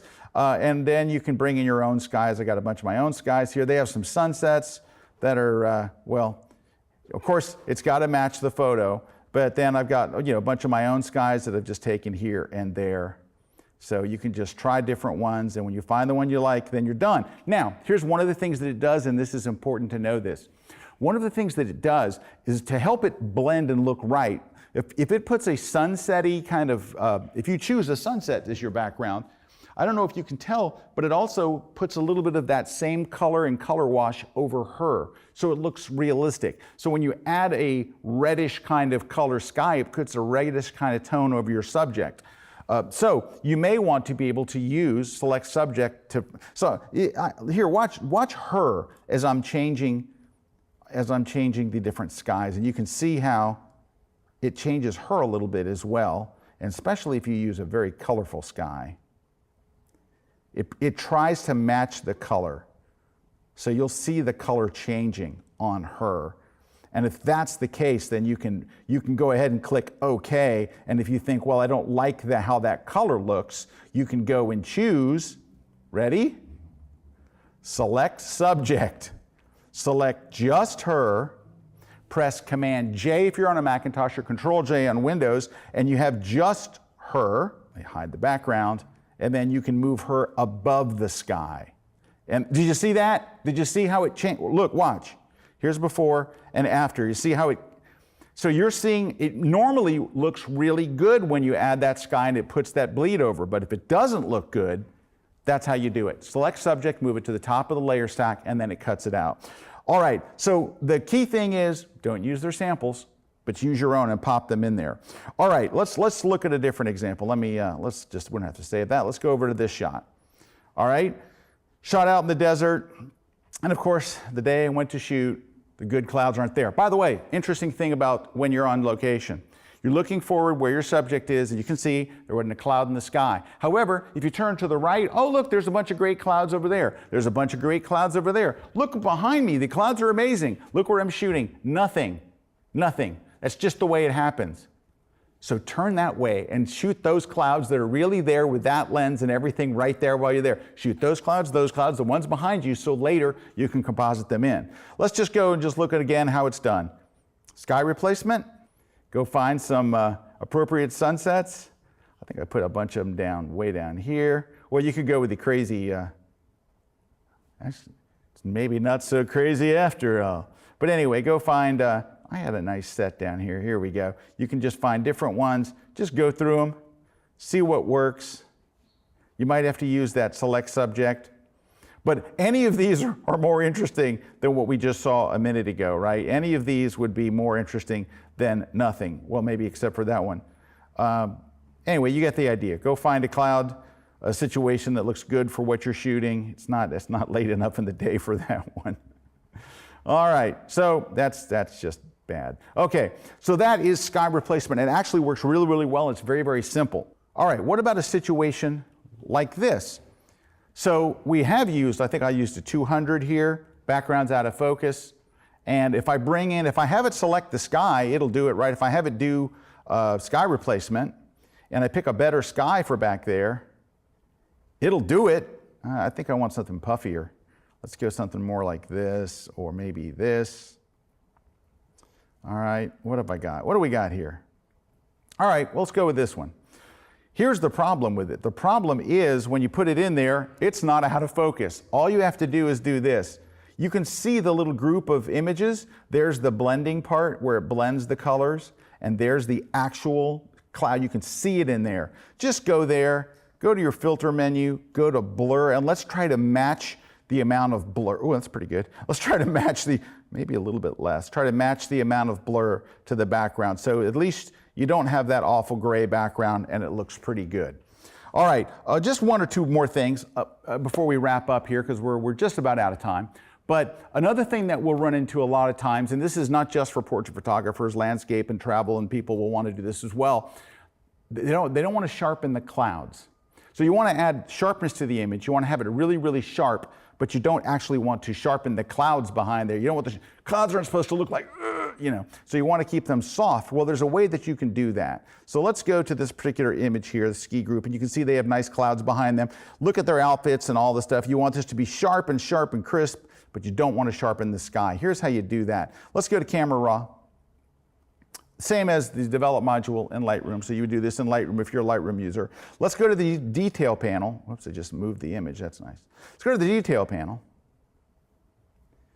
And let's just crank up the sharpening big time. Really big sharpening, like goes 1.2 and like 115. Like we're cranking on the sharpening, but of course it sharpens the clouds too.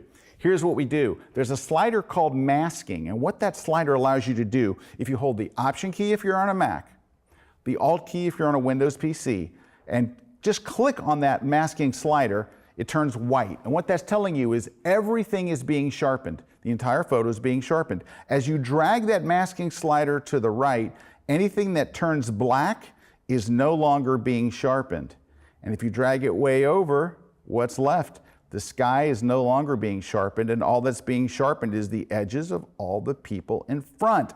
So that's just a real quick little handy trick if that's what you want to do as far as avoiding sharpening the clouds, but keeping your subjects really nice and sharp in the foreground. All right, last one. We have 2 minutes and 17 seconds. Can we do it? Yes, we can. All right, one of the effects that you'll see a lot of times, especially in commercial photography, you'll see this a lot in product shots and people shots, and it's just a really slick look that's been around forever, but it's a sky trick, all righty? And what it is this.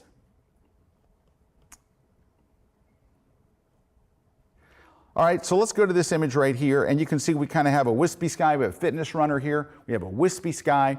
And what I want to do is I want to just affect that sky back there. Well, of course, you can just go up under the Select menu and choose Sky. Now, the next thing I'm going to do, I found it works best if you use a plugin. We're going to add a bleach bypass effect, which is a traditional darkroom effect. We're going to add a bleach bypass, and there are a bunch of different plugins that use it. On1 has it, Luminar has it, the Nik Collection has it. Everybody's got a bleach bypass plugin because that was a traditional, very popular technique back in the darkroom. Let's just go up here. I'm going to go ahead and go Filter. We're going to use the Nik Collection and go to Color Effects Pro. All right, the Nik Collection's from DxO.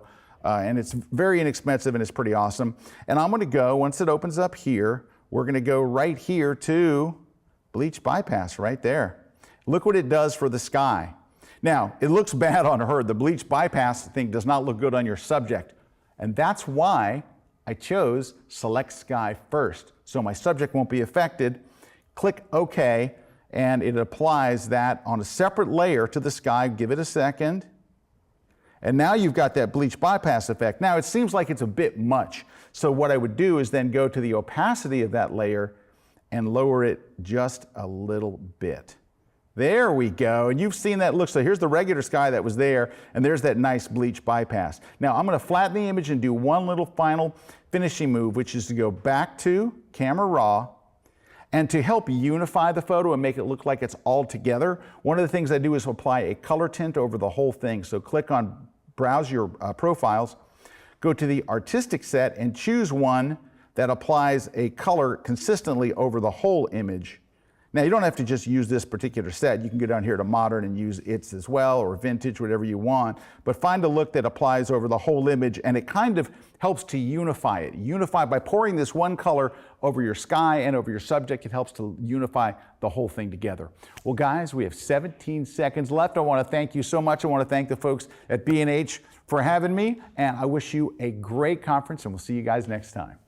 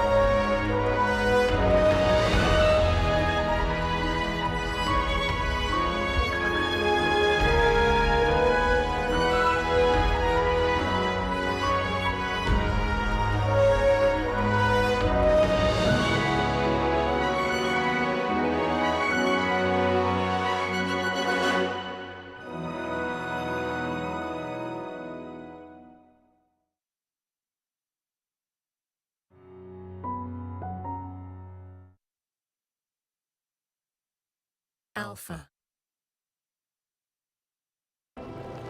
They've called us the Hunters of Light.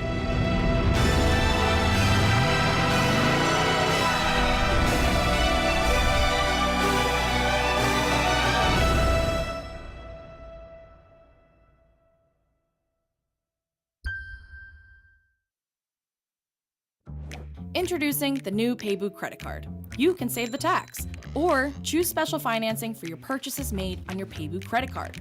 So you want to save the tax on a camera, laptop, and drone? No problem. No need to wait for credits or cash back like other credit cards. The B&H Paybu card pays you back instantly. Or save over time and choose special financing and pay it off over 6 or 12 months. It's easy. Use your new Paybu card as payment at checkout.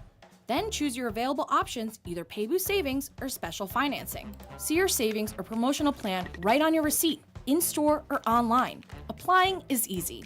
Your approved Paybu card will be instantly available for a first purchase at checkout. The new Paybu card, same funny name, your choice of exclusive benefits. Apply today.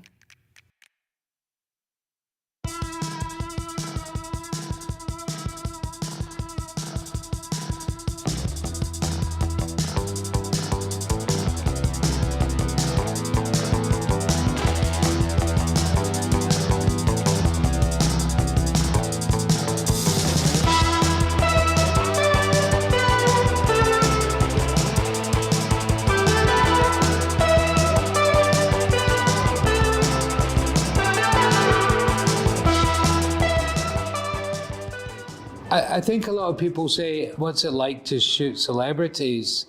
And it's such a strange question because it's like shooting anybody else. You have to, I mean, it's really nice to photograph somebody that you might know or whose work you might admire or respect. But the bottom line, and I think this is, from what I understand from a lot of portrait photographers, a face is a face. And I think a lot of portrait photographers, I know I'm like this, just really get something out of the ability to just stare at faces and to be able to like almost be voyeuristic. Because if I meet you in the street and I'm starting looking around at your eyes, and I'm starting to look around at your eyes and I'm looking at your nose and where your mouth is and, you know, how your ears are. I mean, it's weird. But it's such a safe place to do that from behind a camera. And I think, you know, both of these things, you know, the love of photography plus this love of like faces just led me to kind of photograph faces. And I think that just kind of led to, well, you know, if you're going to photograph faces and you're going to get commissioned, some of the people that you get commissioned for are actually going to be people that are known for something. So I think that's how the celebrity thing happened. But, you know, for all the celebrities I shoot just as many non-celebrities. Obviously, for audiences or people, or when I'm showing my work, I think people are obviously more interested in the celebrities. But for me as a photographer, when I take a portrait, you know, genuinely, I get into a place where I don't care. It's just about the face. So when you're starting making portraits, or if you want to be, or if you are a portrait photographer, listen, we all learn. Every day I learn. Every portrait I make, I learn something new. That never stops. So I think what's really important is to, you know, not to get bogged down by the cameras, not to get bogged down by the lenses, not to get bogged down by the f-stop and the settings and the lighting and all these factors. I think what's really important is to practice your communication skills with whoever you're photographing. I mean, I've certainly been in situations where somebody has said, can I take your picture? And yeah, okay, or it's for something or whatever. And I sit down and, you know, I do this and I'm watching people running around for lights and cameras and f-stops, and I'll tweak that and tweak this and tweak that. And then the person takes the camera and just starts pointing at me and taking pictures. I mean, yeah, they might be making a pretty picture. They might be making a creative photograph because of the lighting and, you know, some decisions they've made, but they're not getting anything from me. And to me, that's not really what portraiture is about. So, you know, I'm not telling you should go in there from a position of ignorance with your gear. I mean, know what your camera does, know what an f-stop does, you know how a light works, but the bottom line is when you're with that person, you're going to be with them for this kind of short period of time quite often. Make it matter, you know, talk to them, be a human being, and try and break it down into this two human beings having an interaction. And I think if you can really get it to that level, you'll start getting more power and from your portraits. You know, I think after doing what I've been doing for how long I've been doing it, it's been a long time. I've had the privilege to photograph people more than once, and it's always such a kick for me when I photograph someone for a second time, and there's something positive that happened the first time, and they remember, or they go, "Oh yeah, this guy's Mark. He's fast. Let's do Mark." You know, so Anthony Bourdain, I photographed 3 or 4 times, and you know, I think I started at the beginning with him. You know, he came in, he was very serious and very amazingly pleasant and amazing, but like such a wall of just, I know it. I don't want to be here. I don't want to be doing this. I'm doing it. Shut up, Mark, kind of thing. So, you know, a little bit of Scottish charm, which doesn't go that far, but a little bit of Scottish charm, and chatting a bit and chatting about Scottish cuisine. And I know he'd just done an episode in Scotland, and you know, he just you know, just managed to break this down a bit. And we were chatting, taking photographs. And at the end of that first time, I said, "Hey, next time I photograph you, you might smile for me." And he said, "Nah, it's never going to happen." And then a couple of times later, I think the shot that we're talking about was very close to, sadly, when he passed away. And he comes in and he goes, "Oh, it's Mark," or "It's you again." I can't remember if he knew it was Mark. I said, "You're going to smile for me, Mr. Bourdain? Come on," like that. And he just almost cracked a smile as he looked at me. But I know I made that happen. That photograph wouldn't have happened unless that me as a photographer had actually made it happen. So, and then, you know, in retrospect or hindsight or however you want to look at it, I think there's such a sadness in his eyes that I didn't see before, and that always kind of makes me very sad to look at now. But I love the portrait, and I hope that anybody else that sees it might get a little feeling of who he is from the picture, and that's what it's all about. So this is a portrait of Emma Stone, and she was just, you know, it's like you go in to take a picture, and sometimes you just have to be the funny guy and do the kind of dog and pony show. But what's really important is to judge a situation, because if somebody doesn't want that, you're going to fail miserably. But failing's okay as well. I fail very often. But sometimes everything goes right, and your humor is right, and you manage to provoke like this genuine smile with eye contact, and you know, you make a portrait that you really like. I think the simplicity of the composition and the genuineness of her smile and laugh and look makes this a portrait I really like. So I'm super pleased with that picture. And you know, not a lot of technical ability there, let's be honest. Probably one light on a white background. Probably had maybe 5, 6, 7 minutes to get the shot. And you know, you always feel good when you make it happen. So that's that. You know, I'm waiting for Al Pacino. I'm sitting in a room waiting for Al Pacino to come in. And what was so strange about this day is I was doing 3 portraits that day. Robert Duvall has just left the room. I've just photographed Robert Duvall, right? And I've done everything in my power to keep Robert Duvall there so I can see Robert Duvall and Al Pacino in the same room.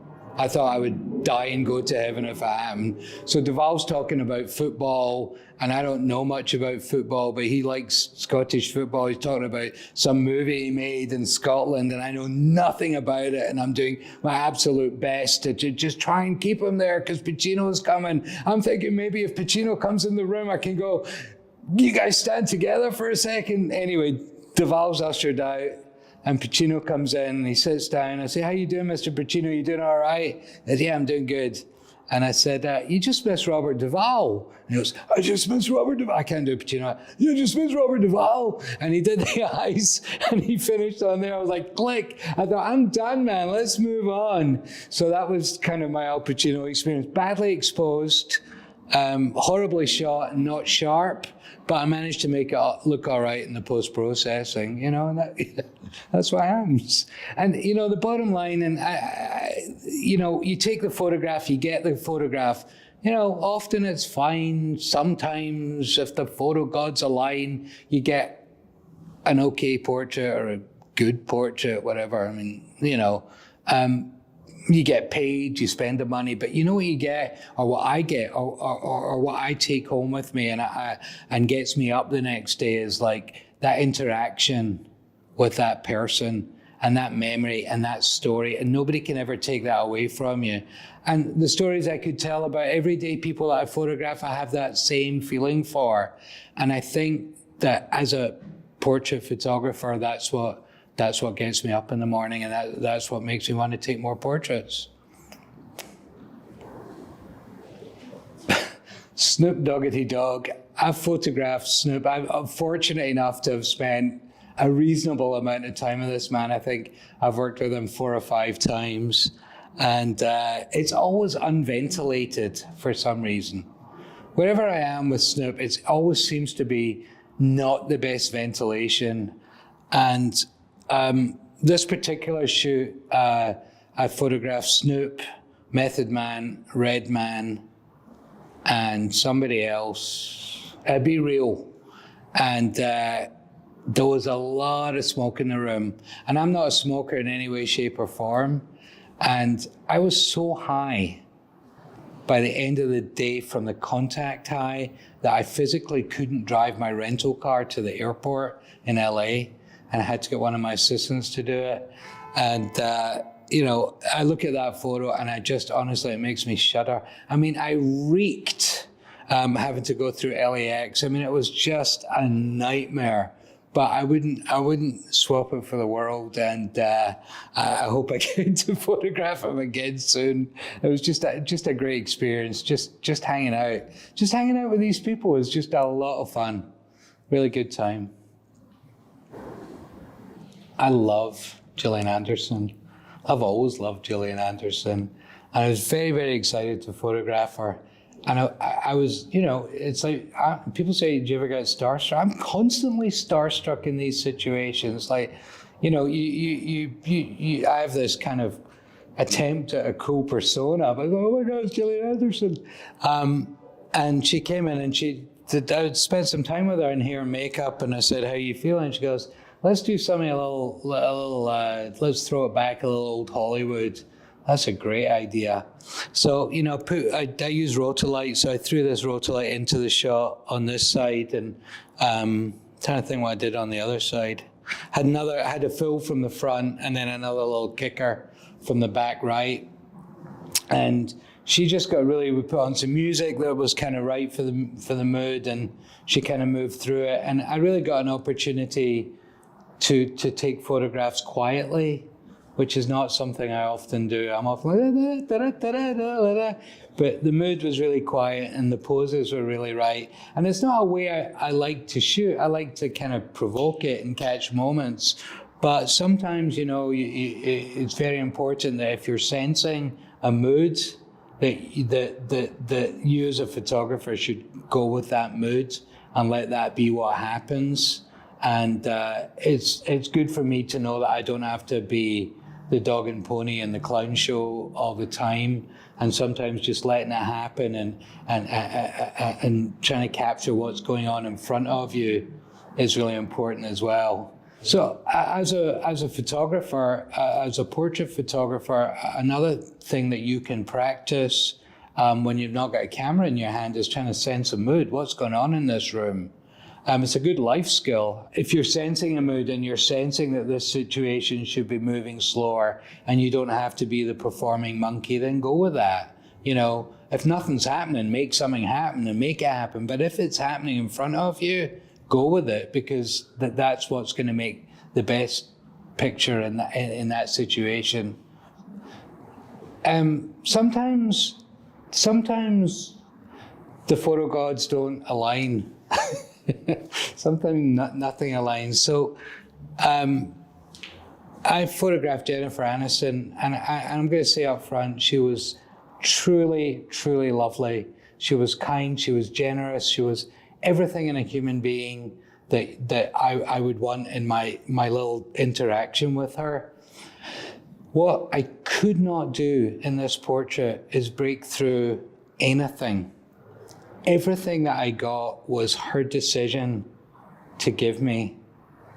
And that, although the portrait is fine, it's kind of pretty, it's reasonably well lit, I think it's almost sharp or sharpish. I didn't make that picture happen. Any human being standing there with a camera would have got that pose and that photo. And to me, that was a failure. And it's weird because it's, you know, a popular picture. I've done very well from it. People know the picture. It's been used for many different things. But it's that, I think it's really important for me to know that I'm not happy with how that happened.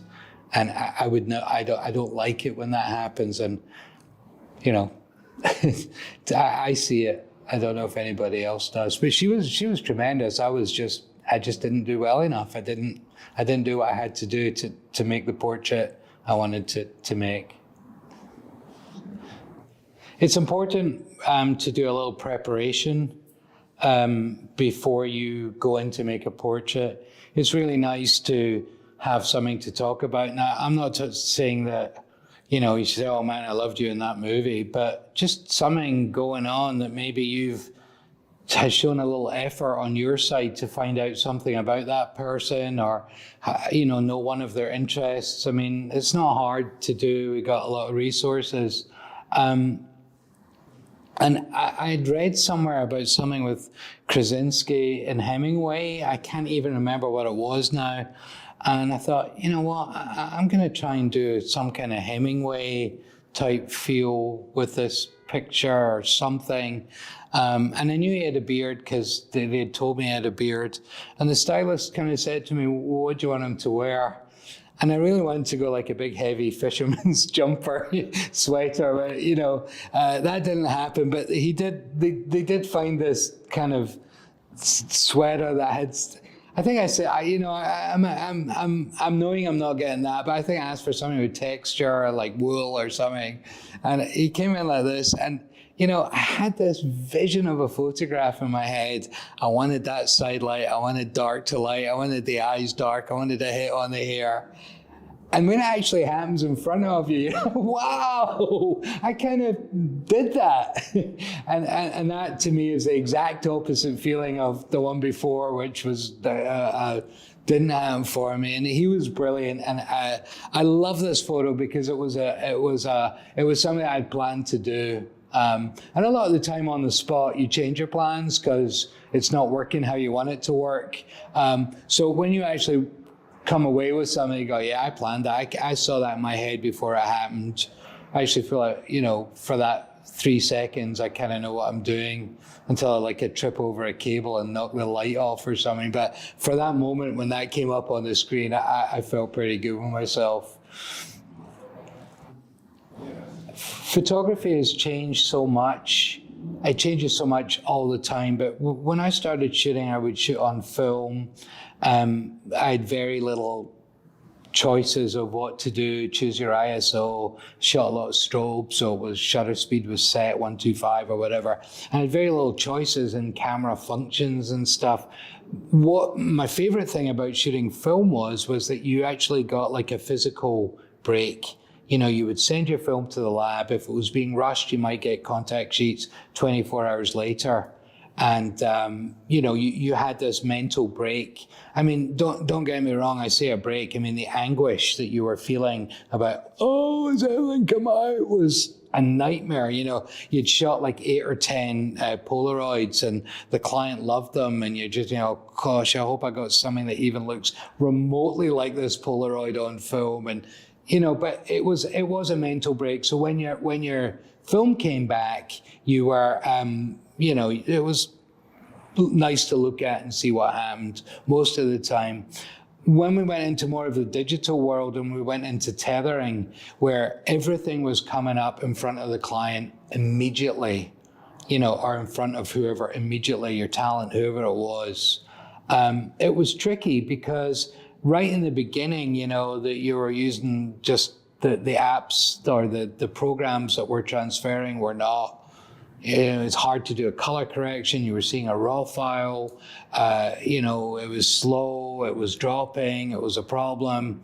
And I think one of the things that it really frustrated me because it stopped my flow of work, because people are looking at a monitor, whereas before they couldn't look into my film. And one of the things that's really helped that is working with Dell, because I don't really know too much about computers or monitors or anything. What I do know is that if I'm on set, I need that computer to show that photo, and I need that monitor to show it how it's supposed to look.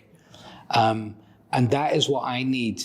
And just from the experience of working with their tools, the precision tools, it's not a worry for me.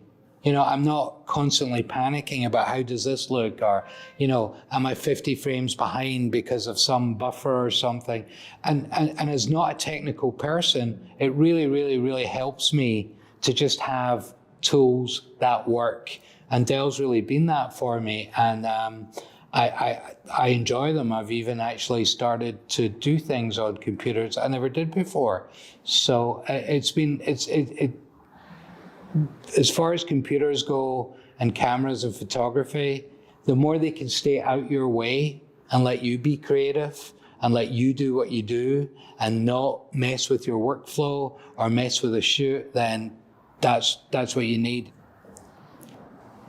The best way to get better at what you do with anything is practice.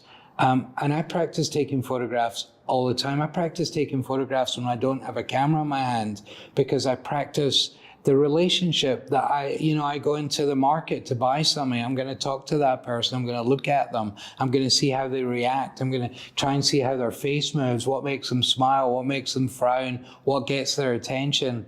And I think as a portrait photographer, that is absolutely essential.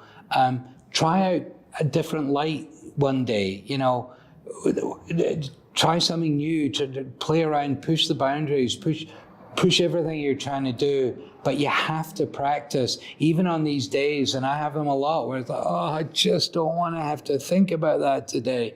Get out and make some photographs. Take some portraits. Start with the people you have access to. I mean, if you look at some of, like, for me, Linda McCartney created some of the most incredible photos of the Beatles and other bands and the Stones that I've ever seen, right?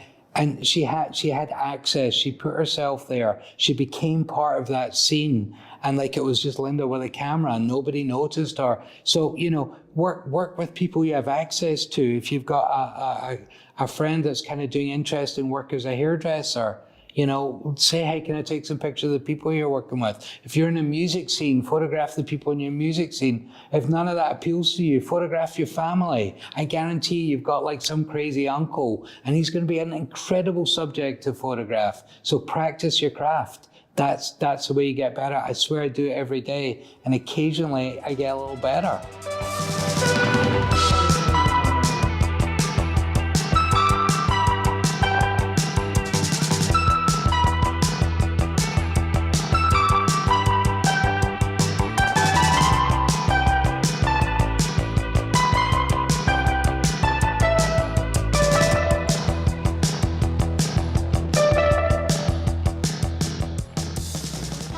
I mean, I love going other places, but it's not New York. Oh yeah, and I swoon when I come home. I look out the window, I see Manhattan from the north. Oh yeah, you know, we all know that, and right. I always want to come home, you know, no matter where I am, and it's my city. And again, it's such an honor to be considered a real New Yorker. Right. I was blessed. I had one of the top chefs on the Food Network referred to me as an icon the other day. Yeah. And you know, I have to be honest. I couldn't imagine a better honor. It was like getting the Oscar. You know? When I saw you today when you walked in, I go, I know that guy. You know what I mean? I'd like, and it's really iconic, and the look that you portray is really iconic New York, and yeah, it's really cool. Right. What we're trying to do here, and I'm going to blow it all by talking about it, but I'm trying to take photos during a conversation. And why I'm trying to do that is because if I do that, I'm going to get things that are actually genuine reactions. So I've probably messed it all up now, but let's keep chatting because it's good to hear anyway. It's really a pleasure, man. So your kids were born in the city? Yes, both of them. My son was born in St. Vincent's, which is now condos. Yeah, it's gone, right? Right, that quickly. Yeah. But I will tell you something funny. I took my camera in there. I have a Dave Brommer over there sold me my first and only camera. Right. I'm very loyal to it. What is it? It's a Canon Elon. And from like 19, what year is it, Dave? I don't even remember. 94. But people tell me all the time, oh, get a bigger bike, get a No. that Elon. Yeah. I adore it. But when my son was born, I photographed the whole thing, but I have a wonderful photo of his mother in full throws, and out the right side of the frame is the Empire State Building out the window. That's a beautiful New York moment. I mean, that really is. I love what you're doing with that. Can I ask you, I'll tell you something really nice. Two things that are really nice. Photos look brilliant, number one. The chair you're sitting on, when I went to the White House to photograph Obama, I thought, you know what? I'm not going to use some piece of White House furniture. I want to have a chair that the president sat on. So I bought this stool. So it's really, really nice feeling to know that you're sitting. Yeah. But then I've used it a lot ever since. I photographed Tiger Woods on it recently. That's great, man. That's beautiful. Photographed Michael Douglas on it. Just a lot of people I've just like sat on this chair. You're It's going to kind of have nice. to get one That's shot fabulous, of me with my man. ass on the chair. I'm not, you know what, I'll do a lot of things. I'll do a lot of things, Sparks, but your ass is not something I'm photographing. That's excellent. Excellent. Thank you, man. I appreciate you. That was brilliant. Stoked. Thank you very, very much. So I think you know, that was a prime example of like how easy photography can be. I had somebody who looks brilliant, has got a great look, has great stories, has great eye expressions. And, you know, I think one of the things I'd like to just mention is I hope people notice is that a lot of the time when I'm shooting and when I'm talking, my camera's right here. And the reason I do that is so when I do that, people don't go like that, right? Because they get used to a sense of, you know, having your camera in your hand in front of you and it being part of you and being part of the thing. Super quick, if anyone's interested, this is LED light. I can't remember who makes them, but I'm sure you can get one in B&H. I have one other Rotolight on the back there, just giving a little kick. And this is a Leica SL2. And the thing which was brilliant today, and is always brilliant, is how great the images look for anybody that wants to see them on set. And thanks to Dell for not having any problems with that, which is, as I said, the most important thing. Not letting your technology get in your way of your creative process, and things just work. Thanks very much.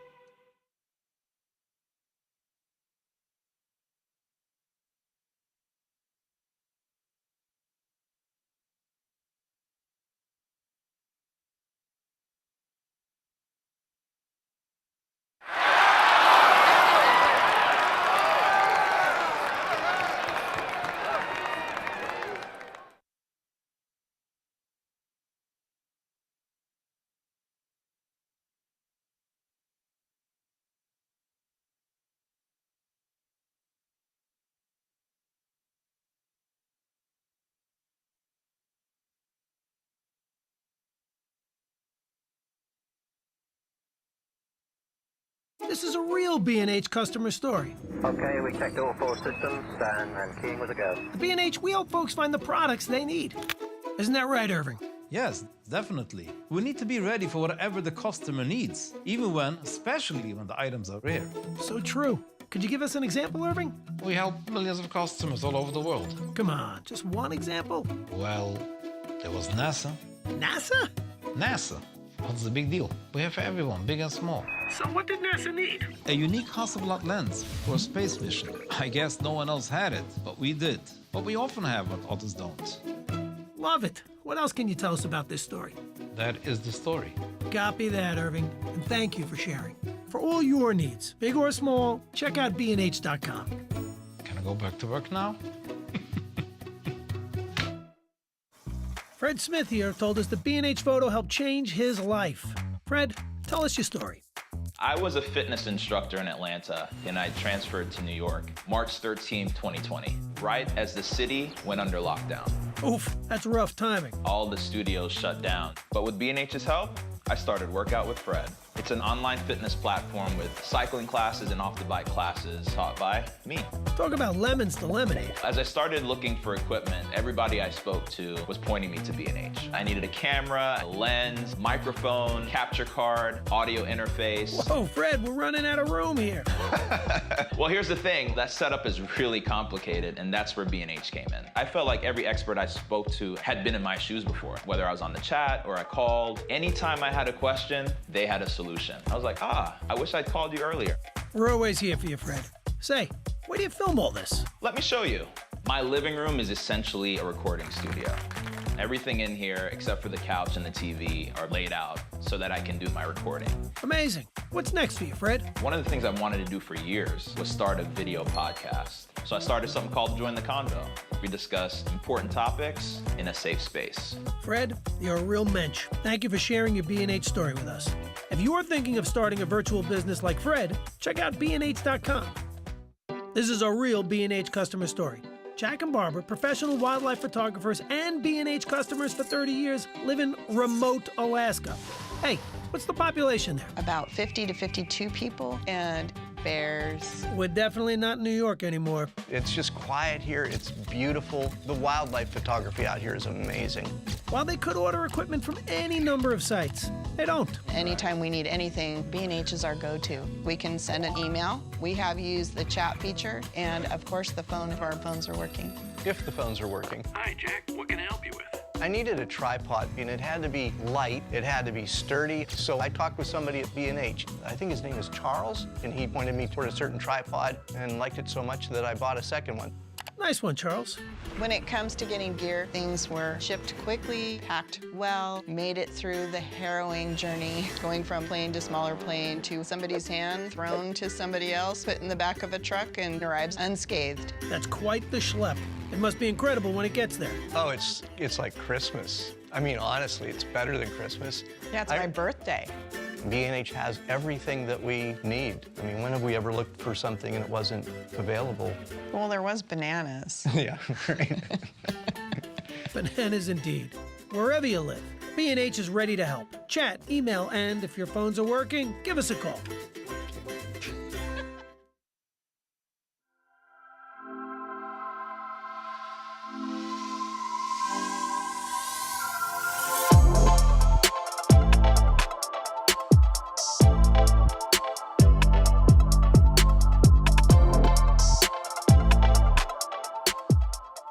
Hello, everyone, and welcome back to Depth of Field.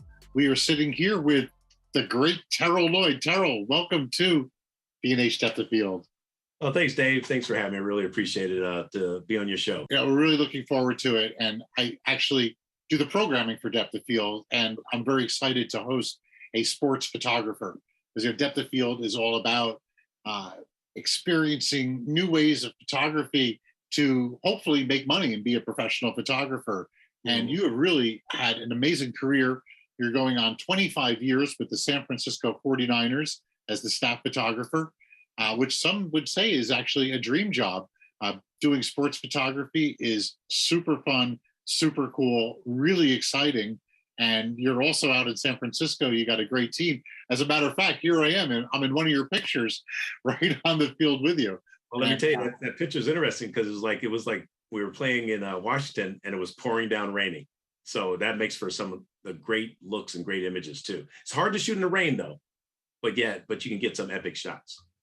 Well, we're gonna talk about your career. We're gonna talk about some shooting suggestions and talk about Little League and Pee Wee League and the Big League and how you get these amazing photographs on the sidelines.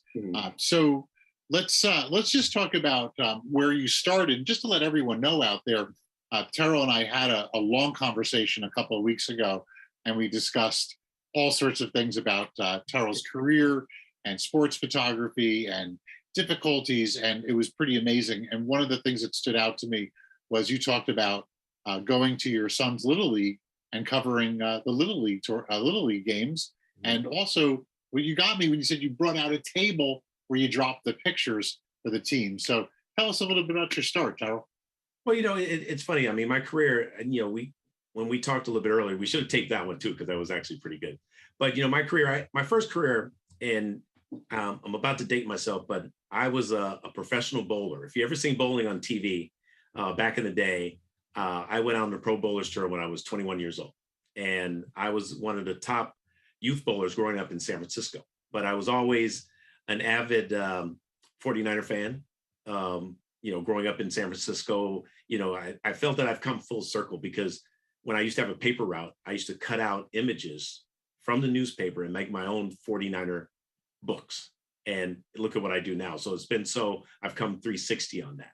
But my mother always had a camera, and I always liked pictures and certain things like that. And then, when I came off the tour after so many years and I got a corporate job, I started a photography business. The company where I worked at asked me, did I do any corporate events? And, I didn't do that, but I okay, well, let me, pick up my camera and do some things. And I started doing some wedding photography and some portrait photography. And I joined my local photography association, right?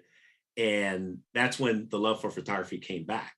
And so then when my son was younger, right, and he started playing Little League, it was like, well, let me go out and take some pictures of him. So then all of a sudden I became like the photographer for our community where we lived at. And I started photographing all of the Little League teams from T-ball on up to like Pony League, right? And so while my son was playing different games and when he wasn't playing games, I would photograph the other teams. I had a crew of photographers that would come out that would help me shoot it. And so then we started selling photos, teams from T-ball on up to like Pony League, right? And so while my son was playing different games and when he wasn't playing games, I would photograph the other teams. And I had a crew of photographers that would come out that would help me shoot it. And so then we started selling photos.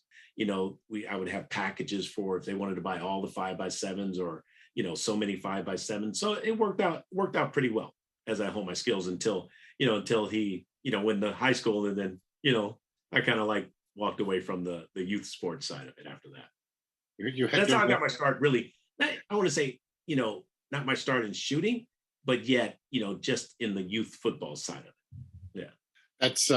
That's pretty cool. Now, tell us how you evolved into becoming the dream job of the 49ers official staff photographer. Well, it's interesting. And during all that transition, everything kind of overlapped. And one of the former players for the 49ers had a little, after he stopped playing, had a little diner in the area where we lived at. And me and my son used to go in there and, get some hamburgers, fries. And he said, oh, you ought to go out and shoot on the field. Now, I had been a season ticket holder since 1981.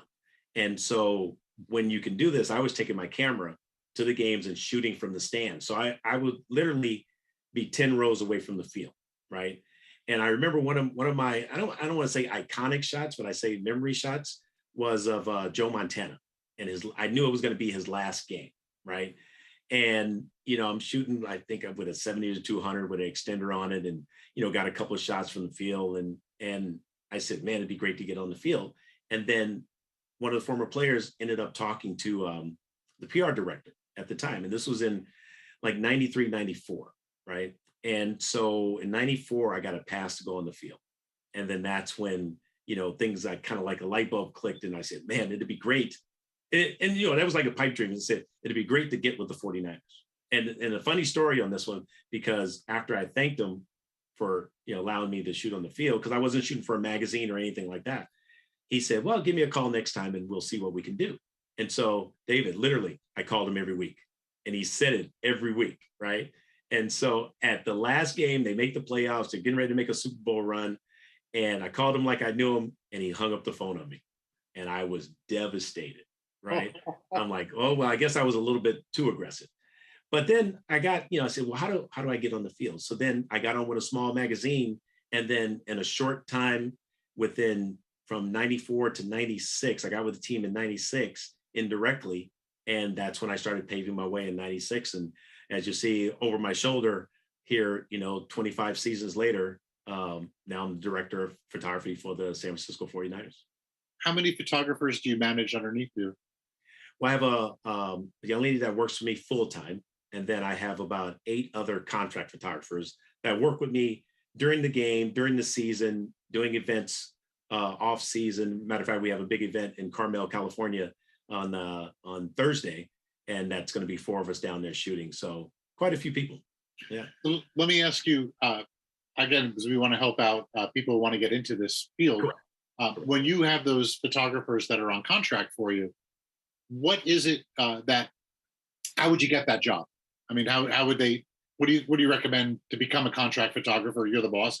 How do you judge the hiring of these folks? Well, it's interesting because I would get emails or I'll get DM messages on, Instagram and, photographers like, hey, if you ever need an assistant or need any help. And, you kind of like, but you get that a lot, right? You get, everybody wants to help you carry your gear or get on the field and so on and so forth. And I tell them, we have a full squad right now, but then sometimes I'll have openings for like, say, for photographers to shoot in the stands or shoot fan photos or shooting around the stadium, getting marketing photos or whatever events that are going on, I would bring in photographers and train them, at that standpoint as well. So like sometimes I'll need additional photographers for our suite photos, right? And what we'll do is like our marketing group will have a request to say, hey, we got 20 suites where we need to get group photos there, what we call grip and grin, things like that, right? And sometimes and shooting those, and it gives them a way of getting in personally, right? Or help shooting events. And then they can grow their skills from there, right? Not necessarily they're going to be on the field because I already have my photographers there, but then later on, opportunities could probably open up.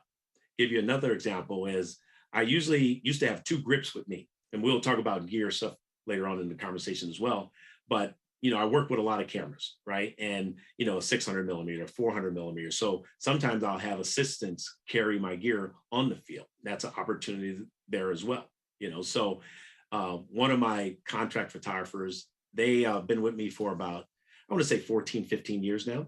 And they started off just carrying gear for me. They would be on my right side and my left side.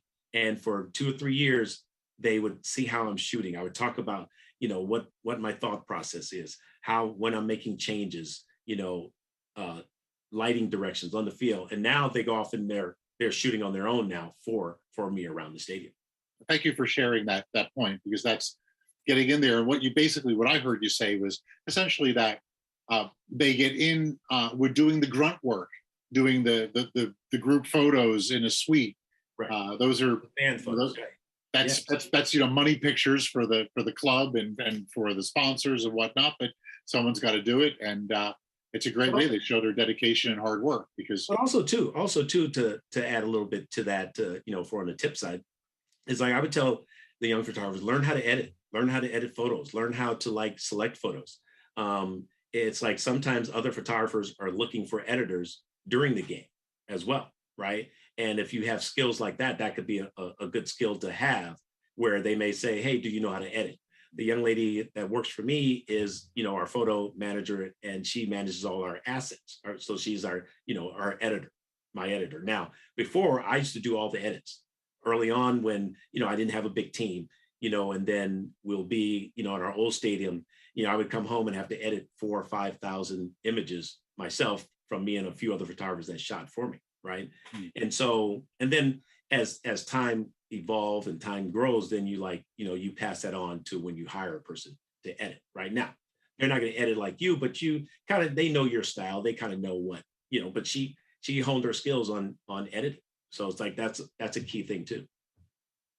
So do you ever, you're shooting stills, do you ever turn on video mode?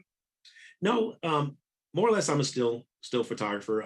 We have in-house video crew that's doing most of the videos. Okay. And then we also have our social team that's doing their, social work as well, with social media work with their, with their iPhones, capturing highlights, end zone touchdown celebrations real quick. But we provide all the still photography for the organization. I think I just collectively heard a sigh of relief from all the still photographers out there. But now I've just heard that as saying, to be a great sports still photographer, you don't have to learn video. I dabbled in the video early on when these cameras came out, with video mode and stuff like that. But it's, I'm a still guy, Okay. All right, let's talk a little bit technical. We're going to share some images in a little bit. You can talk about those images, but technical, tell us about your camera settings and in particular, focus settings, because focus has gotten so much more advanced. Remember the old first autofocus, you'd put it into the C mode, it would kind of follow, but now it's very complicated. And also, Terrell, you are a Canon Explorer of Light, which means you have access to some of the best equipment underneath the sun. Oh yeah, I mean it's funny because my first digital camera I bought back in 96, yeah, 1996 was a 2 megapixel camera, right? And it was like, it cost me $12,000, and that's what really got me in the door with the 49ers, because film was king during that time, right? And so it was like I knew where technology was going to go, and since that camera, I've had every flagship digital camera that Canon has produced, right? And so, but I learned on digital early on, focusing has gotten 1,000 times better compared to back then, right? So focusing is it has always been the key, right? And the cameras, like I say, has gotten much better. So now if you look at we're into the age of mirrorless now, right? And so when you look at mirrorless cameras, it's different than say the DSLR cameras, right? You got so many focusing options, so many things you can do. You got tracking, you got face tracking, auto detection, you could track birds. I mean, it's it's so many different ways that you just have to dial the camera into your style, right? And so, but one thing for me in sports, if you look at it, say on a football, you're shooting football and there's so many guys, you got 22 players on the field, 11, right? And it's hard to do people tracking because you got so many bodies going in different directions, right? So my focusing points that I use for football, I'm still dead on the dead center focusing points. And I'm following the action where everything is basically going, right? Now, you can also say when I shoot. I'm sorry, Terrell, hold on one second. When the ball snaps, how do you follow the ball? Because those guys are professionals. They hide the ball and do fake outs and stuff. Exactly. So it's and that's one of the questions I know you have in shooting sports is it's what are you going to do? Right. And I tell people, they always ask me, you have to understand the game. If it's football, baseball, basketball, hockey, soccer, you got to understand the game. So, by me and say other sports photographers, they understand football, right? So they come in with a game plan, an agenda of what they're going to shoot. Now for myself, right, it's I'm trying to look to see, okay, is there 2 tight end set, or is it 4 wide receivers? Is there 1 running back in the backfield? Okay, so I'm basically capturing. I got a game plan where it's funny because it's a whole session on shooting sports. But say, for example, I'm looking to see if the quarterback goes back to pass or if he hands off. If he hands off, right, then I'm waiting for the running back to come around the end or up the middle, so on and so forth, right? But if he goes back to pass, you got receivers on both ends. So it's where do you go? So you follow the quarterback, and then depending on where he's going to throw, you follow the ball as the ball is going to the receiver. But certain things could happen so quickly, right? So sometimes it's a guess. You're lucky if you capture it, but yet it's a matter of what you want to capture. But it's understanding the game and understanding the flow of the game and watching it through the lens and where you're going to pan and go to. I think what we ought to do later on as in the future is really, dive into really each play by play and how I capture an image. And when we talk about some of the other image, I can tell you my thought process on that. That's pretty heavy duty because that's an investment in the sport as well as the craft of photography. Correct. Yeah, that's a big consideration. Yeah. And now you've been doing it 25 years, but you just described was quite advanced. Obviously, 25 years, you're a master photographer. And when you're first getting into it, I assume the first couple of years you start to really learn. Oh, Terrell, you could watch football on a TV or in a stadium, but when you're down tracking it with a 600 millimeter lens, that's a totally different story. Exactly. And now early on, I had to learn how to shoot football. I mean, if I showed you some images, from back in 94, 95, 96, you'd be like, oh man, okay, yeah, we need to do some work, right? And so, there's times where I've missed plays because when I first started, I was watching the play and wasn't taking a photo, right? So I learned how to watch the game and the flow of the game through the viewfinder. Now, are you shooting RAW and JPEG or just JPEGs? Are you shooting just RAWs? Which files are you saving? Well, that's going to be interesting because I know some photographers, they shoot RAW, right? I am a JPEG shooter. I shoot everything in JPEG. And let me tell you why. Early on cameras, remember I told you I had every camera. Early on cameras, I would shoot RAW, right? And then convert them to JPEGs, right? But as the cameras got better and better in the way it processes the file, and the chips got better, the processor got better, they started processing the large JPEGs pretty good. I'm a strong believer, and I tell this in my seminars, is like, get it in camera right the first time, and you shouldn't have a problem. If you expose everything correctly, you won't have a problem. So we have blown up some images around the stadium here that's very large, and they were JPEG files. But as my outtake started increasing, if the way I shoot now, if we get into the numbers of what I shoot now during a game, which is about almost 8,000 to 9,000 images a game, it's like, imagine all those RAW files, then I would have to convert. It would take me a week to convert them all. I'm with you. I love, if you get it right, a JPEG is really a wonderful thing. If you get it wrong, a RAW gives you more information to play with. But when you're talking the volume of shots that you have, correct. I mean, it's got to be JPEG, and you don't want to be waiting while it's buffering. That could be that could be terrible. That could be the best play of the night happens, and your camera was buffering. But I used to say in my seminars, I said, and I hate to use that term, but it was if it was garbage in, it's garbage out, right? It's like, why would you have to go back and like say, oh, I'll fix it in post. When you can get it right the first time, and then you don't have to fix it. But when you look at like all the mirrorless cameras that are out now, and especially with the R3 that Canon's come out with, the R5, I shot with the R6. I mean, these files are just beautiful at in JPEG. And as long as you don't blow out the highlights, it's like, my wisdom was always, I would tell some of my assistant photographers, right? I say, I would rather for you to be a little bit under than a little bit overexposed. Because if you're a little under, you can bring that back up. But if you're too far overexposed and try to bring it back, and if you blow out those highlights, you're done. Lose the detail in the highlights. Exactly. Well, good point about the cameras getting better and better. So Tim, a lot of the discipline that you garnered in the 90s and 2000s, we really don't have to worry about so much anymore because they are just doing that better of a job. Exactly. And then they're getting faster. So remember I told you the 8,000, 9,000 images. Now I'm up to 10, 11, 12,000 images, and I'm shooting at, either 15 frames per second, or if I bump it up in R3 to 30 frames a second, now my outtake's a lot more now, and then I'm shooting with so many different cameras. So let's talk about these cameras and this grip that you need to help carry all these cameras. Can you discuss that part of your workflow? Yeah. So normally, I would shoot, and this was pre-pandemic, right? I would shoot with 5 cameras and almost 9 lenses that I would carry with me, right? And people say, how do you shoot 5 cameras, 9 lenses, and so on and so forth? Well, I would have 2 assistants. One assistant would be carrying the 600 and the 300, and one would be carrying the 400. On my shoulder, I'll have a 70 to 200 on one side, and either a 24 or 16 to 35 on my other shoulder. And my think tank modular system that I have, right? I may have 11 to 24. I may have a fisheye in there, 85 1.2. I think I said 11 to 24 already. What else I would have? And either a wide or the 24 to 70, depending on what I want to shoot, right?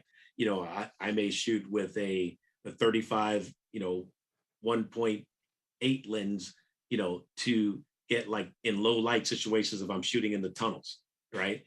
And so I have to have these lenses. Sorry, the tunnels.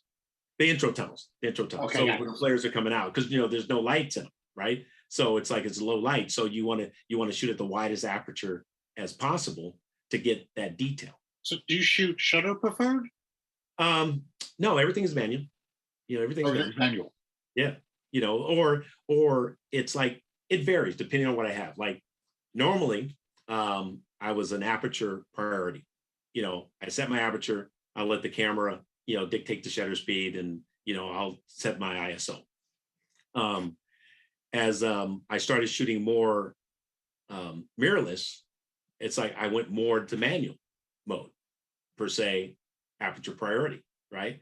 There are certain situations where, depending on the lighting of that day, sometimes I will shoot in auto ISO. So I'll set my aperture, I'll set my shutter speed, but the camera's set to auto ISO. Give you an example about that one. It's like, say if you're shooting in what you want to say, a split lighting scenario on the field, where part of the field is in the sun, part of the field is in the shade, but you want to maintain a certain level of shutter speed once you come out of the sun and they run into the shade area, right? So now what are you going to do? Because if I was at aperture priority at 2.8 or 3.5, which I'm a 3.5 shooter, and I pan over it and I'm at 200 ISO, and say if I'm at 2500ths of a second, once I go into the shade, now that shutter speed is going to drop because I'm at a lower ISO. So now if I'm in auto ISO and I'm at 3.5, say at 2000th of a second, now I pan into the shaded area, my ISO is going to go up to get to the proper exposure in that shade area for when they run into that side of the field. That is a fascinating way to use the new technology in manual with auto ISO. Yes. I didn't even realize that actually can be done. But it's amazing because you're setting both parameters. Correct. Right. But then also too, if you think about it, and I try to tell photographers as well, it's like positioning on the field is key as well. Right. So say, for example, now, and I want you to think about this, and the viewers to think about this as well. It's like if you're shooting in the shaded area, right, and you're backlit where you're in the shade, but the sun is behind them, right? How are you going to balance for the shade and the sun? So now you got to balance your settings for the shade, and the background is just going to go crazy because it's so bright, right? So my philosophy is I shift over to the sunny side. I play the sun, area, and then I shoot into the shaded area. You see? So now, and then sometimes you can play the edge of that shadow and highlight, and sometimes you can get some beautiful images there as well. But that's my philosophy for shooting backlit. Interesting. That position is so important. Yes. Okay. So I got some questions. I was going to ask you about some football shooting secrets, and you're dropping secrets pretty quickly here. Exactly. Yeah. So maybe we'll go to that screen share and just kind of go over your slideshow, and you could just kind of talk about each image and why you selected it and the challenge that it took to make that photo, and of course, what we all love, war stories. Okay, so let me bring that up real quick. Well, some of the images I'm about to show you here is like I want to show you my team of photographers and some of the assistants that I bring in throughout the year as well. Let's go back to when I first started at Candlestick. It was only me, and it was like, and now I have a team of assistants, people. This image here that you're seeing now is from when we went to the Super Bowl in 2019. I had my assistant photographers, my grips that was on the field. I brought in some other photographers to shoot like up in the stands and shooting down on the field. I had some photographers outside shooting the pyros, out on the field, fan photos. So it takes more than just me and one person really to get it all done. So, I'm a strong believer in teamwork and sharing the glory of football and what we do, So I just wanted to share. I always like to give props out to my team as well. Let's go with one of the background photos that you had on your screen here. This was, like I told you, in Washington, D.C. when we played the Washington team, and it was pouring down raining that day. And when you look at this image, it's hard to shoot in the rain because you can't change lenses. You can't take your card out and do different things. You can't. So you have to, like, if I'm shooting with a 600, I got to keep it on there. If I can't be changing to my 400, so I got to commit to certain lenses, and I still have grips with me there. But when you look at the rain is coming down and they're running, they're muddy. These are just some iconic images that I just love to take at certain times, especially when it's raining. Now, it's like it could be raining sideways, but it's like, when you capture that image, it's just one thing about it as well. Let's go with this one here. This was a couple of years back, and I think it was Nick Bosa's rookie season, and I knew that he was just gonna. I mean, I guess got some great tackles and sacks on defense with him. And this one here, I shot down real low with my 300 millimeter lens. It's like sometimes when you shoot from the ground level looking up, it just makes them look so big. Even though I'm kneeling, I'm not standing up on some of the other plays, but yet that down low. Here, Rogers fumbled the ball. It just makes for just a great dynamic photo shooting from the ground level. So that's why when I work with so many different lenses, I could do different things. If I shot this with the 400, I would be too tight. If I shot this with the 70 to 200, I would have been, too loose. So the 300 millimeter worked very well. That's why I have that out there with me on the field. This one here, I'm the athletic photographer for San Jose State. I don't shoot with as many lenses there because I could shoot inside the benches here. So this one here, image was shot with a 2 to 400. So I also have a 2 to 400 lens where, the focal length will vary. I can shoot at 200 millimeters, or I can shoot at 300, 350, 400. That gives me a little bit, more room without carrying a lot of stuff with me as well. Let's talk about, a little baseball. This one here is actually from behind the net, and wanted to get a nice shot of the batter, but with the pitcher throwing a nice pitch, right? This one is also with the 2 to 400. I don't have to carry a lot of lenses out there. And that 2 to 400, you have a crop filter in there where I can do, a 1.4 crop where it makes it a 5.6 lens. So my focal length would be, a little bit like 560 as well. So that works out. As you see, let's scroll back here. Celebration. We were playing Tampa Bay a few years back, and Richard Sherman intercepts a pass and runs it in for a touchdown. I'm in the end zone, and he puts his hands out, right? This one here, I shot with my 70 to 200 off of my shoulder, right? And so it just makes for a moment, a celebration moment. If you look at the colors, we were talking about white balance, it was an auto white balance, the color details, it does a great job with all the cameras today as well. Let's go to a little volleyball. And this one here, it's actually shot with the 70 to 200 up in the stands looking down. And sometimes I will actually get down on the floor and shoot with the 70 to 200, or I'll shoot with a 24 to 70 down low, just right off the floor or holding it off the floor. So when I tell sports photographers, think about different angles and where they could shoot, where they can move around to, what can they create? That's, I don't want to say we're not, creating the wheel again, but just thinking differently out the box, and so on and so forth. So let's go to little golf, right?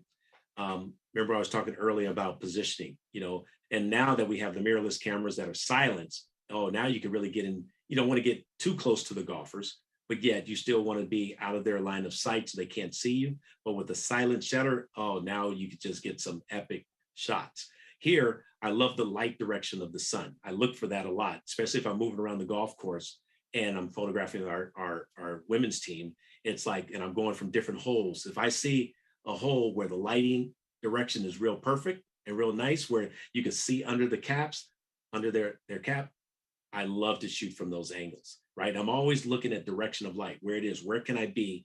How can I produce such a dynamic image with the direction of light that's happening? Sometimes I will shoot in the backlit of a golf course where I still get nice light, but you get nice colors off the trees. So I'm always constantly looking what would make a nice shot. Same thing here in water polo, right?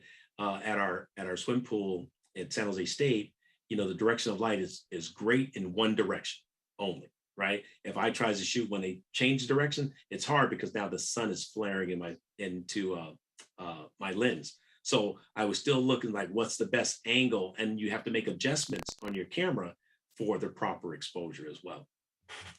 Let's go to a little gymnastics, right? This is also in their arena where I still shoot this at 3,700 Kelvin, high ISO. I think I shot this one maybe at 6,400 ISO as well. And, and I framed this up perfectly as she was like getting ready to jump to the other bar. Remember I said earlier, it's like you got to understand the sport that you're shooting, what they do, what their technique is, what angles will work best for a nice shot. And I just love this because she's suspended in midair, and it just makes for like an epic photo. So let's move across here. Let's go to this one here. Remember, Dave, I was talking to you about, you know, you say, what do you follow? Where's your focusing point? You know, how do you know where the ball is going? Remember, I told you I'll key on the quarterback to see if he goes back to pass. And then what happens is I'll pan over, and this is our tight end here. And, you know, he makes a one-handed catch right there. So it was a long pass. So you got enough time to pan over, ball's coming down, and you'll get it right on the fingertips as well. This is in Philadelphia. It was a, you know, kind of overcast, slightly rainy day, but it was still an auto white balance as well. And so remember, I told you I use that a lot. Let's go in here. Let's go to this one here. This is remember I told you I'll carry like 8 or 9 lenses, right? This one is shot with an 11 to 24, right? So I will get right up in the huddle, into the huddle, and shoot at 11 millimeters to produce a wide shot without shooting overhead. So I'm right in there. So this is how I'm producing images for our marketing department, right? So it's a huddle shot that they may use later on down the line. I mean, I'll do this at home. I'll do this on the road. It's like, I'll get in that huddle every time. And then it's just a dynamic. I could not get this really I could get it with a 16 to 35, but it'll be a little bit tighter. Now with the mirrorless, with a 15 to 35, it looks good, but I just love my 11 to 24 when I could get right in the huddle. Let's go to this one here. This is early on when I was contracted to do a lot of photography for agencies and stuff like that. And Serena Williams was playing at the Bank of the West at Stanford. And here I know she always shows a lot of emotion. So I was looking for emotion. You know, that's what you want to do too. You can get them, you know, racket on ball, this and that, balling back and forth. But sometimes the emotion just carries a lot of weight with an image. So you always want to look for that and be ready for that emotion, because it happens so quickly. You want to be like right on it there. Let's go to, I think we covered a lot there. And then let's look at this is most of my gear, because people like gear, you know, like I said, you know, now this is actually older one. This is with the 1DX 3s, 1DX Mark III. And then I think I have the R5 and the R6 in this one, but now I'm totally mirrorless with the R3s. So I made that transition once the R3 started shipping right around November timeframe. And then about the time we were in the playoffs at the end of December and January, and then I shot everything with the new EOS R3s. So I think that sums up a little bit on the image size. Okay, so Terrell, let's talk about workflow. I know that's a little complicated. You got some wireless solutions happening. You're managing a large number of photographs. Please share with us your workflow techniques. Well, you know, I've been shooting wireless since Canon has come out with these wireless transmitters. So early on in our stadium back at Candlestick, that infrastructure wasn't there for wireless technology. And so when the ownership decided to build a new stadium, I worked, you know, with my IT background, I worked with our IT group to make sure that I'm able to, and me and my team is able to shoot wirelessly from the field. So just to give you a little example of my workflow from starting there, it's like, you know, you got to have a management structure and how you're going to like break out your folders and your images when you're shooting for so many different entities. But if you look at this one here, you know, today we're shooting almost 30,000 images. I got 9 photographers. I got a couple of assistants, right? You know, there's a lot going on. And so we have to break those images out into different folders and different categories based on the game. So this is kind of like our kind of robust folder structure that we've been shooting with for years that helps us out. And anything that we may shoot extra or may have to add in, we just create another folder. So it really gives us a guide to managing a lot of the images on game day. I mean, you know, if you keep it simple on game days, it's like, you know, make sure all the cards are formatted, because you don't want to shoot with mixed images from another shoot on the same card, and then you have to edit all that. So, you know, make sure all the cards are formatted. The timestamps in the camera are with the current time. Make sure your wireless connection is working. I mean, wireless has gotten a lot easier in today's world now, even with the cameras today. So it's much easier for us to really transmit images in real time as well. And then, I have to have my photographer's assignments already ready to go. And so make sure you have that, because you get your assignments during the week on what the different departments needs, and then you divvy them out from there, right? Also, we're not transmitting everything. So we got selected images that we're transmitting. Post game, all of my photographers now are editing their own selects now. So before we used to have one person do it. Now we have them edit their selects, and then my photo asset manager will, select the final highlights as well. Then post game, we're uploading the entire batch to our network server. Mondays we start the tagging and applying the metadata to all the images, and then everything, a lot of that highlight selected that we tag will go up onto our photo shelter server. So we can pull up by names, player numbers, intros. I mean, we do a lot of metadating on the images itself. Some of the tools that I use, a lot of photographers in the sports side use Photo Mechanic as well. There's this device called Stream Deck. So when I'm uploading images, like say to AP, and I'm at home and doing my own selects, right? I program these keys depending on what I want to tag in those images itself, right? And then there's another application called Typinator. So we'll have the player's roster, and then we can do like, if it's our quarterback is a \10 and then space, and it'll put in his name into like say for right here in Photo Mechanic, right? If I want to put in our cornerback here, I go \20 and it fills in with his name, and then it makes it just without you having to type his name in every time. So all these little shortcuts, things that you could do to speed up time on your editing process, right? So if you look at here, we're transferring from the field, it goes into Photo Shelter here. So now our social team and our Facebook, web, Instagram, Twitter, they will see the images in real time off of Photo Shelter, but we're transmitting like from the field. As you can see, those are my assistants that are with me, as you call them, my grips. You see them there. And then this is how me and my photographers are really getting images transferred through our process. So that's a little bit of my workflow in a nutshell there, just to give you, a little glimpse of that.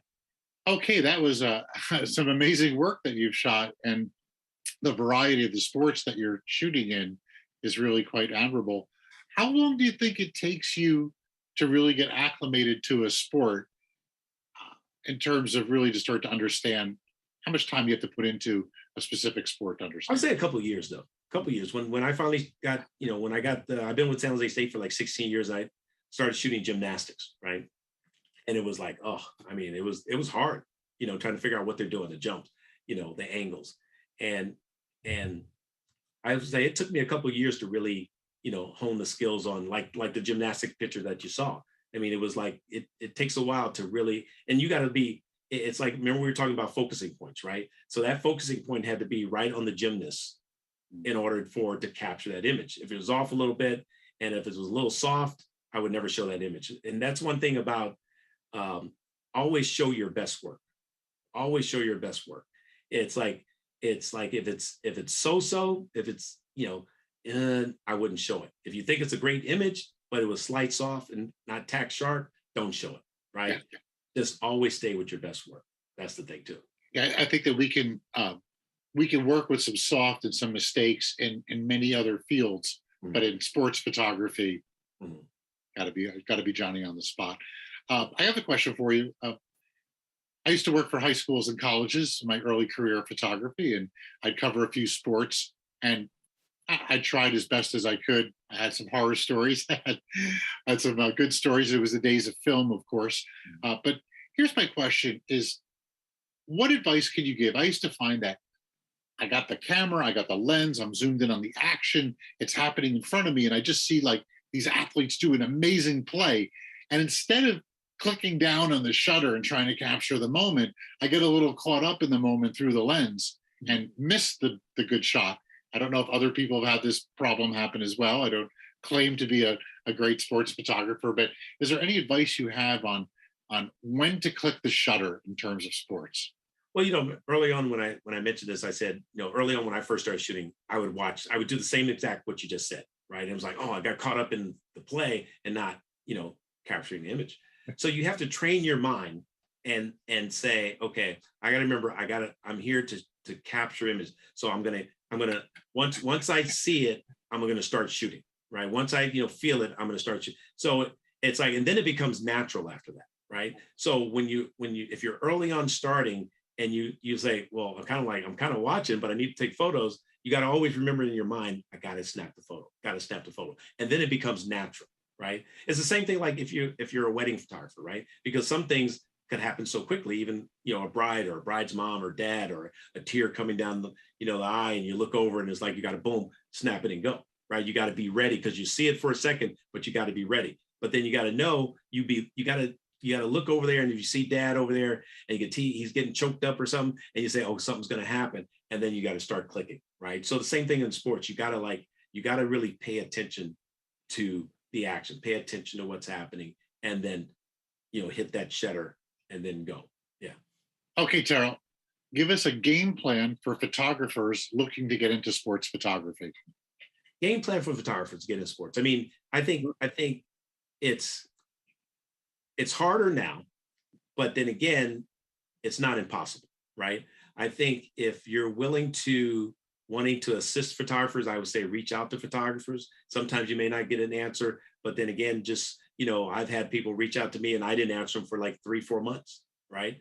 And then I got back to them later on, and then I had an opportunity to say, hey, how would you like to come assist with me, right? If I want to say be persistent, but not over persistent, right? And it's like, but then you got to go out and practice, go out and shoot some high school, go out and shoot some little leagues, right? Get some body of work that you could show them, because what happens is if you say you love sports, you love to shoot sports, but you don't have anything, right? Go out, you got to go out and shoot. I mean, like I say, even if it's high school, or it could be junior college if you can't get into the college side of it, right? One thing about colleges now, if you're a photojournalist major or photo major in college, you can go out and shoot some of the sports that they have there as well, and you get experience on that depending on how far you want to go, right? But I think networking is the key, right? It's like, okay, if you go out to like some of the classes or seminars that maybe sports people are putting on, and you meet people, that's one good way too. I just say, I have a phrase: your network is your net worth. Gotcha. Your network is your net worth. Okay. Yeah, it sounds the same, but it's like it increases. It's like no, it makes sense. I love your wealth, right? It's like you're increasing your wealth, so it's your net worth. Exactly. Okay. So in terms of your aside from your network and your net worth, you have to invest in some equipment. Yes. I know that a 400. We're B&H Photo. I would love to sell everyone a 400 2.8 lens, but that's going to be a little unrealistic, especially the start. So tell us what you recommend for a starting kit. Well, it's like nowadays, and photography is expensive if you're jumping into it, right? But you got to figure out like what is the most economical way for your budget per se, right? And sometimes I would tell people like, you could buy used gear. I know B&H sells used gear as well, right? And if your budget is that low, tap into the used gear market, right?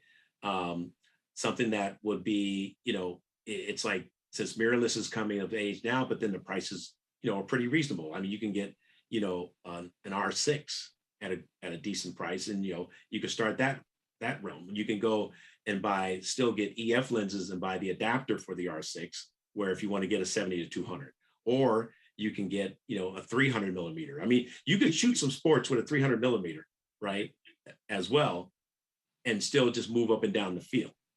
Okay, so what about using teleconverters? Are they frowned upon, or a good matching teleconverter? Oh no, teleconverters gotten much better now too as well. Like I was gonna say, if you had like say like a 1DX Mark II, right, for example, or a 1DX Mark III, right, and you got one for a nice price, right? You can throw a 1.4 teleconverter on there with a 70 to 200, right? Or you could throw it on there with a 300. So you could start that realm, or you could I've seen photographers out there that would put a 2X converter onto a 70 to 200, right? And that gives you, some range there as well. Now, when I first started, I was out there on the field with one camera and a 70 to 200, and I had a teleconverter on. So, you know, that was one, and that was just one camera as I was making my way. And then if I was making money in photography a little bit, depending on what I'm doing on the side, I would save a little bit, and then that's what I can invest into my next, my upgrade per se. Okay, Terrell, tell us what's next for you. What's on your plate? As far as career-wise, or just I'd say career-wise, sure. You know, what's your dreams and aspirations? You kind of hit, you know, you're an NFL photographer. Right. That's boom, right there. I mean, that's pretty good. What's next now? So here's the thing. So we did talk about my careers. We talked about how I got started, right? And so I always say this is like my third career. You know, my first career, if you ever followed professional bowling on TV, I went out on the professional bowlers tour when I was 21 years old. So I was one of the top youth bowlers growing up in San Francisco back in the day, and had aspirations of joining the professional bowlers tour. And, you know, it's like you got the golf tour, you had the tennis tour, they had the bowling tour, right? And so I was a professional bowler, right? I got rings for perfect games, 800 series, you know, you name it, and so on and so forth. So then, you know, after that tour ended, I bowled professionally for like 12, 13 years, full-time for 3 years. And then I went, when I came off the tour full-time, I went and got a corporate job, right? And still bowled professionally on a regional level at a high level, but, you know, it was a tough way to make a living. So then, you know, while I was in school, I, you know, was taking computer science and this and that. I got a job working at a telecommunications company, right? And so in their data center, and I worked for that company for almost 20 years, right? Now people, you're adding up all these numbers, but everything kind of overlapped, right? So that was my second career. And then when I started my corporate job, I also started my photography business, right? And then that's what led me to the 49ers here. So it's kind of like, you know, you say what's next is like, I mean, this is like my dream job when you think about it. And you look at, I go back from when I was a kid, cutting out pictures in the newspaper, making my own books, director of photography. It's like, this is my dream job going forward. And what's next is that the Niners have won 5 Super Bowls.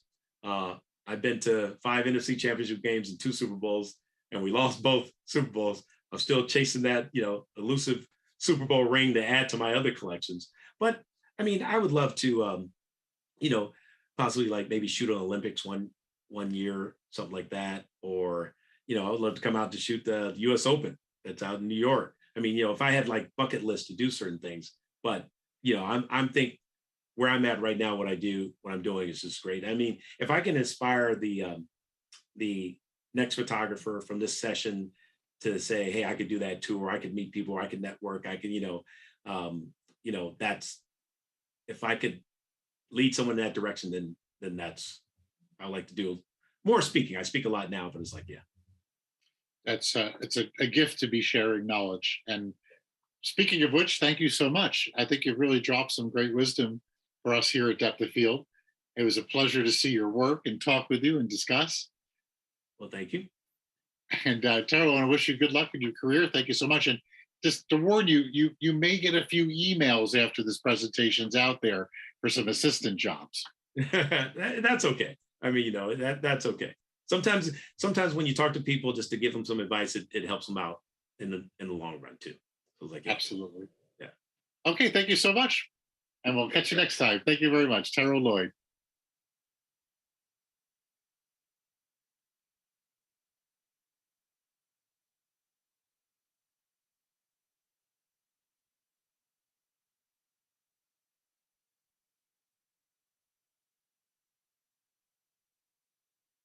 This is a real B&H customer story. Steph Mandis came to B&H to take her photography to the next level. She's an artist by choice, pizza maker by birth, and B&H customer for life. Am I missing anything here? Teacher, entrepreneur, product designer, and a photographer. And a restaurateur. I forgot that part. Impressive. Steph, I gotta be honest, I don't know where to look first. Is that a microscope? Yeah, that's my trinocular axiolab, and that's what I use to make bioart. Bioart? What's that? Bioart is where science and art meet. Amazing. So what came first, camera or the microscope? So first came the microscope, then the camera, and thankfully that's where B&H stepped in. When I first went to B&H trying to find a camera for my microscope, I thought it was a little oddball request, but turns out they've done this before and they knew exactly what I was looking for. What's great about working with people at B&H is that they use the gear that they're selling you. So what are you looking at now? Cheese, sauce, peppers, onions, olives, pizza toppings. I'm sensing a theme here. Yeah, my family started a pizza restaurant in 1960. Whoa, 60 years of pizza. What's the secret? We use cheddar cheese. Huh. Okay. So what's next for you, Steph? I want to take this tiny thing that I've been looking at and blow it up using projectors. I just have to figure out what equipment I need. I like where this is going. So B&H, we're gonna talk again. Steph, we're always here when you need us. And be sure to save me a slice. For your next project, head to the experts at bnh.com. Oh yeah, I've definitely put him under the microscope. Cat fur looks crazy. Introducing the new Paybu credit card. You can save the tax or choose special financing for your purchases made on your Paybu credit card. So you want to save the tax on a camera, laptop, and drone? No problem. No need to wait for credits or cash back like other credit cards. The B&H Paybu card pays you back instantly.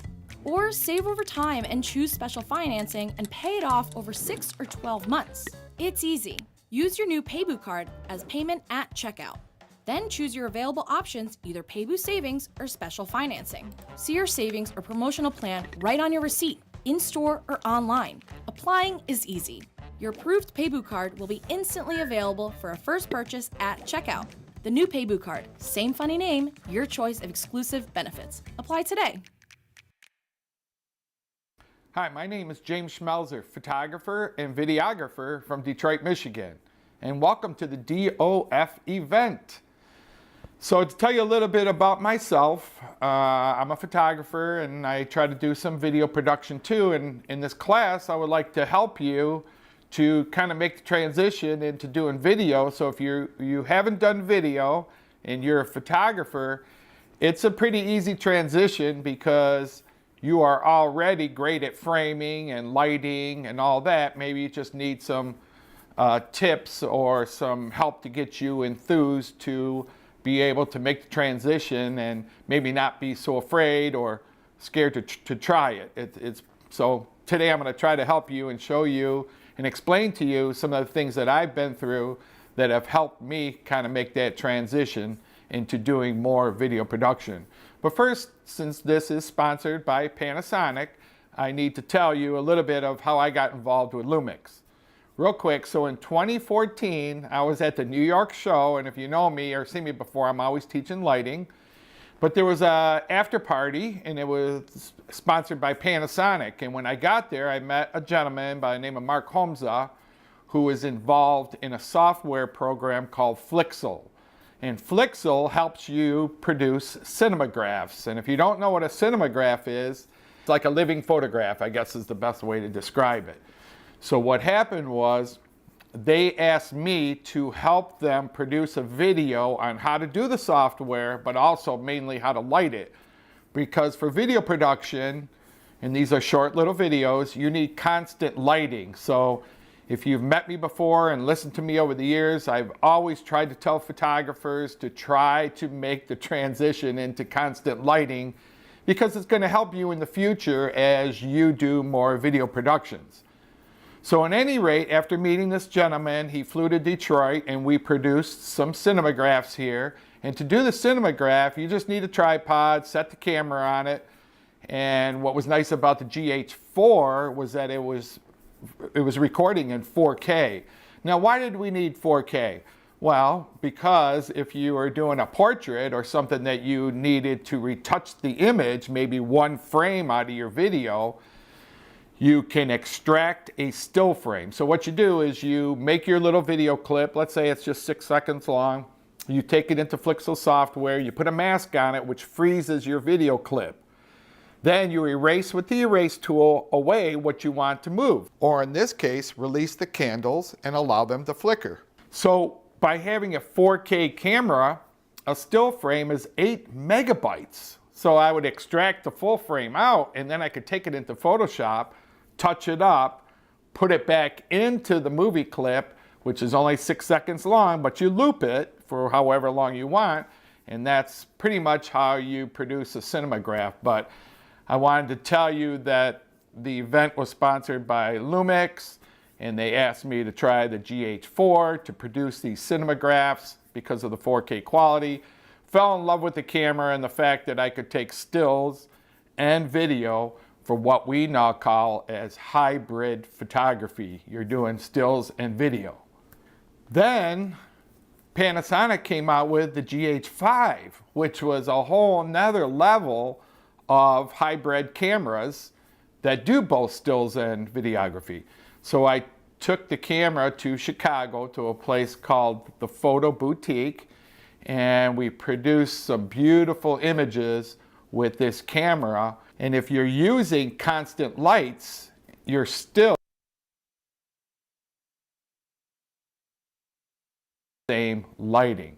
Now I want to talk about how I stayed busy during the whole pandemic and kind of making the transition from photography into more video production work, because there was a lot of musicians out there that weren't gigging and they were looking to do music videos so that when they come back out, they had a lot of promotions that they could run with.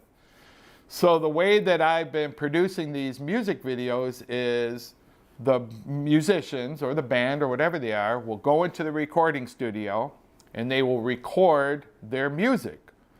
Then when they're done, I take the music and I play it through a portable speaker. I have a Bose S1 Pro, beautiful portable speaker to take on location with you, to play the song so that when you're recording, the musicians are lip syncing to their music. And that's kind of how you sync it up.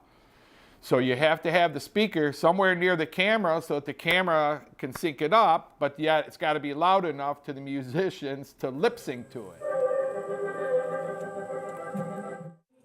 Bravo Figaro, bravo bravissimo, bravo Figaro, bravo bravissimo, fortunatissimo, fortunatissimo, fortunatissimo, è verità.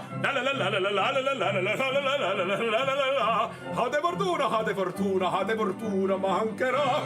Sono il factotum della città, sono il factotum della città, della città, della città.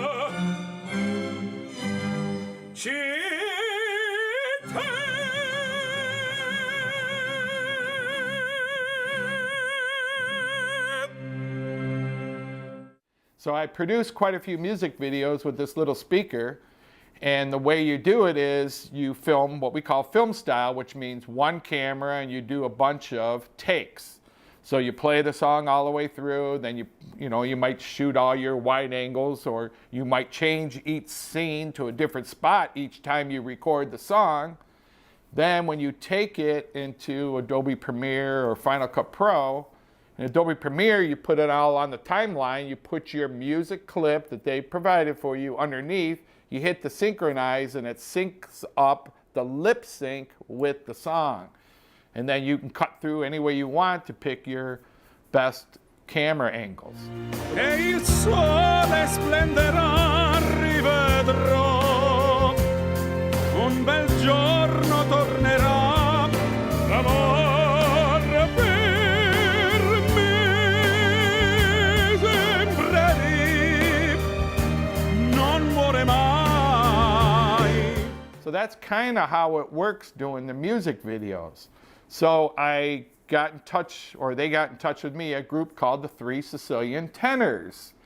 And they have all those beautiful old Italian songs that were great for me to listen to and record to. And that kept me busy through pretty much a lot of the pandemic.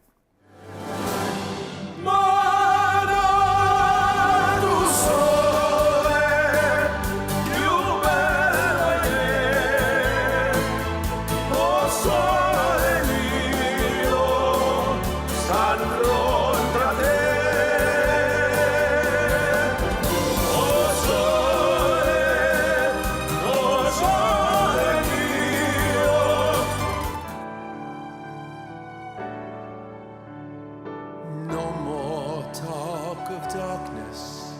forget these wide-eyed fears. I'm here, nothing can harm you. My words will warm and calm you. Let me be your freedom. Let daylight dry your tears. I'm here with you beside you. God bless America, my home, sweet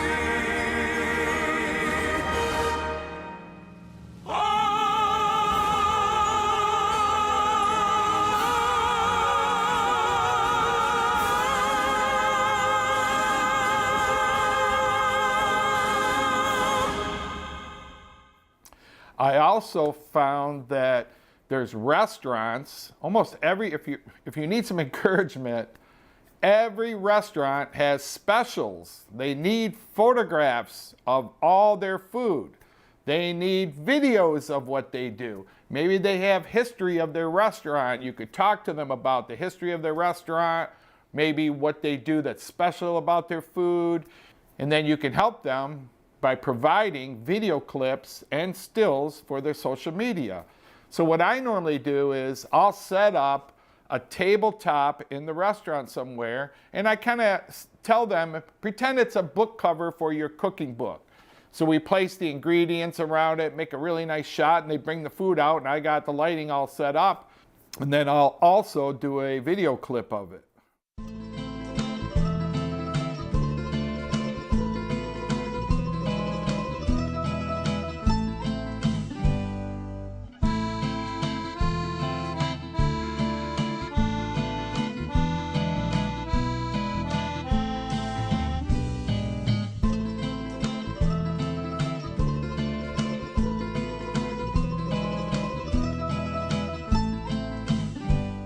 Why hire just a photographer to take photographs of your menu or whatever your specialty items are for the week? When you're there taking your pictures, if you're using constant lighting, you can also push the record button.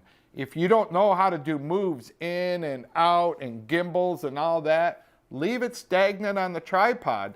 Various Lumix cameras have live cropping. Here's a shot I did of some salmon. And all I did was the camera is locked on the tripod, and I went into internal cropping and told it start top left and end bottom right. And then it tells you how long do you want this shot to go for. So then you tell it 20 seconds or 40 seconds, and it'll go across the frame. If not, remember, you could still film in 4K and do it in post. When you're in post, you can move the frame across it. The good thing about YouTube now is you can go into YouTube and type in some of these things that you would like to learn, and all the information's there. It's not that hard this day and age to make a transition from being a photographer to a videographer. So another great technique in lighting that you can use to enhance your video work is a cucaloris. This is what they call a cookie, and what you do is you shine the light through it and it makes a pattern. Now obviously this is a really small one because I stole it out of the vanity room. But I'm a big fan of Stella Lights in Motion, and those are tiny lights, and I can get away with tiny cookies once in a while if the area is not too big. But if it's a big area like this set, obviously I have a bigger cucaloris breaking up the lighting in the background so it's not just a wash of light. To make your work stand out is subtle tones of lighting. And if you've ever gone downstairs in the lighting department at B&H, ask them to show you a cucaloris. And get your, this one I've had for 25, 30 years. I have a bunch of them. This is like a mandatory for almost all video production and even photographers, but you don't see it a lot. So that's a big thing that will help you. Get yourself a cookie, not the kind of cookie you eat, a cucaloris, and hopefully it'll help break up the background to where you're filming. Another really good effect to use is atmosphere. This is atmosphere spray in a can. Now remember, there is fog, smoke, and haze. Smoke is like smoke bombs. Let's say I got to film out in a field somewhere. Obviously, I can't take my smoke machine all the way out through the field. I need power, generators. A lot of times I'll just get smoke bombs, throw them all around, let them dissipate a little bit, and have the subject walk through that. Fog is dry ice. You get a dry ice machine, and fog stays on the ground. Haze is the most important thing for video production. And you get a hazer, or you can get yourself a can of atmosphere spray. And a lot of times I'll just spray this real quick on the set. And what it does is it diffuses the background a little bit. If you've got sun coming in a window or something like that, it will help you get more rays out of the sunlight and that. So atmosphere spray, hazer, and fog machines. Another great technique to be aware of is using your main light as a tungsten lighting source instead of daylight. And if you white balance your camera for the tungsten, then the background will go blue, and then you get the play of the warmth on the subject against the cool background. Another great place to stop by and see if they need any help is car dealerships, as they're always posting what kind of cars are still on the lot or what kind of used vehicles they have in inventory. But what I do when I'm filming is I try not to use a tripod. I like when you're using a gimbal and you're constantly keeping the shot alive so it doesn't get too boring. Now I'm going to show you an example of the Lumix S1H on a gimbal for what we call a walkthrough video. Hi, and welcome to the Cambria Hotel. We are a modern upscale hotel located in the heart of Shelby Township. Follow me and let's take a look around at all of the amenities we have to offer. Indulge in our thoughtfully crafted menu featuring brick oven pizza, pasta, fresh cuts, and fish, as well as a lively selection of craft cocktails, beers, and wine. Follow me and let's check out the Verona room, where you can book private dining for a more intimate experience or for business meetings. If you're looking to host your next event, we have a 1,500 square foot meeting space that can be accommodated to meet your needs, with state-of-the-art audio-visual technology and in-house catering. For your convenience, we have this awesome market with freshly prepared foods, snacks, and also essentials you might have forgotten at home. Forgot to print your documents? Not a problem. Come on down to the Business Center. For all you fitness buffs, we also have a 24-hour fitness center with state-of-the-art equipment. Now that you've seen the lobby, let's go check out the rest of the hotel. At Cambria Hotel, we offer 3 types of rooms: a single king, a double queen, and a king suite. Every room comes standard with a premium coffee machine, a mini fridge, a 55-inch TV, as well as spa-like bathrooms with a Bluetooth mirror. The King Suite comes standard with all of our amenities, as well as this wet bar and a microwave, and a spacious sitting area. So even though if I'm doing an interview or some shots on location, I do like to use a gimbal, but remember, you can use a tripod. Let's say I'm at a restaurant and I'm doing the drink specials and I've got all the drinks on the bar. The camera doesn't have to move. Maybe the subject's gonna move. At that point, maybe there's an ice cube drop, or maybe you've got some atmosphere fog going by, or maybe you're doing a drink pour.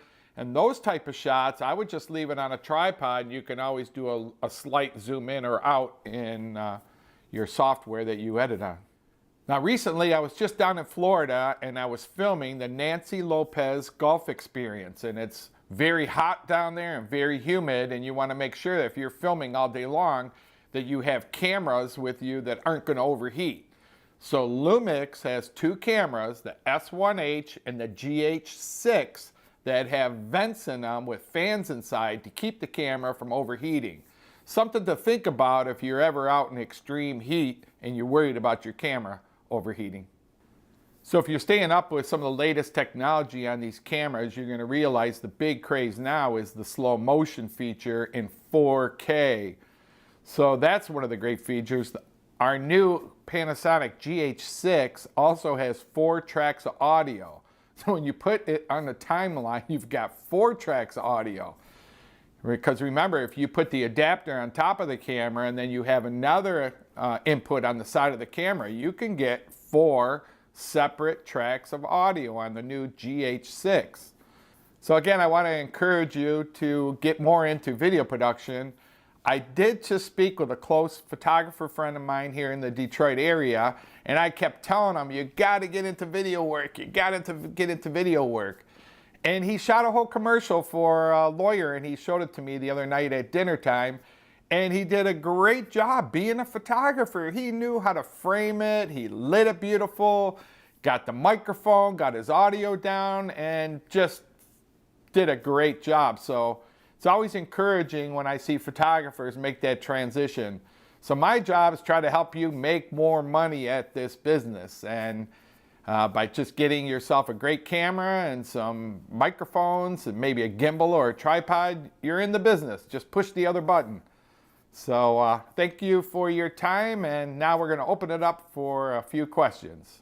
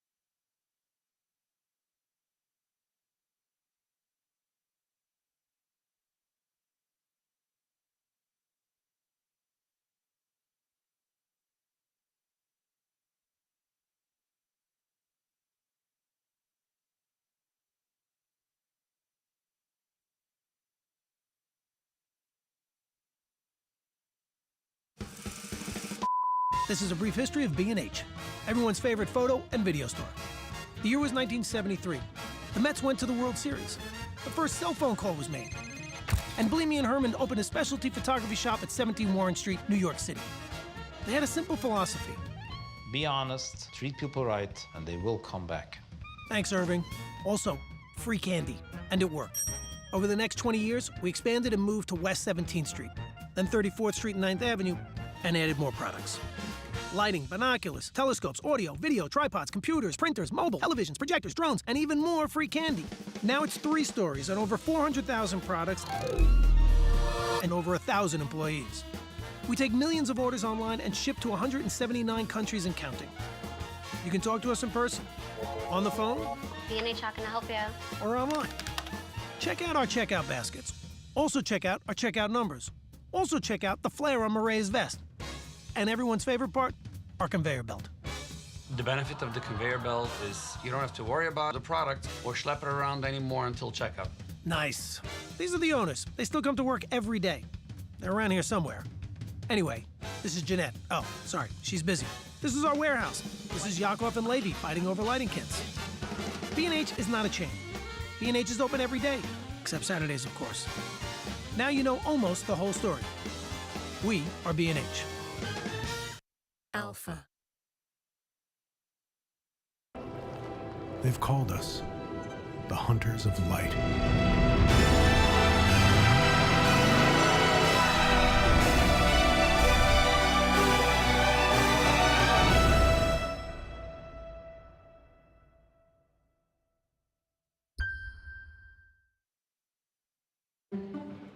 This is a story about a magical place where everything's amazing, especially the people.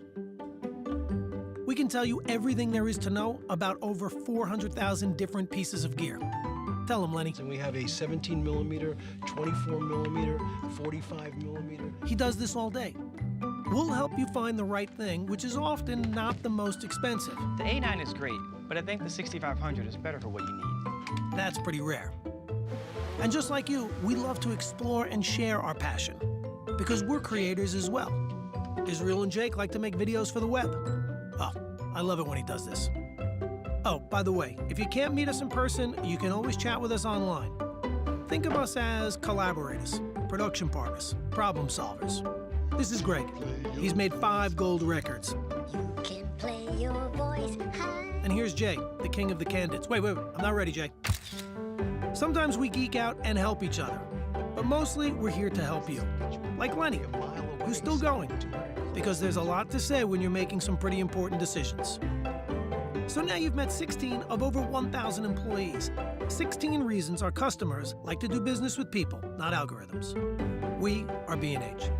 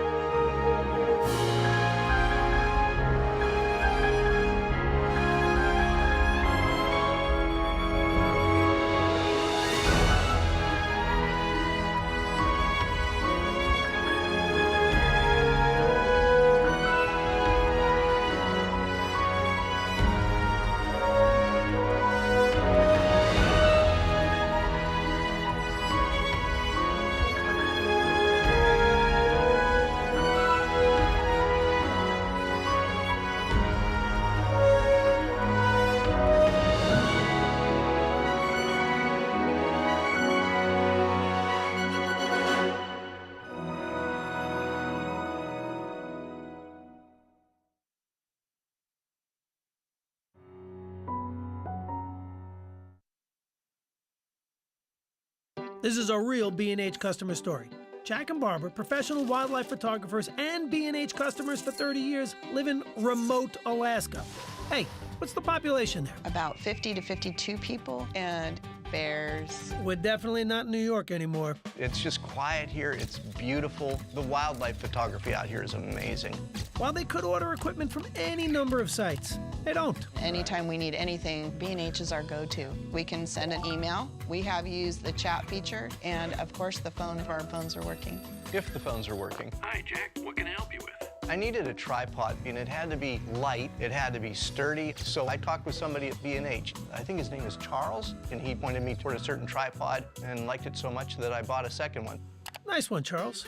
When it comes to getting gear, things were shipped quickly, packed well, made it through the harrowing journey, going from plane to smaller plane to somebody's hand, thrown to somebody else, put in the back of a truck, and arrives unscathed. That's quite the schlep.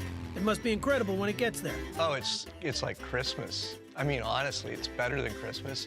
Yeah, it's my birthday. B&H has everything that we need. I mean, when have we ever looked for something and it wasn't available? Well, there was bananas. Yeah, right. Bananas indeed. Wherever you live, B&H is ready to help. Chat, email, and if your phones are working, give us a call. This is a real B&H customer story. Steph Mandis came to B&H to take her photography to the next level. She's an artist by choice, pizza maker by birth, and B&H customer for life. Am I missing anything here? Teacher, entrepreneur, product designer, and a photographer. And a restaurateur. I forgot that part. Impressive. Steph, I gotta be honest, I don't know where to look first. Is that a microscope? Yeah, that's my trinocular axiolab, and that's what I use to make bioart. Bioart? What's that? Bioart is where science and art meet. Amazing. So what came first, camera or the microscope? So first came the microscope, then the camera, and thankfully that's where B&H stepped in. When I first went to B&H trying to find a camera for my microscope, I thought it was a little oddball request, but turns out they've done this before and they knew exactly what I was looking for. What's great about working with people at B&H is that they use the gear that they're selling you. So what are you looking at now? Cheese, sauce, peppers, onions, olives, pizza toppings. I'm sensing a theme here. Yeah, my family started a pizza restaurant in 1960. Whoa, 60 years of pizza. What's the secret? We used cheddar cheese. Huh. Okay. So what's next for you, Steph? I want to take this tiny thing that I've been looking at and blow it up using projectors. I just have to figure out what equipment I need. I like where this is going. So B&H, we're gonna talk again. Steph, we're always here when you need us. And be sure to save me a slice. For your next project, head to the experts at bnh.com. Oh yeah, I've definitely put him under the microscope. Cat fur looks crazy.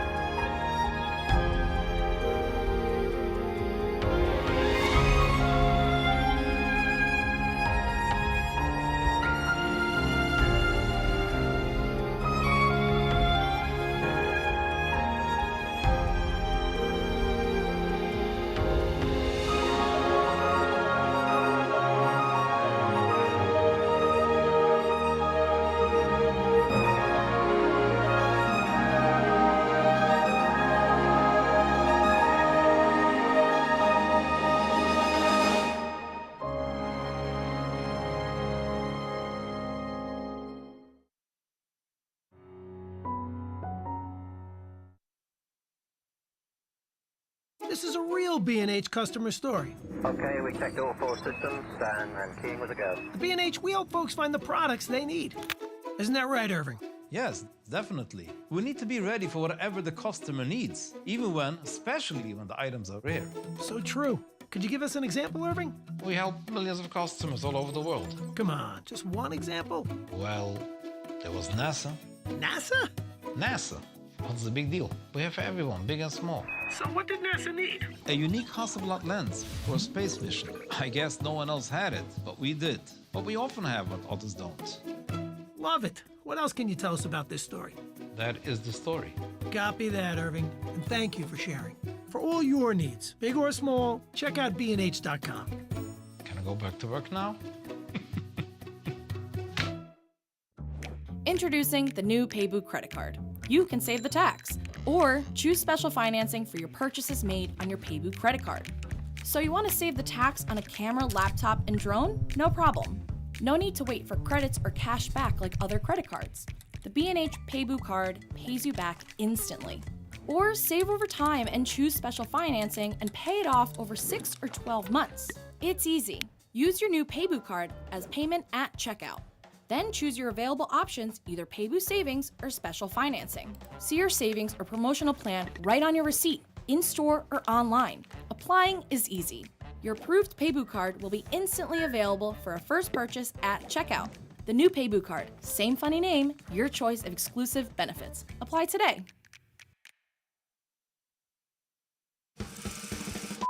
This is a brief history of B&H, everyone's favorite photo and video store. The year was 1973.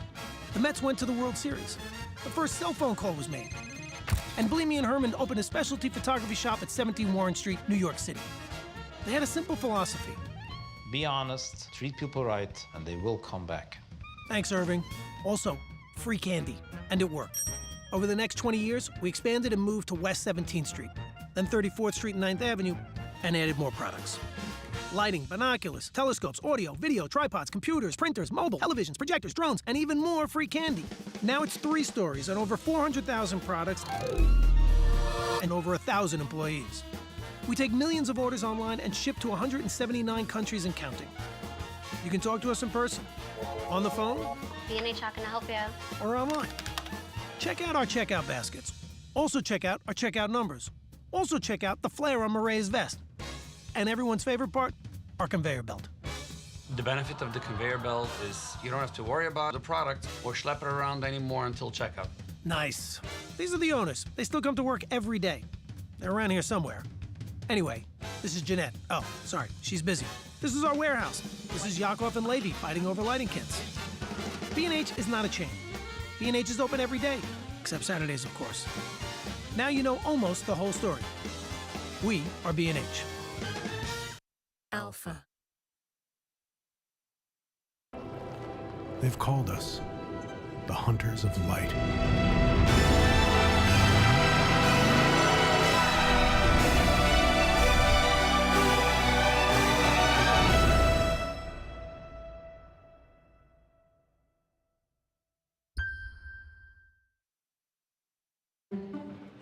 This is a story about a magical place where everything's amazing, especially the people.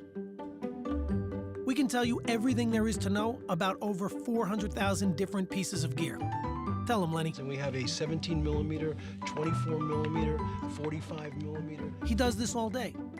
We'll help you find the right thing, which is often not the most expensive. The A9 is great, but I think the 6500 is better for what you need. That's pretty rare. And just like you, we love to explore and share our passion, because we're creators as well. Israel and Jake like to make videos for the web. Oh, I love it when he does this. Oh, by the way, if you can't meet us in person, you can always chat with us online. Think of us as collaborators, production partners, problem solvers. This is Greg. He's made 5 gold records. You can play your voice high. And here's Jay, the king of the candids. Wait, I'm not ready, Jay. Sometimes we geek out and help each other, but mostly we're here to help you. Like Lenny, who's still going, because there's a lot to say when you're making some pretty important decisions. So now you've met 16 of over 1,000 employees. 16 reasons our customers like to do business with people, not algorithms. We are B&H. Look at that. Welcome back to Depth of Field. Hi, everyone. I hope you've really been enjoying yourself and learning so much during the past 2 days. We're in the home stretch. We've got one final portion of Depth of Field programming for you all. We saved the best for last. This is something that we started last year, and I can see we'll always be continuing at Depth of Field, and it is a professional photographer women's panel.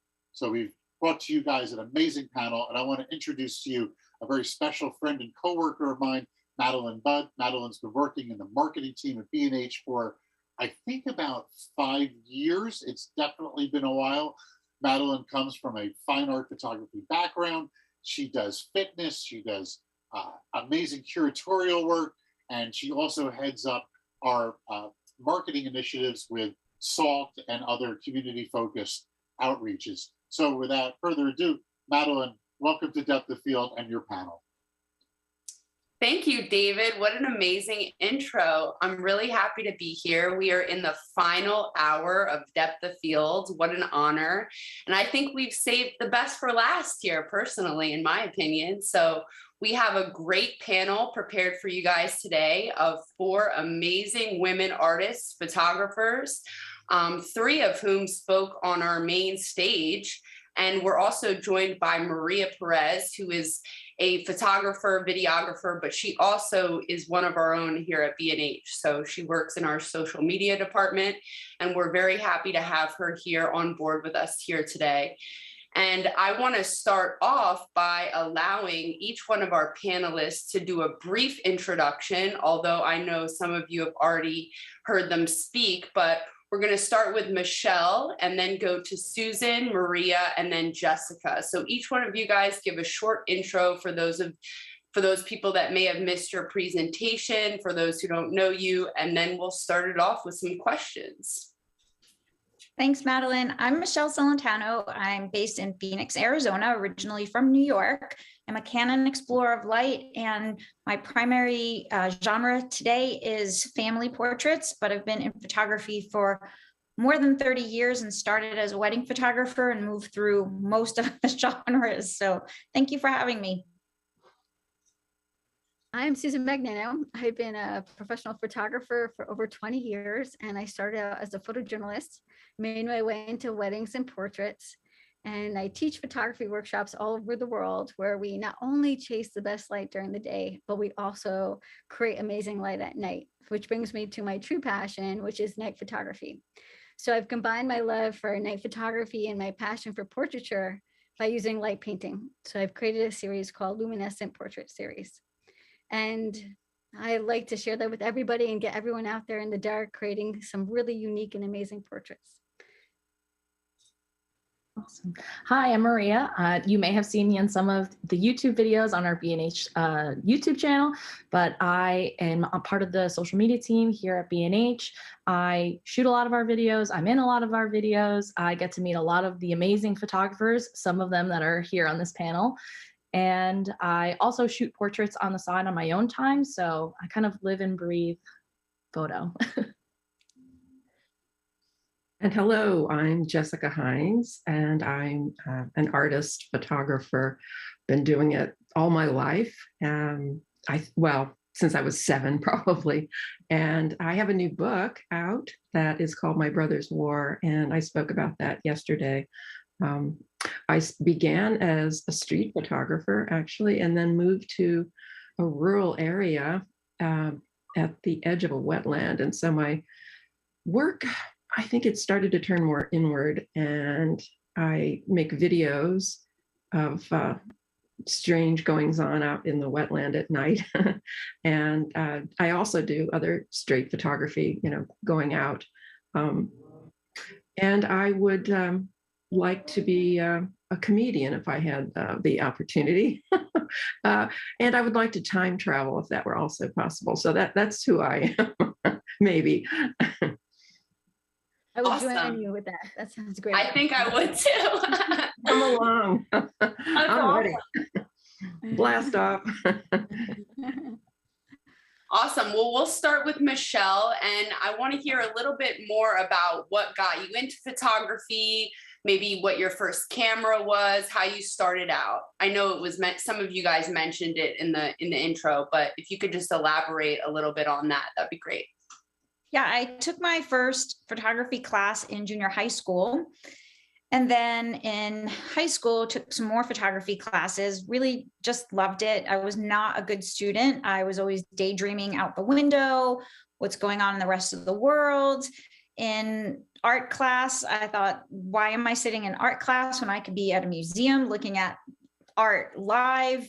I just never really liked being in the classroom and being constricted to a desk. So in high school, I took photography again. I loved it, but I started college for psychology and sociology and was quickly bored and asked my parents if I could go to school for photography. This is in 1990. And my mother said to me, this better not be an expensive hobby. How are you going to make a living? And 30 some odd years later, I still call and say, I'm making a living. Anyway, and so I went to school for photography in New York City, the Center for Media Arts. I studied fashion and commercial photography. And then I worked on cruise ships as a cruise ship photographer. But I really did love weddings. And so I started assisting and working for wedding photographers in my area, and then was hired to be a second shooter and then primary shooter. And then again, I didn't like being told what to do. So I started my own business and I have been working for myself ever since. But I just really liked the fact that I could be on the move all the time. I didn't have to be restricted to doing the same thing over and over every day. That working with people was really, I loved working with people. I loved the chaos and the craziness of New York City weddings and the ethnic families and all of it. And, as I've grown older, my photography has kind of morphed with where I am in life. So when I was younger, weddings were, the thing. And then having my daughter, then babies and children. And now really it's families. And I love high school seniors as well. So that's where I come from. That's where I started, in high school. Awesome. Me too. So I took my first black and white film photography course in high school as well and fell in love with it. So I was like using my dad's Canon AE1 was my favorite camera. It was actually the only camera I had, was my favorite, but that was my camera. I had taken it from him and he never saw it again. And it wasn't really until I got injured playing soccer that I had the time to really think, is this what I want to do? I was sitting on the sidelines most of the games, watching everyone play, and I kept seeing this photographer running back and forth. And I thought, well, if I can't be in the action, I want to be capturing the action. So at the end of one of my soccer games, I went over to him and I said, how do I get to do what you do? Because it looks like it's a lot of fun. And his name was Peter Carr. He changed my life. He gave me a card for the local newspaper that he worked for, and I started an internship next semester. And I loved it. I did everything from going out with the reporter and going out with the photographer, and I'd be shooting my own film during these days. And we'd come back to the office and we'd develop it and look at the Lightroom table, the little light table, and pick out our pictures. And to my surprise, they would print my pictures in the newspaper. And from that moment on, I realized the power of photography and how I was able to share my experiences that I had captured with my pictures and also tell a story through photography. And in that moment, I knew this is what I wanted to do with the rest of my life. That's really cool. Mine kind of did, I guess, kind of start with sports as well. I originally wanted to be in high school. I took a lot of TV classes, and I originally wanted to direct live football games. I always thought it was like fascinating that football games and live sports games had like 10 different cameras on the field. And I always thought it would be just so amazing if I could be the one that ran all those cameras. And then so I went to school, I went to film school, and then eventually I started working in news. And now I like think back, I used to always be that person who had like the old Canon PowerShot cameras who would always like take them to parties and take pictures of everybody. And it was always me who like, I would get home and immediately have to upload the pictures and put them in an album on Facebook. And everybody was always waiting for those photos to come up.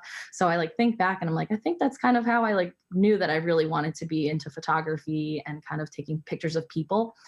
So eventually I kind of moved out of news and worked into more of like a digital form like YouTube and creating more interview style, and got to know a camera much better that way. And then I eventually kind of went into more the portrait style. I still work for B&H and I do the interviews and all that, but I also do shoot photography on the side, and I do portraits, and I'm always doing family portraits, just kind of solo portraits and maternity. And I've just come to love just kind of making people shine. And it's been like one of my favorite things to do. I never get sick of it, of seeing people smile and getting their best sides and like seeing them be like, oh my God, how did you get that side of me? I've never seen that. It's kind of been such a cool thing. So it's been like a whirlwind of a path, but I think I've really figured it out. Well, I can really relate to what all of you are saying too.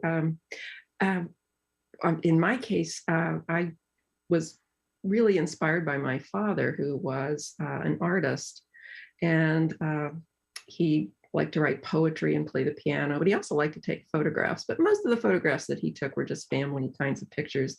And so I was just amazed at that. I would see these pictures and I thought, that camera, I can still see that camera. And it was like a little magic box. That's the way I saw it. And I thought, ooh, I wasn't allowed to touch it, I don't think, in the beginning. But I would just wait. I couldn't wait to see, the pictures as I got a little older and recognized what was happening with this magic box, that the little square moments of life were frozen on this paper. And I couldn't wait to see the film. You had to wait a week or so to get the film developed back in those days. So I also was introduced to darkroom photography in high school. I was really lucky. I got to go to a special afternoon arts classes that had a darkroom. And so I really got my start there. Went to college and knew that my passion was photography. Oh, I left out the part. When I was in 8th grade, my next door neighbor bought a camera for me. It was my first 35 millimeter camera. And they knew how much I love photography. And they're so sweet. I can still thank them to this day. But that allowed me to, have film, and that I could, more seriously pursue this. So, but I did study it in undergrad and also in graduate school. And I also had a passion for film history, cinema. So that's where I guess it all began. Great. So I know, Susan, you mentioned that you had a mentor, and Jessica, you mentioned that your father was of great influence to you. But can you guys talk about whose work influenced you? Were there any women specifically that influenced your path and the work that they make? For me, 30 some odd years ago, there were not a lot of women in photography. It was, now it's, 54, 60%, somewhere in there, women. But when I got started, it was extremely male dominated. And there were only a few women in the organization that I became a member of. But I remember Joyce Tennyson being a huge inspiration at that time. She was doing remarkable work. But also for me at the time, I was in the wedding world. And so it was the wedding photographers that really inspired me, and that I learned from people like Monty Zucker and Hanson Fong. And again, there was not a lot of female wedding photographers at that time. So it was hard to have a female mentor at the time. It's much easier now. Now I look at people like Loretta Hudson and fashion photography and, women like that who are doing just incredible work. So, but yeah, it was hard to find a female role model 32 years ago. I had a similar thing happen for me too, but I started off again doing weddings, and I was pretty lucky. I had some local wedding photographers, Diana Van Campen and Dora, I'm forgetting her name, and Corinne. These were like my women, my sisterhood of women photographers who were all kind of these local New York photographers who'd hire me to be their second shooter. And I felt like thanks to them, I learned so much. They entrusted me on these jobs. And I feel like that's the best way to get into wedding photography, or actually photography in general, is just working under people whose work you admire. And I was lucky to befriend them. And then they just brought me on all these events, and it really helped me feel confident about shooting my own weddings. And I'm sure that's how it was for you too, Michele. Once you did enough second shooting, you're like, all right, I got this. And I feel like that was like the big learning curve for me, was raising the confidence level. And I was so lucky to meet these wonderfully talented women who trusted me to do that. In my later life, once I still do weddings, but in doing light painting, Eric Perez and Kim Henry were my main role models in making me kind of jump ship and try something different. They inspired me to kind of look into the darkness and think creatively. What they dared me to like dream into the darkness. And what they do, if you don't know Eric Perez and Kim Henry, is they're the founders of the Tube Tribe. And if you guys watched my presentation, I did a lot of work with a hollow T8 tube, which is basically a light tube that you would use to protect your office lights. And you put a flashlight in it, and you could put some gels, and it becomes this amazing light painting tube. And Eric Perez and Kim started this tube community. They call it the Tube Tribe. And every day he would post, not every day, every so often, he would post videos. He called them tube stories about their experiences. And for me, I was like, oh my gosh, I want to create work like this. And you guys, if you've ever seen a picture of somebody, a beautiful model, and Kim's a dancer, a beautiful dancer on a hill with a circle of light around her, it was either taken by Eric or inspired by Eric. So it's really, really powerful images, and he's changed the way people light paint. But what really, really inspired me was one time I was watching him do an interview, and someone said, well, you're giving away all your secrets in these tube stories that you post, sharing all your information, everything. Aren't you afraid that someone's going to steal this information and get better than you? And I don't know exactly what he said. So it's something to the effect of, no, when someone else learns, it raises everybody up, and then I'll learn from them, and together we'll all become better. And for me, that was so powerful. And I still use that motto in my teaching today. Like, I want everyone to learn, because if they get better, then I'll get better. Like, I'll learn something from them that I never even thought of, or it happens to me all the time when I'm teaching, just like a different view, a different perspective. And it really empowered me, because that's how also the light painting community is. It's a wealth of knowledge of people experimenting and trying different things. And it's inclusive, it's not, everyone's invited to join the party and learn and share what they learned. And I take that with me. And I feel like I appreciate all the women photographers who helped me do weddings. And I also appreciate Eric and Kim, who taught me to dream a little bit differently and start a different path. That's awesome. Well, so surprisingly, I also really didn't have like any women photographers. I am a little younger, and women like influences and mentors, because it really is still pretty male dominated. Like when I was in college and interning and everything, every one of my bosses and people that I worked for, they were all men. I was lucky that I had a couple people that really, felt that they believed in me, would help me, put in a good word for the next thing. There were a couple directors that really felt that I was a great intern and would push me forward. But, it is surprising how really to this day, I haven't really had like a female mentor, which I feel like pushes me to really kind of do things like this, like a women's panel, and really kind of put myself out there to be there for people that I didn't really have that opportunity.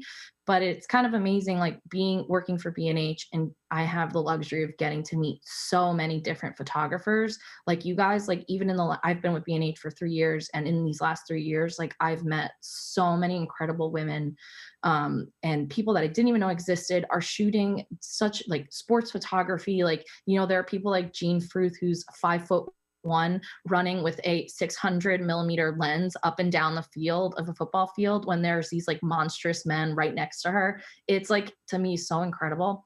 So, I think like in the last 3 years, I've got to meet so many awesome women. And I think that's where really like a lot of my influence, especially in photography, has come, is just like meeting so many different people. If you look at our like tips channel, like our tips playlist on our B&H YouTube channel, you will see so many different women photographers shooting the most amazing things. And that's like, to me, like where I've gotten my influence from women. Great. Well, I'm probably older than everyone in the world. But, wow, when I was a kid, back in the 1800s, there really weren't a lot of female role models for me. We didn't have internet. The only thing you really had was television and your neighbors or the people you went to school with or something. I didn't have that kind of introduction to strong women, but I feel I was just born that way. I wanted to have fun. I wanted to do all the things that I was seeing on television that boys were doing and men were doing. It all looked like so much more fun than being, in the kitchen cooking or wearing an apron or something. I thought that's not for me. I'm definitely going for some of these fun things here. So when, I really didn't have a mentor. My father was someone I looked up to in that way. But I also, if you didn't see my presentation, I lived in a lot of foster homes and things when I was growing up. So I wasn't in contact with him as often as I would have liked. But he sort of got the ball rolling, put me in a little boat and I was sort of pushed off the shore. And I had that, I took that with me. And when I got to college, here's where I think things are very different now compared to what it was like when I was in school. Do you know that in my art history class, we did not see any women photographers? The only women I remember in art history were just a handful, basically Mary Cassatt. And if they took pictures of children and babies or something, then they were in the art history. But unless they did that, they tended not to be. So I really didn't see role models like I would have liked. But I did discover a lot of photographers and artists whose work I really was affected by. And so I discovered Diane Arbus initially too in college. My job in college, one of them was to file the slides of my professors. And I would sit in this room by myself and put away all these images, and I had to look at the images. And so I learned a lot, in the process. But I just saw this Diane Arbus book. Oh my goodness, I've never seen anything like this in my life. And I was floored. And I think maybe looking back, I have always felt like an outsider, and somehow her work spoke to me then. But there's also Alfred Hitchcock films. I started writing things down. There were other women too. Maya Deren, the filmmaker, Dwayne Michaels, I adore. And I was so happy that he spoke yesterday. It's really great. If you didn't see him, definitely check him out. Sophie Kao, now I have loved her, but I also have been influenced by the sciences. And Richard Feynman, for example, is a great hero of mine. As is Lawrence Krauss and Neil deGrasse Tyson. And I love poetry. I love Mary Oliver. I think I relate to her poetry because of the fact that I live in the woods, basically, next to a wetland. And she wrote about the natural world. So yeah, these and comedians also. I think they're all artists, right? They're picking up on rumblings and I think of artists too as the antenna. We're picking up the rumblings that maybe other people feel but haven't been able to put together exactly to express it. And so those have been people who influenced me. Great. We're going to go right into the loaded questions now. What do you think? I know there's probably many challenges for all of you, but what do you think is the biggest challenge that you face currently as a woman working in the industry? And if you could provide an example, that would be great. Currently, I think it's historically, but then currently, I think for a lot of young women who have families is balancing business and family, balancing growing a business, being a mom, car pickups, school, PTA, sports, all of those things. Traditionally, men were never expected to balance work and career and family where women are. And so I still think that is probably one of the biggest challenges. I also think that isolation is a challenge for women when you are in your own business and you don't have an office to go to or people around you to talk to or bounce ideas off of all the time. You can kind of feel like you're living a little bit in a silo and you're missing that interaction of like, what do you think of this idea, and do you think this will work? And just having that community around you when you have, kind of corporate job, or, you're out in the world, or even in retail, you're meeting and talking to more people every day, and you have more of a community where we see each other at conventions or at online, things like this. It used to be we'd go to a meeting once a month and all the photographers would get together, and we don't have as much as that. So I think balancing life and work and a little bit of isolation in growing your own business can be definitely challenging. I think you raised a lot of great points, Michele. I totally agree with you. I'm going to take a little bit different angle. For me, my biggest challenge that I face is the danger of going into the dark. I do night photography, and it's like part of my requirement. Like, you're going to go into dark places, and with darkness becomes the unknown. You never know what's going to be there. And, as a photographer and as a woman, you kind of want to take the most precautions as you can. You can scout the location during the day. You can, bring some mace with you, because if I go out in New York City, I kind of want to have something protecting me. So I'll typically carry like a small thing of mace. And if I'm going out into the backcountry of Utah, I'll bring a GPS system if I lose service.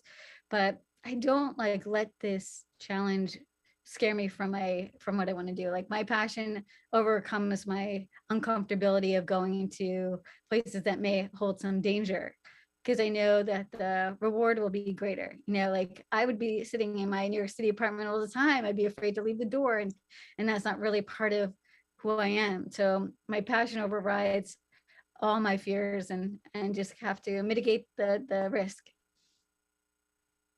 Yeah, and kind of to Michele's point, it's kind of interesting, like, where I'm starting to come to that type of realization. Like, I'm recently married, and it's one of those things that I'm thinking about that men never have to think about. Like, I have to think about a timeline of, do I want to start a family? Like, do I need to like get to this point in my career before I can do that? And it's a lot of things that you do have to think about that a lot of people don't have to, which kind of, sometimes is a bummer, where you have to like kind of put the balance and figure out, and you feel like you need to rush to success rather than, like getting to that point when, whenever it's your right to get there. But it is kind of interesting. I'm definitely at that point thinking about those things, and it's interesting.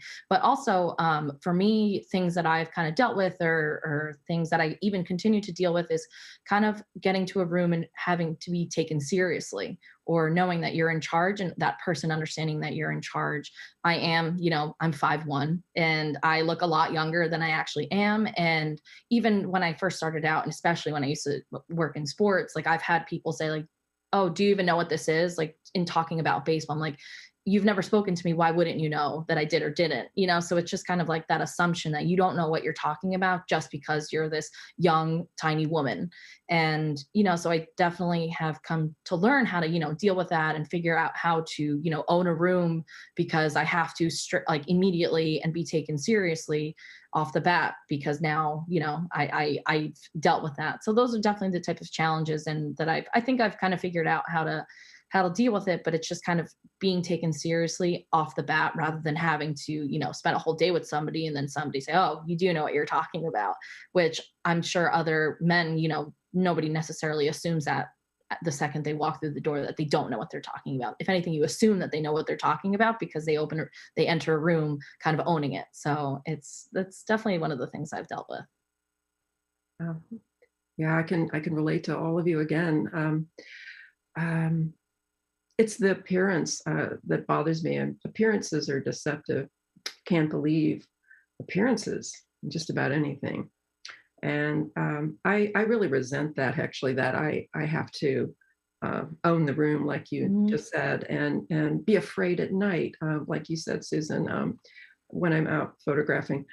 I think that appearance, I wish I could, become invisible or something. I would prefer, for example, that my classes be just simply listed, because I'm teaching asynchronously, and I'm not seen. And I like not being seen because I think, just imagine me however you want, male, female, just put my initial, kind of like J.K. Rowling, who wrote all those wonderful books. And she was smart. She chose initials for her first name because she has said that her work would not be read by a lot of people if they thought the author was a woman. So this is still with us.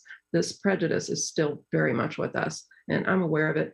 I don't often know, none of us, know sometimes when we are being discriminated against. So we can't know that always, right? See, this is what helps keep it going, is that sometimes there's not exact proof of why something happened the way it did.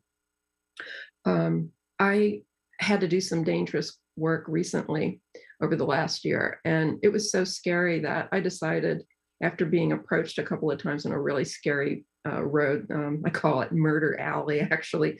I'm not going to go back, but I dressed as a man, and I found a hard hat that I had stashed away someplace. So I literally put on a hard hat and baggy, clothes, and I pretended to be talking on the phone. I had a pen and paper, and I pretended to be writing things as cars would pass, and I would just turn my face so that I had the illusion of a male figure. And then I had to like dash up the side of some place to get my pictures that I needed. But yeah, and I also have another memory of being out at night doing night photography. I love that. And here's a tip that's really pretty cool. I did this one time. Someone was harassing us, and I happened to have my flash with me. You can really blind someone coming at you with a flash. Bam, turn that flash on, put it on make sure it's on, and have a button ready. And there's no poison, no poison gas or anything you have to worry about blowing back on yourself. But they can't see you for a minute. Oh, well, that was in Rear Window. The movie, the Hitchcock movie that I'm such a fan of too. But yeah, and I've also had issues when I was younger, working in college, having to have off the wall jobs, waiting tables and things. And my idea was, okay, if I want to make the most money, then I should go to the nicest restaurant and apply for a job there, because you'll make the biggest tips. And they flat out told me that they don't hire women, that my appearance would be denigrating to their atmosphere. So I never forget these things, that was pretty rough. And I learned at a young age that the world is not fair, but I'm going to do everything I can to make things right. And I'm glad to be on the panel to air some of this and talk about it. I think it's really good that we all do this. Thank you all for sharing your experiences. I'm enjoying it. Yeah, what an amazing panel so far, right? I mean, we've gone pretty deep already. This is awesome. To piggyback sort of on that last question, being too emotional is often seen as unprofessional, although it is one of the principal foundations of being an artist. What role does emotion play in your professional career, and how do you keep it balanced with your professionalism? I think emotion is really important for me. I mean, I used to cry at every wedding ceremony. Like, I would get weepy eyed. I felt a connection to the couple. And even if I was fighting with my husband at the time, I would leave the house and there was a renewed sense of love and hope just being at a wedding. And even now, I've watched children grow up because I've been photographing them since they're newborns. And I'll photograph a high school senior, and I will sometimes tear up in the middle of their session. Like, I will say, I have watched you grow up. Like, this is important. And I also think emotion plays a really important role because we are emotionally connected to our images. And in a way, we want our clients to be emotionally connected to our images because then they buy them. And let's face it, I'm in the business of photography. I want to sell my work to earn a living to support my life. And I can tell a story that my grandparents raised me, and I have no portraits with them. And so if I have an opportunity to get a grandparent as part of a portrait session, I'm going to emotionally talk about how that's something that's really missing in my life. And it's not something that if you have the opportunity to do that, you shouldn't miss it. Like you should take this opportunity to be photographed with your grandparents, your parents, elderly people, multiple generations, that someday it's going to mean more to you than you could possibly imagine. And, you know, I kind of use emotion. Like I say to people, someday when your children have grandchildren of their own and you're no longer here, they're going to be looking at these portraits with you, and it's going to mean everything to them. You know, when mom is like, oh, I don't want to be photographed, I don't like the way I look, you know, I still haven't lost the baby weight, this, that, and the other thing. You know, I use emotion and I say, have you ever looked at a portrait of someone you really love and thought they should have waited till they lost some weight to have that picture taken? No one has ever said that. And so I think emotion is part of our work. And I also think it's a really great sales tool, honestly. So, you know, I think in the art industry and what we do, emotion is an advantage to us, not a disadvantage. I agree completely. I feel like emotions are part of being a human being. So like we all are emotional beings, men, women, it doesn't matter. But women have the freedom to be more in touch with their emotions. So what makes photos more powerful? Emotional photos, you know, photos that create something that make you feel something. And I think that's kind of a blessing that we have as women, that we are able to express our emotions more freely, and also maybe that helps us capture more emotions in our pictures. Like you were saying, Michele, I feel like that is true. So regardless of gender, if we all wear our heart, shoot from our heart, I think we'll create more powerful images and not live in such a world that emotions are unprofessional. Let's just like free our hearts and do that. Yeah, emotion is my biggest tool that I use. I do a lot of interviews, and it's kind of funny. Like it's almost every time I interview a man, at the end, they're like, oh, you were so easy to talk to. That was such an easy interview, because I gave them the freedom to get emotional and like maybe talk about family and talk about their mother without being judged and such. So I love to create those types of connections and get super emotional with a lot of my subjects. And it is funny that, like, you know, I am able to help men get emotional because they always feel like uptight and shouldn't be able to. So it's my biggest tool. And for me, I think I'm very emotional and on the inside. And I think maybe in the professional world, when I go out, I have to keep a lid on that because I'm very emotional. So I put on my poker face sometimes. You know, you have to be an actor, which I've done when I had to. But I think that the combination of heart and mind are the things that produce the best work. You know, it has the potential to produce the best work. I think we need both of those. But without the emotion, wow, what do you have? Imagine music, for example.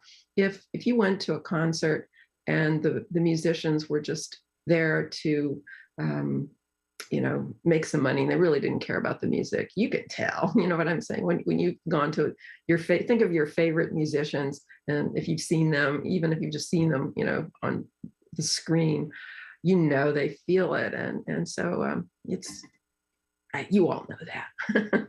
I'm not telling you anything you don't know. So outside of emotion, let's say, what are some of the ways that being a woman in the industry has benefited your career?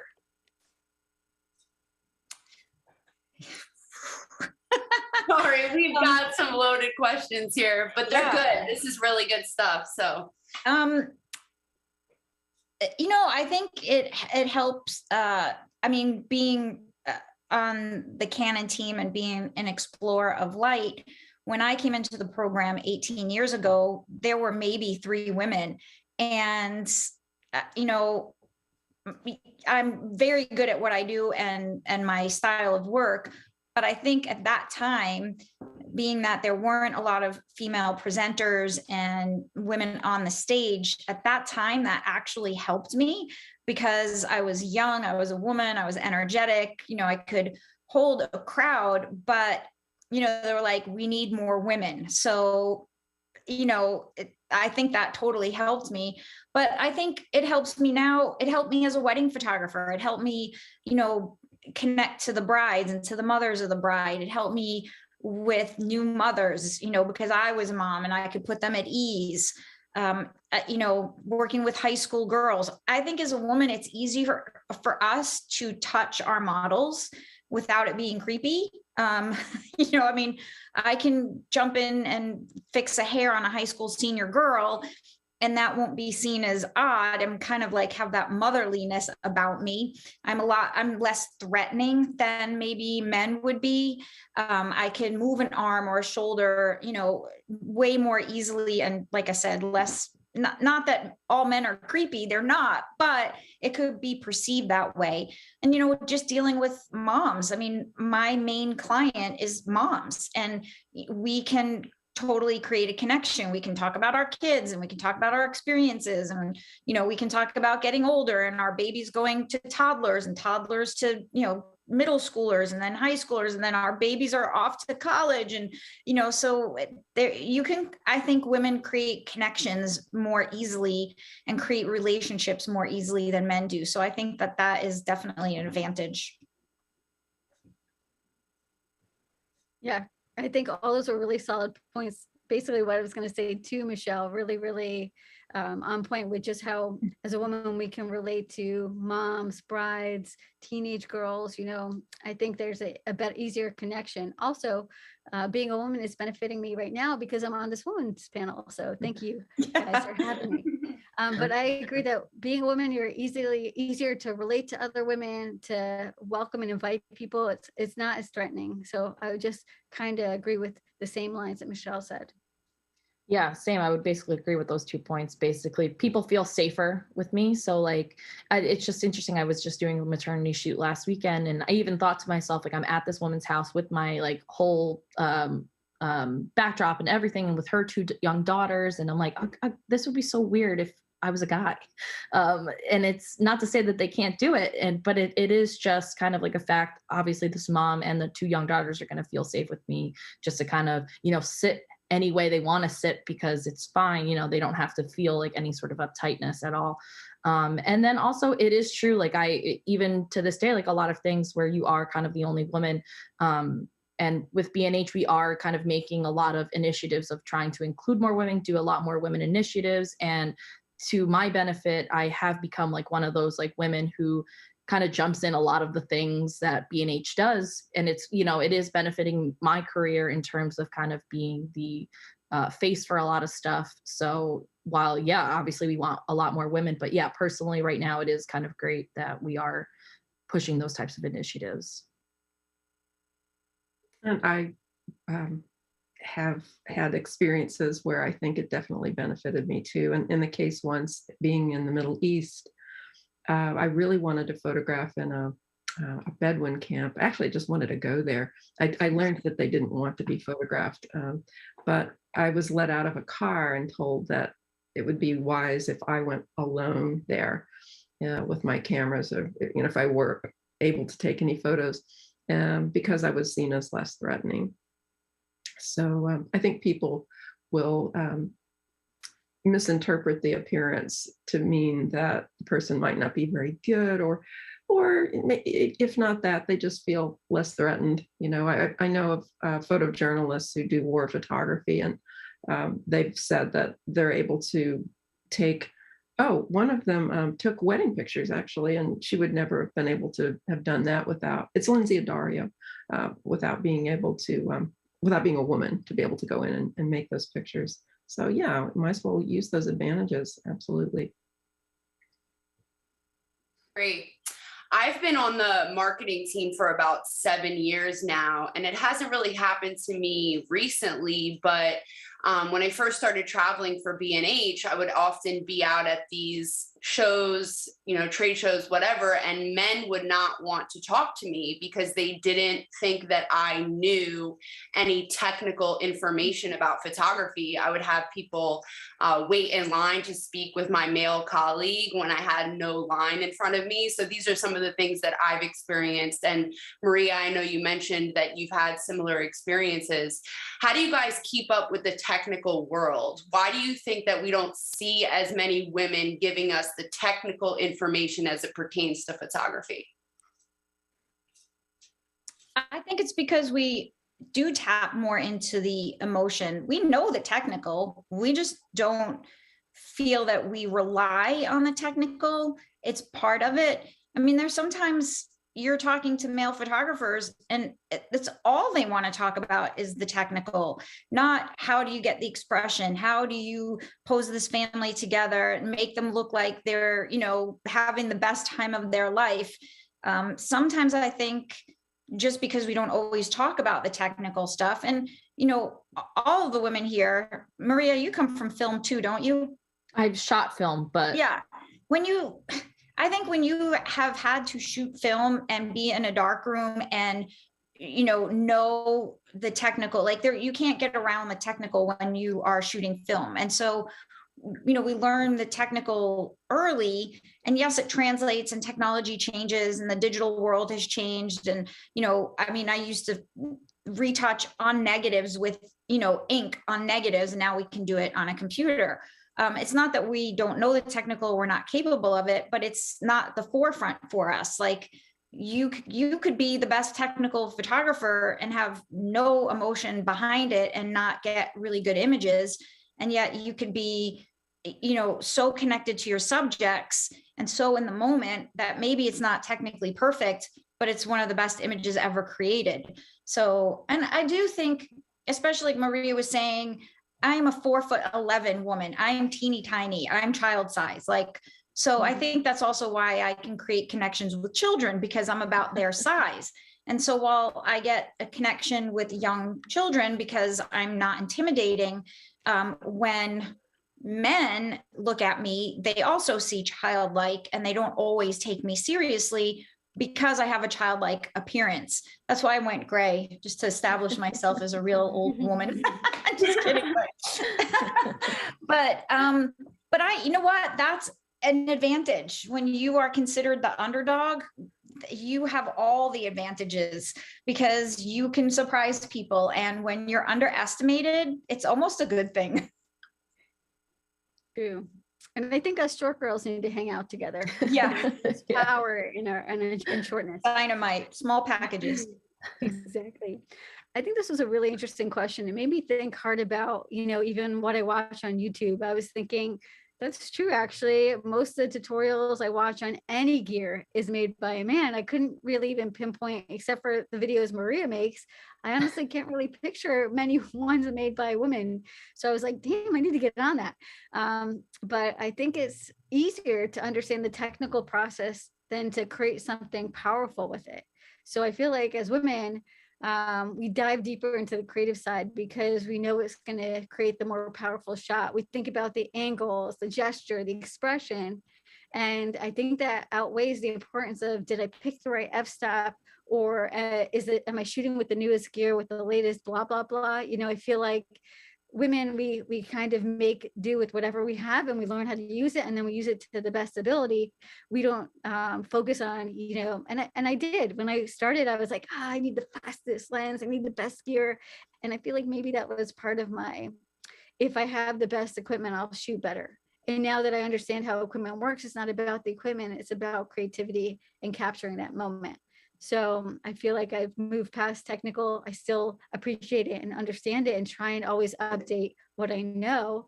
But I've moved more into the creative realm and utilizing those skills more. Yeah, I think it's also like women are just automatically a little bit more scared to have somebody jump down their throat if they're incorrect.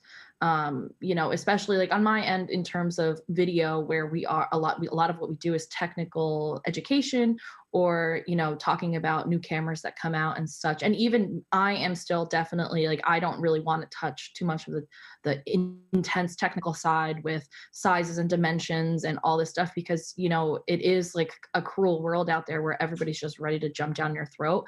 And definitely it's still to this day where if you're a woman and you kind of maybe there's something that's up for debate and everybody wants to debate against you, now you're known as that person who got it incorrect, and there's really no coming back from that, and you're the person that got it wrong, as opposed to other men who are just going to be unapologetic. If they're wrong, and you kind of deal with it, and everybody forgets about it. And for us, I feel like, one, because we are naturally more emotional, where that might like kind of kick us down, like, oh, now everybody thinks I'm wrong, now I can't get back to it, as opposed to a guy who might just be like, well, whatever, I don't care what they said, and they just kind of go back to it and shamelessly go back and talk more about technical, which is something we can definitely work on as women as a whole, of just being unapologetic and really just saying, if I make a mistake, who cares?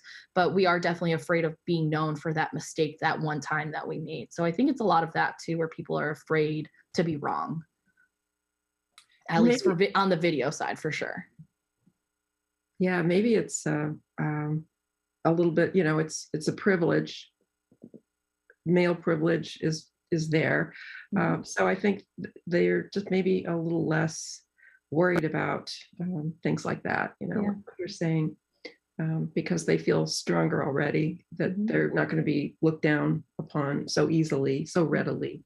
And for me, having taught photography for years now, I really had to keep up with the technology. And so, with each new version of software that would come out, there'd be a tutorial. So I would just take it on and learn how to do new things. And the other side of that too is that necessity is the mother of invention. And so, how we all have gone through this situation where you have a photograph and you're trying to do something with it. And it's like, well, how do I do that? And you look it up and you figure out how that's done.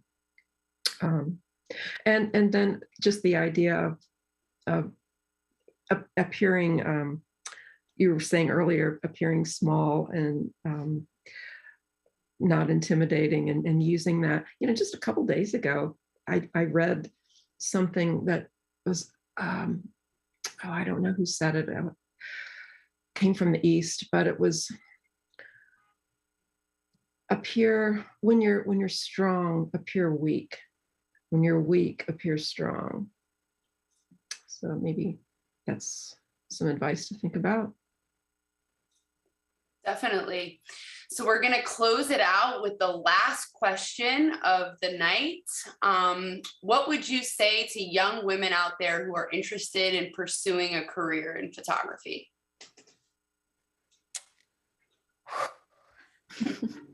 How much more time do we have left? Yeah. One thing I would definitely say, if you want to pursue a career in photography and run a business, is learn business first. A lot of people love photography. They get into photography, then they realize they have a business because people are like, oh, I love your work. Can you photograph this? Can you photograph that?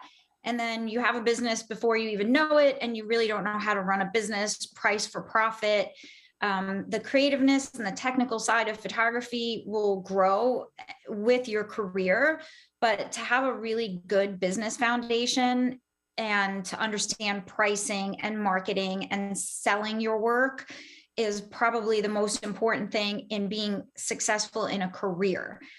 If you're doing what a lot of us are talking about, portrait work, wedding work, even, fashion, street photography is different, stock photography is different, but you really have to learn how to sell your work. Otherwise, you're not going to have a career. So that's what I would say. Get a mentor, learn everything you can about business, and then you can grow your photography. Great advice.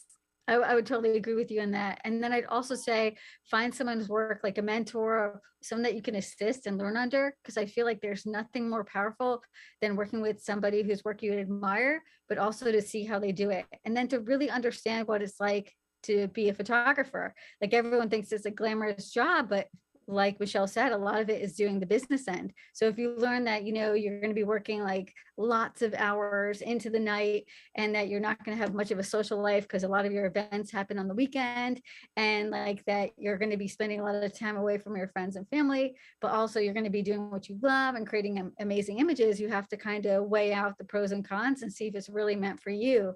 So by working with a mentor, assisting, or even second shooting, you really learn that this is the right field for me or not. Yeah, and I guess the only thing I would really add, I mean, you guys kind of already touched on it, is find a mentor you really can trust, whether it be male or female. And if you feel more comfortable, like, luckily now we do have the tools with Instagram and being able to really find a lot of photographers out there.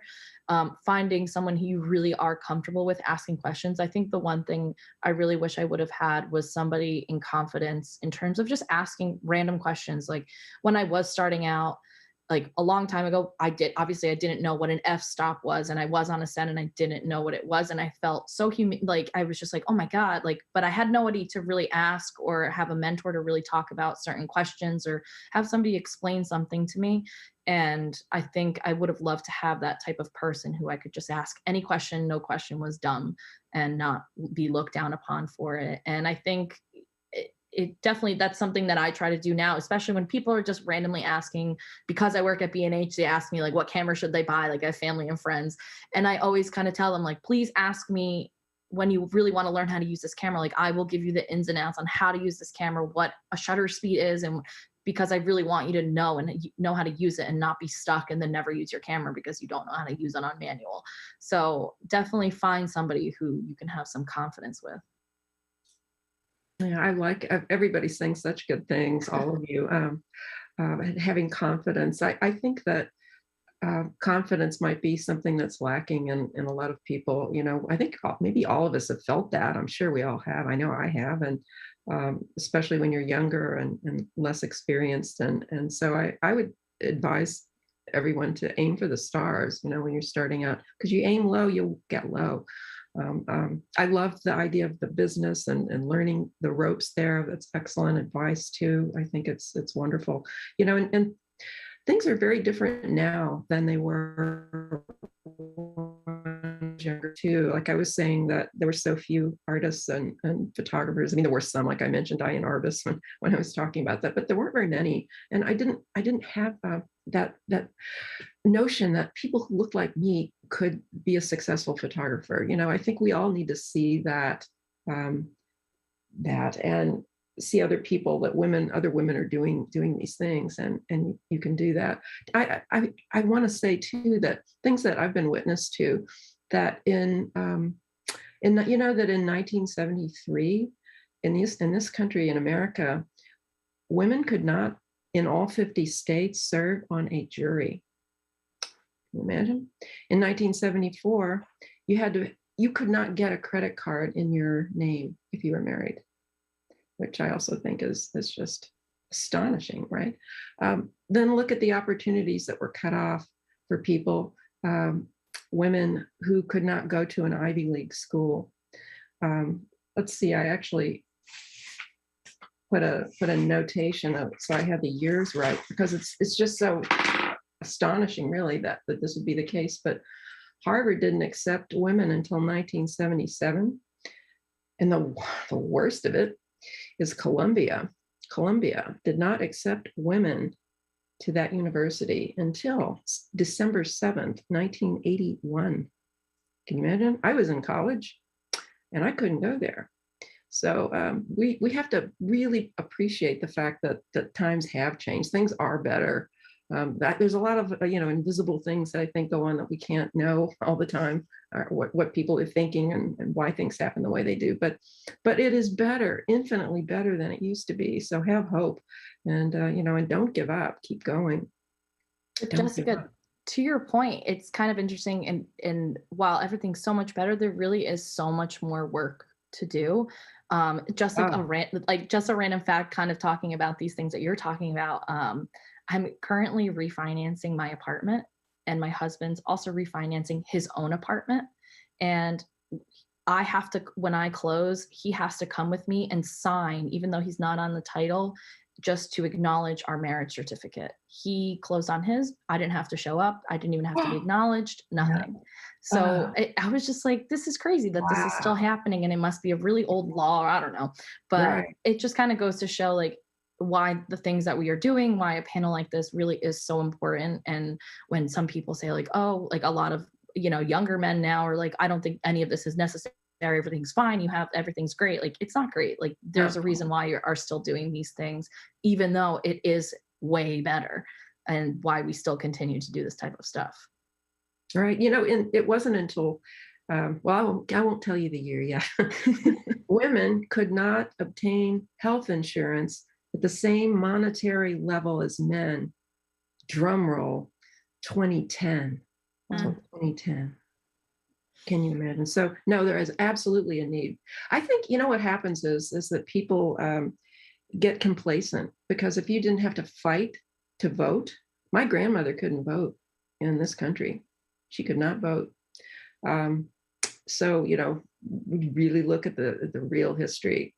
Your eyes can be opened, but there's still quite a battle ahead, and we have to plunge forward and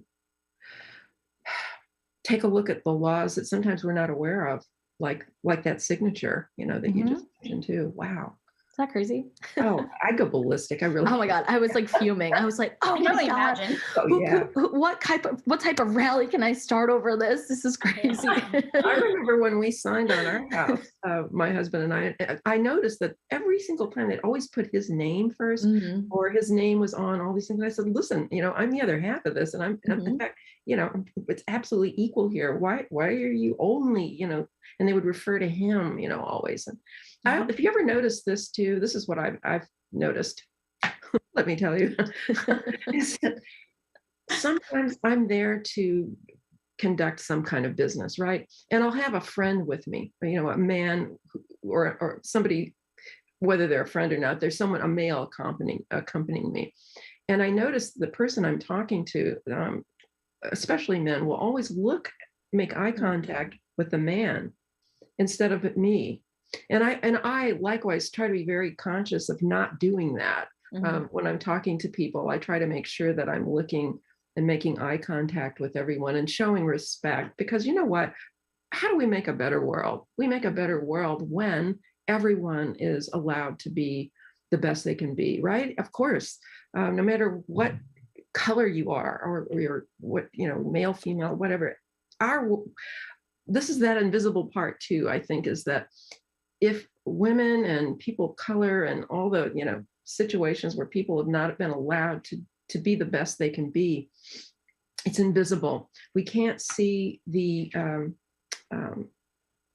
ramifications of that. Maybe we would have cures for cancer and heart disease and lots of things that we have right now if everyone had been able to go to the schools that they wanted to and were respected.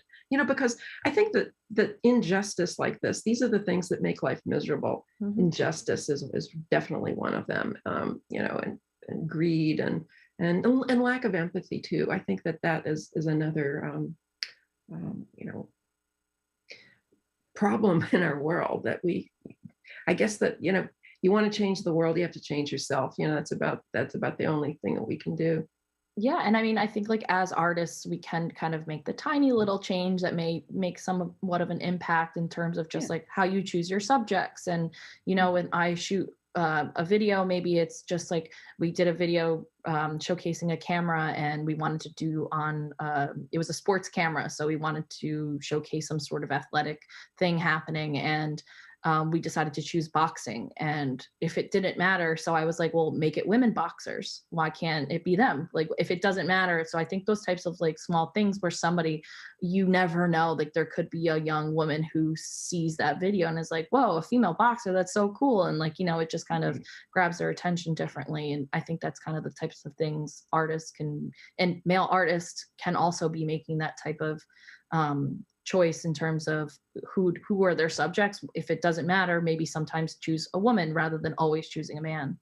And I think women need to support women.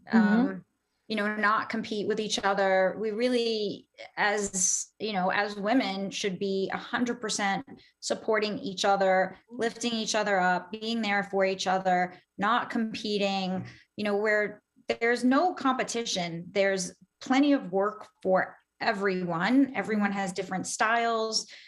There's enough in the universe to go around. We don't have to hoard or compete. We just have to give and commune and lift up, and that is the way the world gets better. Absolutely, yeah. Agreed.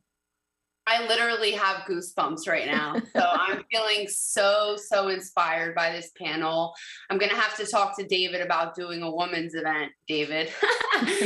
So definitely it all starts here, and that's what's important. So I really appreciate you guys coming on and taking the time to chat and tell us about some personal experiences. So thank you guys so much. And I look forward to doing more work like this in the future.